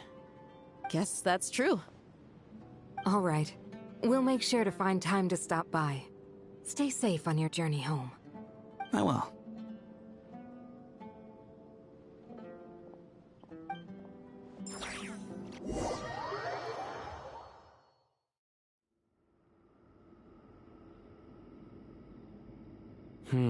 You do have a point. See? Retirement has always been a problem, especially for old-timers like us who've been locked away all these years. You finally step out into the light, and bam! You're face to face with a whole different world. Naturally. What do you think, Layla? Huh? Why would you think to ask me? How could I possibly be qualified to decide where the servants of King Deshret should live? Sorry if my question was unclear. Do you think their statues will stand out too much if we place them here? Hey, I never agreed to this. How could we possibly allow our statues to be left in Hermanubis' home? That would be like breaking into someone's house, then pretending it belonged to you in the first place. Different beliefs can coexist. We still need to respect one another. By which you mean, you two plan to stay at the Temple of Silence, for a while at least, but you have no intention of relocating your statues here. So, you see this as sort of a family visit? Is that correct? Family. Huh. You could say that. In a sense, Hermanubis would view this as his home. Just look at this place. Magnificent, is it not? The sad truth is, in the past, all 3 of us invested so much into misguided ventures. We failed to build what we should have, and wasted so much time instead. And what do you mean by that? I mean that for the most part, time spent associating with the likes of Sobek, and, let's say, Thoth, might reasonably be considered wasted. Why does that not surprise me? Go on. Anyway, given how much time we'll all be spending together, I'd say that the bonds we built will end up proving to have been a sound investment. Once Sethos, the current leader of the Temple of Silence, returns, you can discuss the matter of staying here with him. But judging by the expressions of everyone here, I imagine you'll receive a very warm welcome. This sacred ground houses untold knowledge, after all. What better place for the servants of King Deshret to appear in the mortal world? How about we share a meal together first? I imagine it's been many years since you last tasted fresh food. Oh, that sounds wonderful! After so many hundreds of years, I can only surmise that desert cuisine has become a lot more varied. Are we having a get-together? If you'd like, I can help prepare some food. After all, Lord Thoth, you helped me so much in the desert, and I still haven't properly thanked you. Oh, my, that would be wonderful. I'm touched that you still remember. How the times have changed. To the people of today, it seems the Ibis King has become a kind and passionate god. And you, Mr. Herreshoff? What kind of god do you wish to be? To be honest, I haven't given it much thought. How about you, Dendro Archon? Do you have any hopes for your future? Me? I'm very happy with my current life. Forgive my bluntness, but you do not seem to derive your authority from majesty and might, like Lord Al-Ahmar. Clearly your approach has its advantages, but also its dangers, don't you think? I do, but projecting a majestic front doesn't really suit me. Besides, my relationship with others isn't simply one of a god and her people. Not putting on airs might earn you more adoration. Exactly. Besides, I really like parties where everyone brings their own food, and we all come together to share. You should join us. I'm sure you'll find it fun. Last time when we got together for a picnic near the Avidia Forest, it was quite the occasion. Seeing as you're already here, how about we hold the next one in the desert? Can we do that? Wouldn't Tainari have to transport a ton of drinking water? Don't worry, I can help out. Layla, would you like to join us next time? Me? Sure. The more the merrier. That way we... Don't take this the wrong way. I just think you should know. When it comes to passing the time, chess is more our thing. In that case, Dendro Archon, what do you say? If I were to compete against you, I can't say with certainty I'd win, but I certainly wouldn't mind giving it a shot. Where's Sobek? I'm sure he'd be good for a few rounds. Cards, cards, cards! I'll always prefer chess. I wonder what variant of chess we're talking here.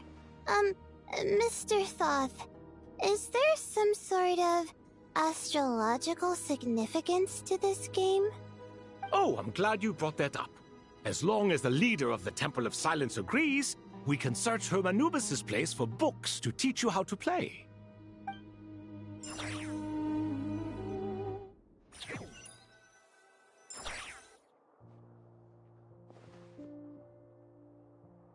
Such devastation visited on Sumeru City.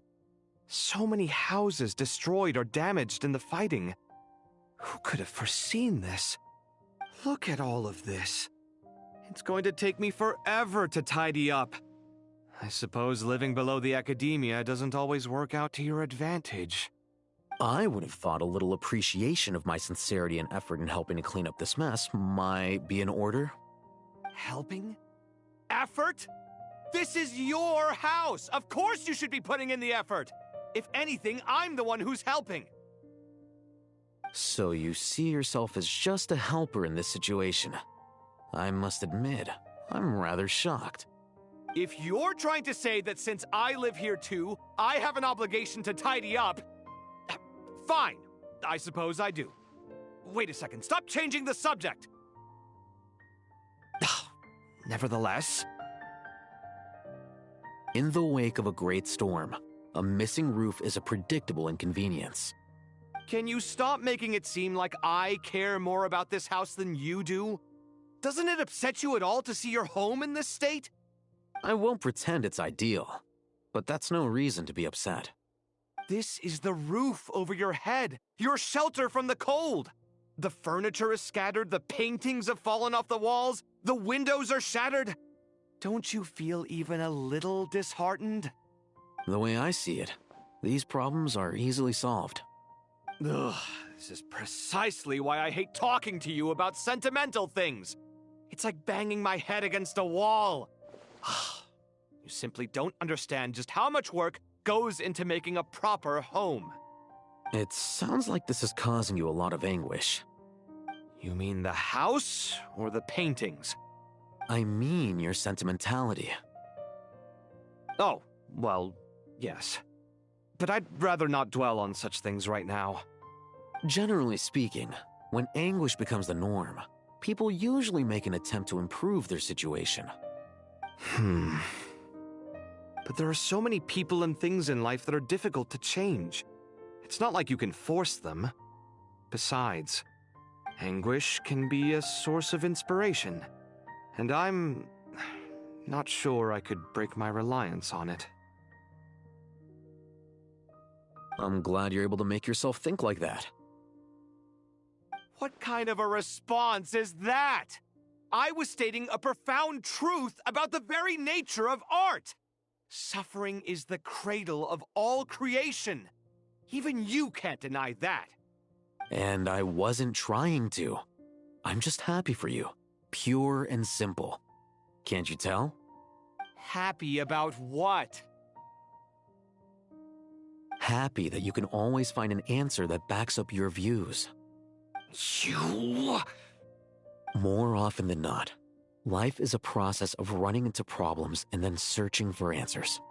Yours more than most. Not everyone's so good at justifying things to themselves. It's something that you've been steadily mastering. Huh. What about you, then? What skills have you been mastering lately? Pass me that box. Huh? Okay. You may consider this my progress on the path to mastery. What? Wait a second. Isn't that box mine? Hey, it is! It must have fallen off that shelf. I'll hate them. Those are my paints and inks. Would you like me to put it in your bedroom for you? Huh? I mean, sure, if you don't mind. What kind of progress is this? Does he think he can bribe me? Not that giving me back my own things is much of a bribe. These books on the floor, they're a complete mess. And this one, didn't he say it was an out-of-print collectible? It's completely covered in dust, and some of its pages have even fallen out. Ugh, guess I should help him repair it. This one too. And this one.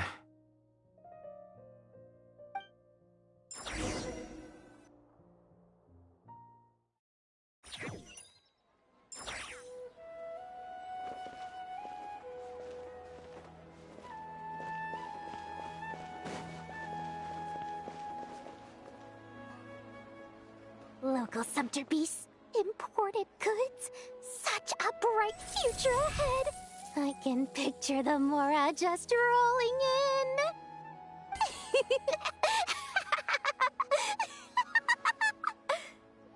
in. You do realize you sound like a choking cow? It's called being imposing.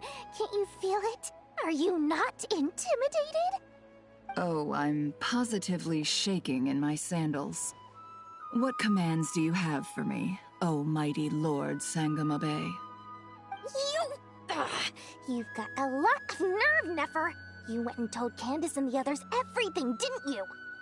Seriously, do you have any idea how differently they see me now? Surely that's a good thing. I presume they're more disposed to actually like you now, maybe even view you as a friend. You traded my secret for sympathy! Thanks to you, I've lost every last shred of my mercantile majesty. How am I supposed to make anyone think I'm a big, scary investor now? The dark days of Lord Sangama Bay are behind you. Why not take this chance to make a few honest friends? Speaking of friends, since when did the notorious Lady Nefer gain such an admiration for holier-than-thou types? A moon chanter here? An angel there? Who'd have thought it? A coming together of fates, nothing more. No need to throw around accusations of admiration. Forget it. You're right about one thing at least. Making friends is never a bad thing for a merchant. Oh. I really took a loss this time.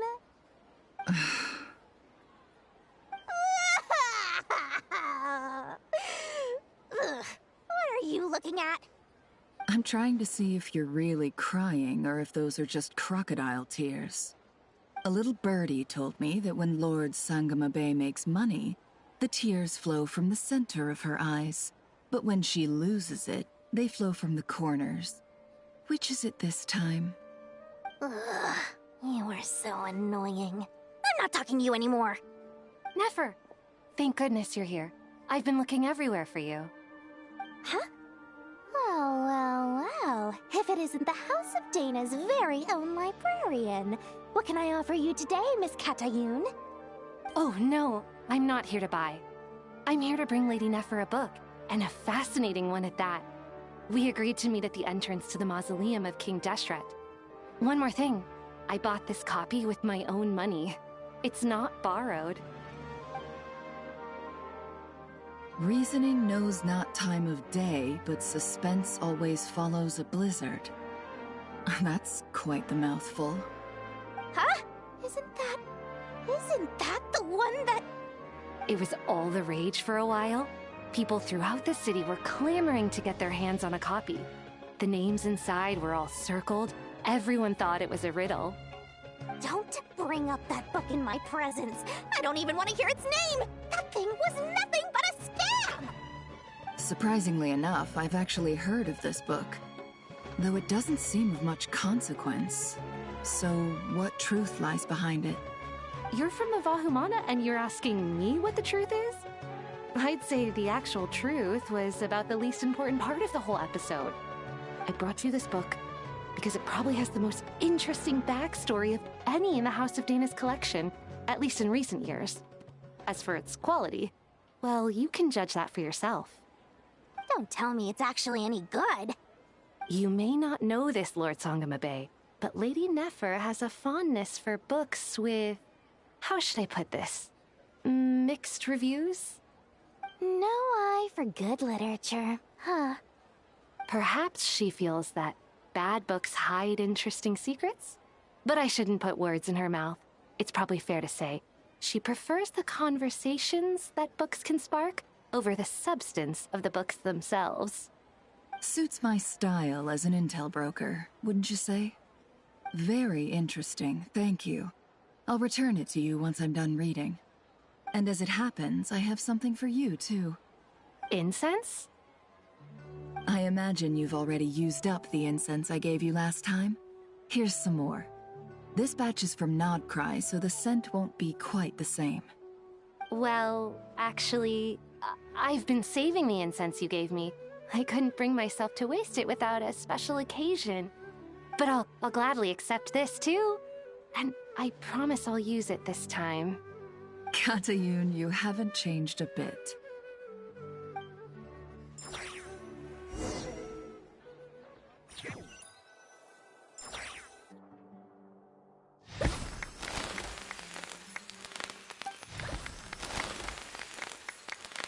Congratulations, Kale. Well done, Kale. After studying for so long, you've finally become a full-fledged ranger. Sure hasn't been easy for you, huh? This really is fantastic news. All grown up. No longer a trainee, but an official forest ranger. Oh, the next step is to secure tenure in the academia. Thanks, everyone. It's true. I'm an official forest ranger now. Master Tainari, thank you for your guidance and support. I wish Mr. Sino were here so I could thank him too. Sino had a matter to attend to at the Temple of Silence. I don't imagine he'll be back for some time. But don't worry, we can celebrate together once he's finished. I'm afraid the party will have to wait. Kale still has some matters to attend to first. Kale? Is everything all right? No, it's not what you think. There's nothing wrong with my health. I just have a few things I need to deal with. I've made plans with the Traveler and Paimon to visit Mondstadt. Master Tainari and Mr. Sino will be accompanying us too. Well, that's a relief. Let's get together when everyone's back. I'm sure you'll be doing even better by then. Of course. I have a feeling you're right.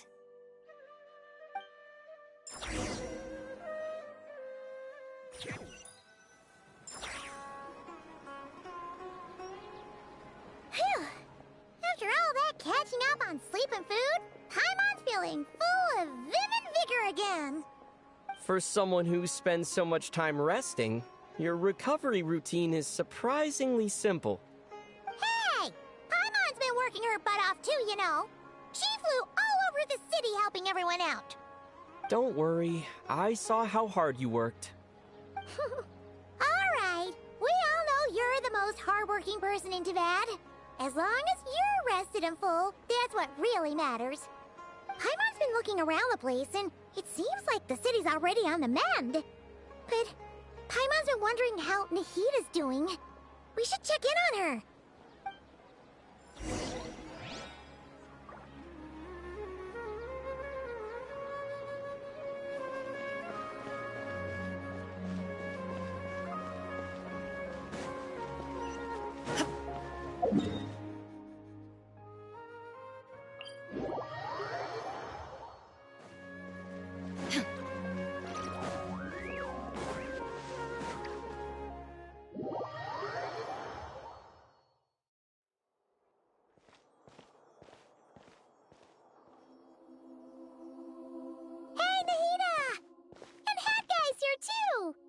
Traveler, Paimon! What's going on here? Nothing much. Nahida was just expressing concern for my physical and mental well-being. Oh, the Traveler told Paimon all about that. We've both been very worried about you. Are you feeling alright? You make it sound like I'm on the brink of some kind of breakdown. Truth is, I'm doing much better than you might imagine. If we can just get to the bottom of Dottoro's intentions, we can minimize his negative influence. That's the sort of thing I excel at. Just listen to that newfound optimism. It seems like having you enroll in the Vahumana was a truly inspired move. I can really see the positive influence. Observe, a classic Sumeru specialty. Chalking everything up to education and learning. To be honest, even I can sense the change in you. Everything Dottore said to you was a way to manipulate your mind. Fortunately, you're no longer under his sway. Can someone as old as me really continue to grow? If it helps, just think of yourself as a late bloomer. It's all a matter of phrasing, and it comes down to what standards you measure yourself by. For a puppet, developing at such an age is perfectly normal. But if you choose to call yourself a late bloomer, it sounds more like you consider yourself human. However you see yourself, well done. All right, I see what you mean. Anyway, what's your next step? What else can I do but complete my current courses? Everything else can wait. Anyway, that's enough chit-chat. There are still things in the city I need to help out with. I'll be heading there now.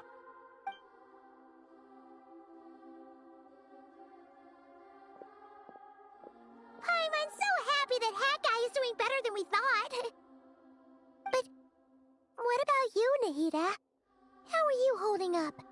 The pyronosis burned down the corrupted Irminsul. The flames blazed for 7 days and 7 nights before they finally subsided. All that was left were the parts underground. Now, Aru shoulders the responsibilities that once belonged to Irminsul. The situation was contained before it got out of hand, so Teyvat's most vital information has largely been preserved. Irminsul has a strong influence over you, doesn't it? How will you cope now that it's gone? There is no need to worry. Thanks to Nicole's extraordinary talents, my connection to Irminsul has been severed and transposed onto Aru. Angels can do things like that? They can. Such abilities are precisely what makes them so powerful. The goddess of flowers, Nabu Malikata, once claimed that she too could perform feats beyond the reach of mere mortals. In my eyes, much of what she went on to achieve reached such transcendent levels. Her and Nicole really are both fascinating and magnificent. So, does that mean your situation is stable now? Correct. Just imagine that Aru has become the new Irminsul, and the essence of my existence has been bound to it. The wisdom of Sumeru has ultimately converged into a single, unified entity. Should we ascribe this all to fate, or is it merely fortune? Whatever it is, the important thing is that you're okay, Nahida. Dendro Archon, Lesser Lord Kusanali. Oh, thank goodness you're here. Greetings, Traveler and Paimon. Sir Nepis, do you have something urgent to say? Yes, there's something I need to report. We've received a message from Snezhnaya.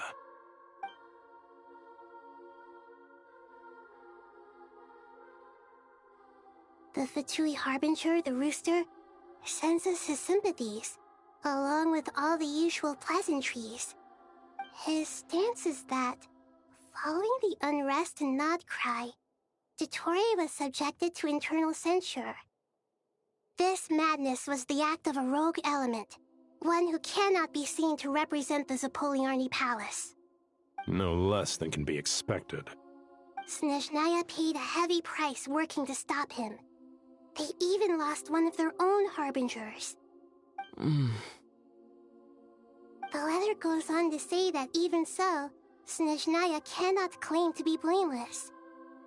Apparently, they will deal with Dottore's subordinates in accordance with Snezhnayan law, holding all those involved in his crimes accountable.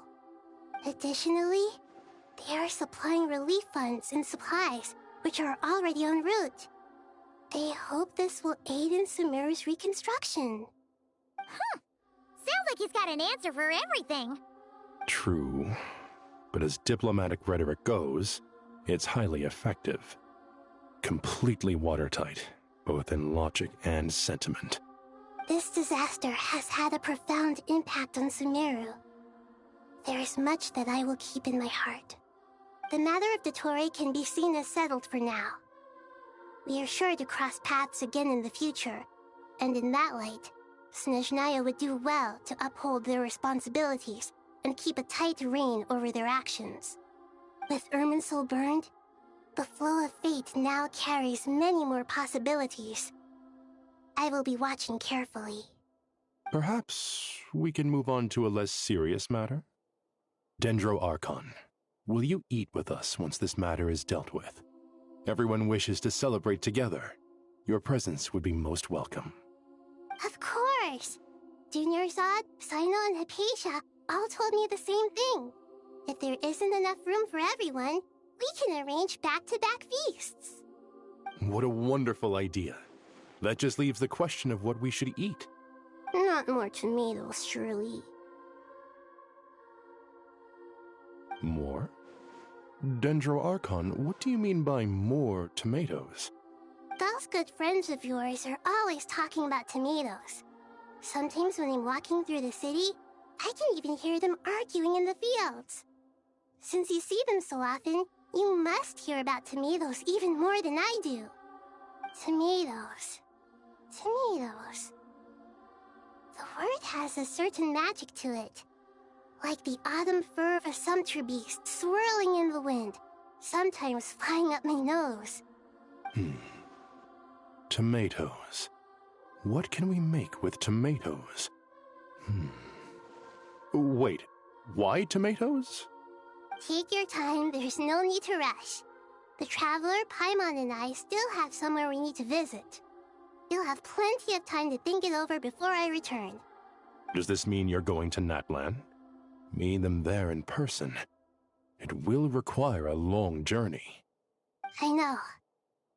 But this is necessary. I must go myself. Traveler, Paimon, we'll set off as soon as you're ready. Is that all right? Sure.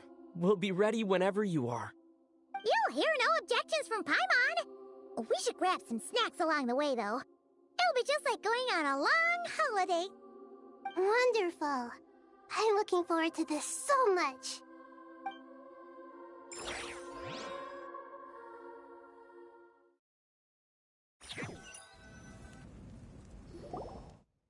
That land is such a lively place. It's super cheerful and positive, too.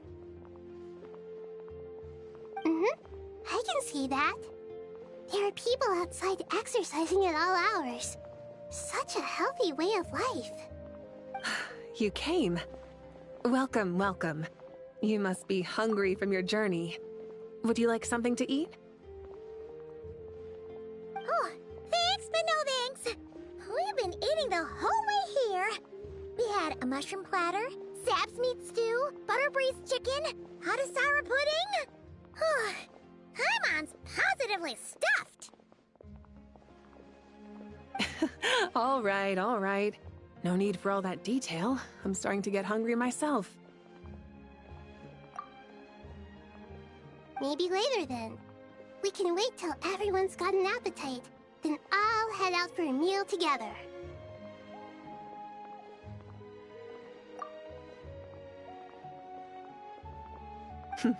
Sounds like a plan. Let's find somewhere to sit down.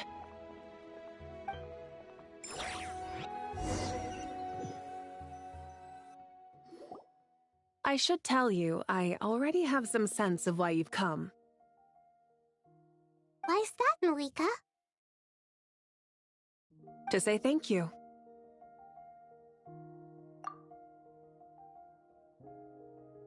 Your senses are spot on. But on top of that, we also feel guilty. Because the pyronosis has vanished? I sensed its loss. Despite scouring through the remnants of Irminsul, we couldn't find any sign of the pyronosis. Not even any trace of it burning to ash. That's certainly unusual. Still, the potential fallout from Irminsul's loss is significant, to say the least.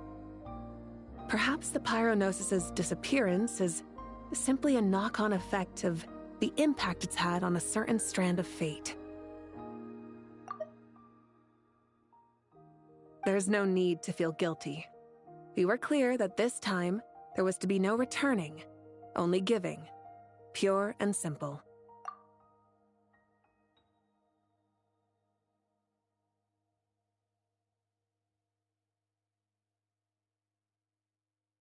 Thank you really is a fascinating phrase. We use it to express gratitude for the smallest of things.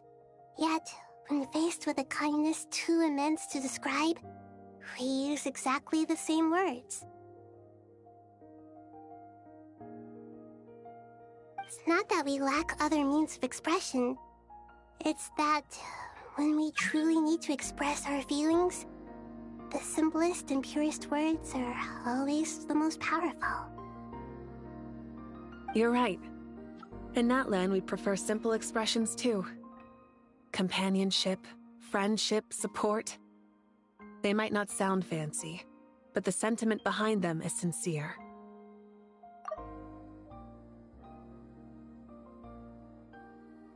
That's wonderful to hear. Sincere feelings are often a vehicle for the deepest wisdom of all.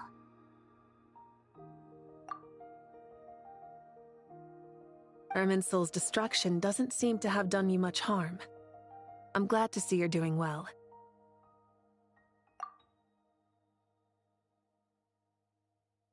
There's still a lot of work to do, but before we begin, we felt it was important to come here and speak with you. Partly to express our gratitude, but also because we felt that seeing you, in a sense, is like basking in warm sunlight.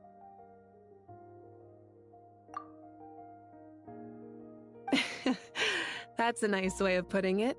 I like that.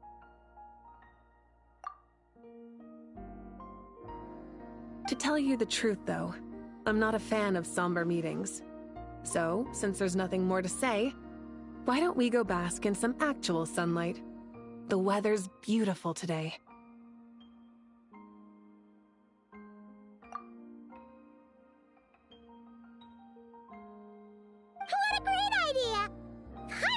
to lie back and soak up some rays.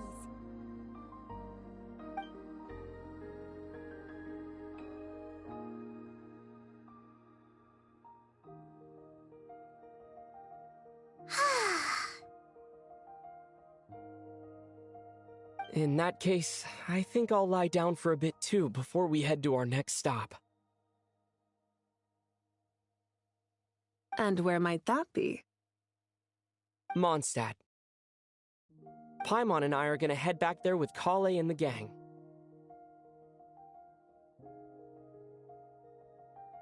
Long ago, I sensed that the god remains inside Kali had come from the goddess of flowers, but I kept it a secret. Those remains weren't hurting Kali, not as she is now. They simply exist. Besides, I could sense a deep yearning within her. A yearning for an ordinary life. A yearning to hold on to the hard-won happiness she now enjoys. With someone like her, I have a responsibility to keep her secret. She should be ready to face the truth by now. Whenever people meet, there is always the potential to create warmth and kindness. Every child grows up, but even as adults, they are still children in the eyes of certain people. Oh, just like how Paimon sometimes sees Nahida as a little kid. Is that so? Well, anyone who's friends with a kid is probably a kid themselves. Of course! And there's nothing wrong with that! When we get back, we'll actually be hanging out with another of our friends who happens to be a kid. Or more like looking after, in her case. Anyway, we'll always be there to watch out for our friends. Dear Sucrose, when you receive this letter, I'll probably be as busy as always. But busy with wonderful things. That's because I'm no longer a trainee. I'm now an official forest ranger. Impressive, right? Sino said that official rangers sound much tougher than trainees. Though he did say it was already pretty tough to start out with. You probably heard that something big happened in Sumeru recently. Don't worry, it's all been taken care of. We're heading to Mondstadt soon, so if you're free, maybe we could meet up? Plus, it's not just me. A few of us are going. Hey, do you still remember that time we all got together? You know, when we all went to the Windbloom Festival? It'll be just like that.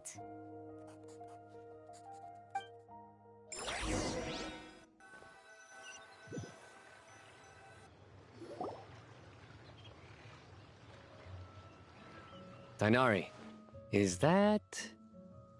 Don't you say it! Is that the great Vayu-Vyastra?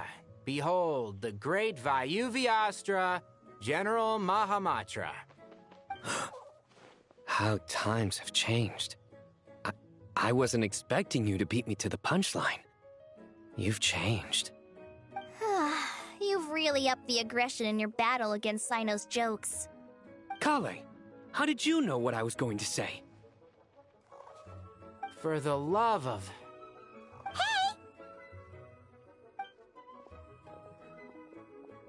Traveler! Paimon! You're right on time! I hope we haven't kept you waiting. Kale! Sucrose! It's been so long! How have you been? I've been well. Everything's going great. What about you? Are you still busy? Not at the moment. Oh, right! That juicer you gave us works amazing! Farzan loves it! Seriously? That's wonderful. I don't suppose you drew up a detailed test report. Oh, what fruits did you use? How's the texture of the final product? Sucrose, you might want to try asking your questions one at a time. Albedo! Paimon didn't see you there! It's been a while since all of us were together like this. How about we follow the same plan as last time? Good idea, my friend. You never disappoint. So, what are your identities this time? Don't remind him. First things first. Allow me to introduce our very own official Forest Ranger Kale. The rest of us are simply her humble travel companions. This sounds like one of those mushy stories that gets people hooked on some corny, heartwarming premise. Oh, is our story not heartwarming? If I recall correctly, there was even a scene like this in King of Invocations. Besides being heartwarming, our story's also about tough, impressive-sounding job titles. At least that's what I think.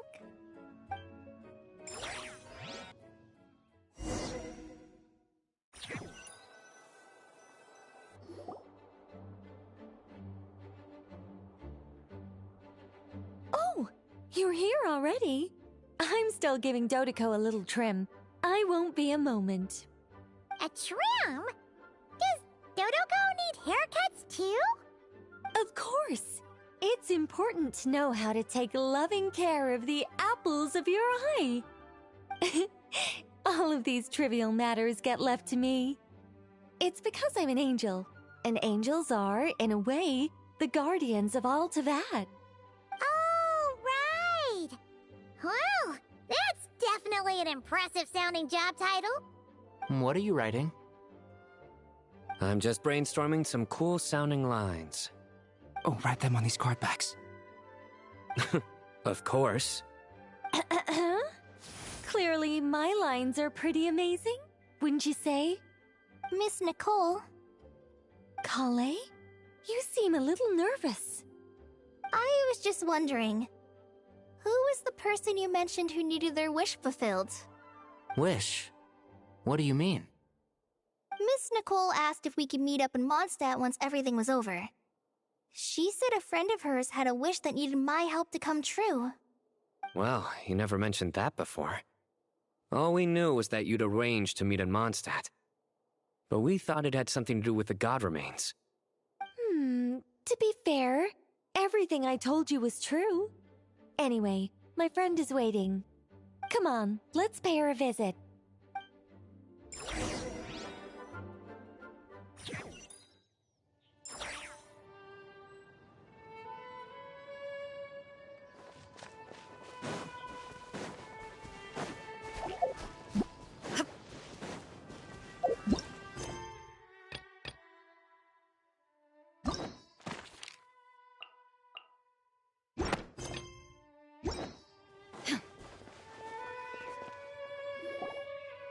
Huh? You're... Surprised? I bet you weren't expecting to meet a woman like me beneath this beautiful tree in a faraway land. An oasis will spring from the place where a djinn resides.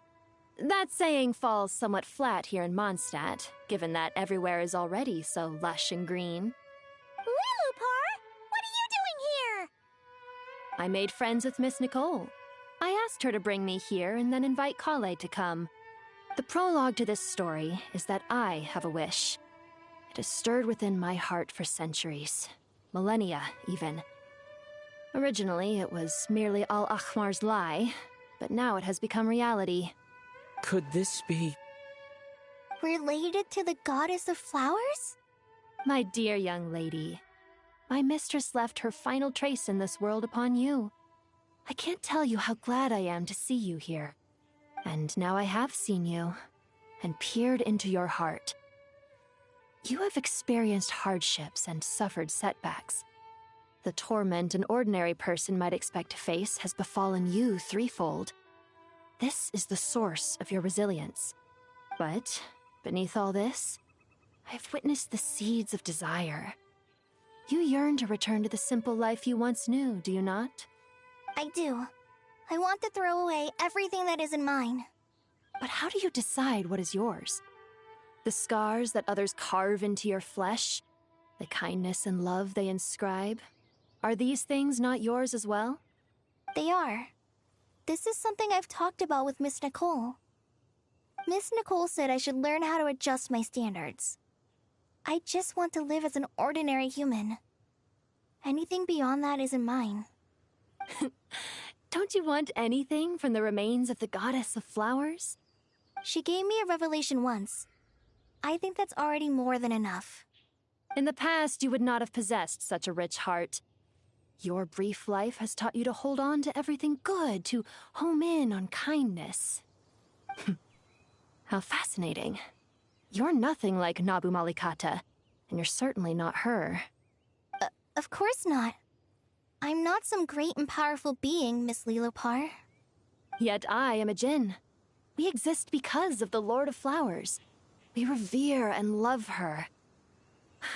My wish is to see her one last time, to give everything for her. Kale, can you do this for me? But her remains won't be easy to remove. Are you sure this is what you want? That's beside the point. First, I need to know. Are you willing to do something for the soul of this lonely, wandering woman? I'm willing. But look, you know nothing about me. Even if you have heard the stories about me, all you would know is that I was rightly punished for the many evil deeds I committed. Ah, so you do know. Your lips are quivering, your eyes trembling, and still you're willing to do something for me. Life has been cruel to you, and yet you've learned to be kind. My dear young lady, to repay your kindness, I too must play my part. Are you sure about this, Lilopar? I yearn to see my mistress. For this moment, the world can burn to ashes, the universe be engulfed in flame. I care about nothing else. And you, Kale, I can give you a gift. You'll become just another ordinary human. But Miss Lilopar, what will happen to you? My wish will be fulfilled, and I can die happy. Why would you wish for that? A long, unending life might seem desirable for one who has never possessed it, yet it brings torment to one who has. My remains are scattered across the yellow sands, but my soul can find no peace. Since you've promised to grant my wish, give me that release. Allow the dying to die, and let the dead rest in peace. You have my thanks. Kale, there's no pressure on you. What she said, it's all true. A wish is a genuine desire, after all. It's as if you want to use the last of your life to give me a better future. Nothing so selfless. We'll be using our futures to fulfill each other's wishes. This is a noble act, a beautiful and secret transaction between two women. I understand. Miss Lilopar, I'm ready. Close your eyes, Kale. Then open your soul. From there, I will embrace my mistress. The downpour of flowers is your touch. Like returning to the very beginning. Like surrendering to your grace, my mistress. People say that devotion is beautiful, yet filled with pain. How foolish of them. For me, devotion is beautiful, pure and painless. Devotion is my love. Thank you.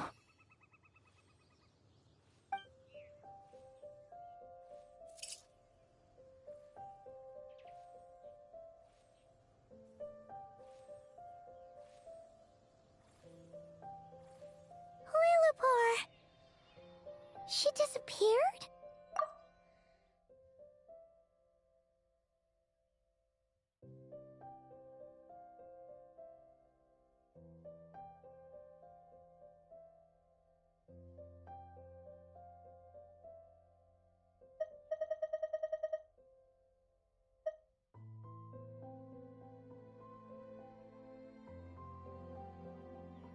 She left, carrying the blessing of flowers.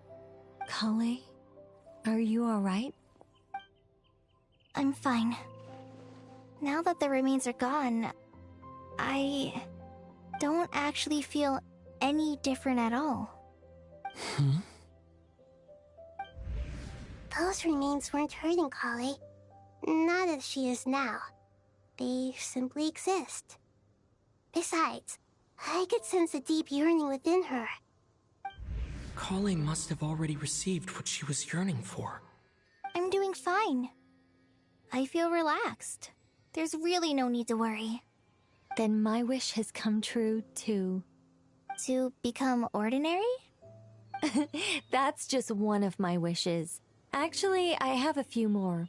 For instance, I want to protect the people I meet and help them find happiness. That sort of thing. So between Miss Lilopar and me, you fulfilled 2 wishes already, and protected 2 people. Wonderful, isn't it? I feel so fantastically happy. I guess that settles things here. So what's next? What do you want to do when we get back to town? Clay, look who I've brought to see you. Hey, Kale! I heard you guys were holding some kind of secret event. How come you started without me? Huh? Oh no, it's nothing like that. We were just saying goodbye to an old friend. Really? Who? Me. The old me. So that's what this is all about. Did you come all the way to Mondstadt for that? Because we knew the old you so we could witness the change? Exactly. The old me is gone. I puffed her into the air, and she became a fluffy pink cloud, floating into the sky, before disappearing forever. Do you think, maybe up in the sky, she has friends waiting for her with test tubes, flasks, and bows? Oh, when you put it like that, it doesn't sound so bad after all. What do you think, Miss Nicole? I think maybe that's right. At least, if it were up to me, I'd consider that a happy ending. Dear Sucrose, even though my childhood ended long ago, these past few days have really felt like growing up again. I've become stronger, and I feel like I can finally accomplish things by myself. Surely someone as mysterious as you will find a friend like this fascinating? Always growing, always thriving like a plant. I came to say goodbye to my old self. I know that after this, she'll be gone.